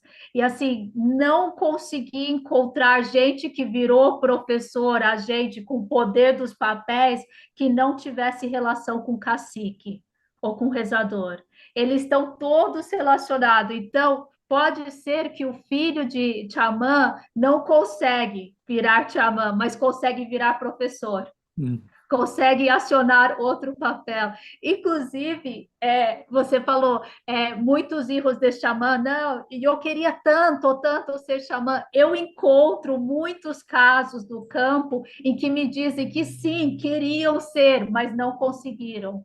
Porque ser filho, ser hijo não é suficiente para se constituir xamã, Mm. né? Para ser cacique também não é suficiente, mas ajuda muito ser filho, né? Porque são outros parentescos, outras relações que exigem o xamanismo. É, e não, eu acho que é isso, são todos temas para, eu acho que aprofundarmos essa conversa e continuarmos pensando juntos, platicando. Graças. Así es, muchas gracias a vos, Adriana. No sé si alguien más tiene eh, preguntas o comentarios. Yo la verdad que anoté unos cuantos, pero en honor al tiempo y al horario de todo, creo que ahí Alejandra está aplaudiendo, no, no es una pregunta.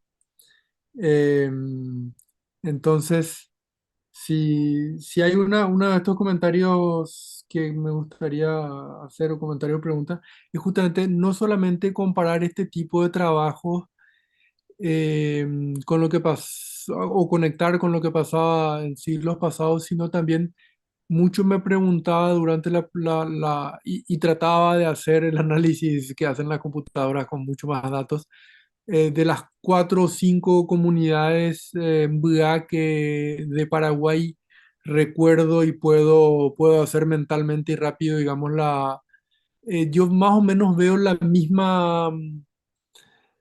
mismos patrones, digamos. Hijo de cacique, cacique, hijo de cacique, em, o hijo de Carayá, rara vez Carayá. También trataba de ver, encontrar padrones, por supuesto, por eso me fijaba en ese tipo.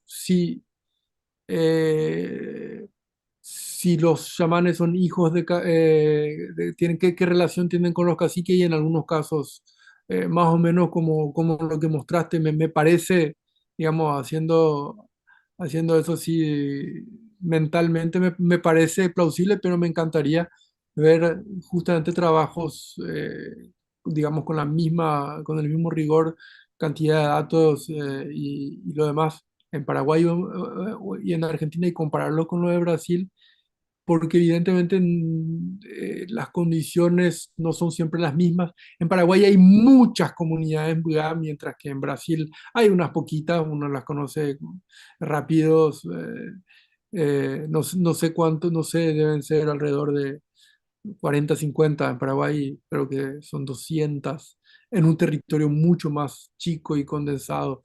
Eh, entonces, ver si esas pequeñas cosas que cambian entre los distintos países y por supuesto la política, aunque muchas veces fue muy similar, produce algún tipo eh, o sería la explicación de que existan patrones distintos. Así que esa es también otro comentario, pero si no, vamos a guardar el resto para otra discusión. Muchísimas gracias, Adriana.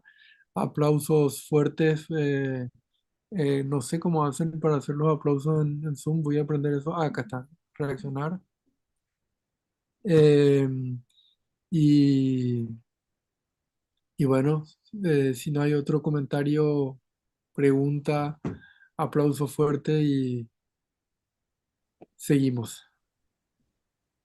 Sí, Bueno, de gracias. esta manera, bueno, estamos concluyendo esta segunda jornada del workshop, el guaraní en perspectiva regional e interdisciplinaria. Este, Mañana vamos a iniciar temprano de nuevo, 8:30. Tenemos la ventaja que nos da la virtualidad, ¿no? Que estoy viendo que somos 10 nada más, pero somos 10 de diferentes partes del mundo. Creo que es lo más rico de poder conectarnos. Algo así como los gráficos que mostraba Adriana.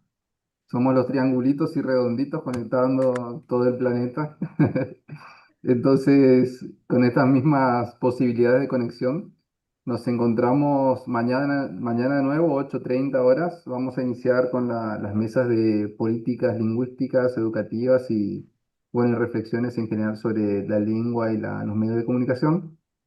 Y tendremos una conferencia central también durante la mañana a cargo de Valentina Canese sobre políticas educativas y lengua guaraní. Así que ya yo ya pegué, nos vemos mañana, ya yo ya taco de no. Mañana temprano, que pasen una feliz noche y bueno, y seguiremos conectados por este mismo Zoom, por este mismo link y en las redes sociales, en YouTube, por el mismo canal. Hasta mañana. Hasta mañana, ya yo ya está. Hasta mañana. Ya, ya está Hasta mañana.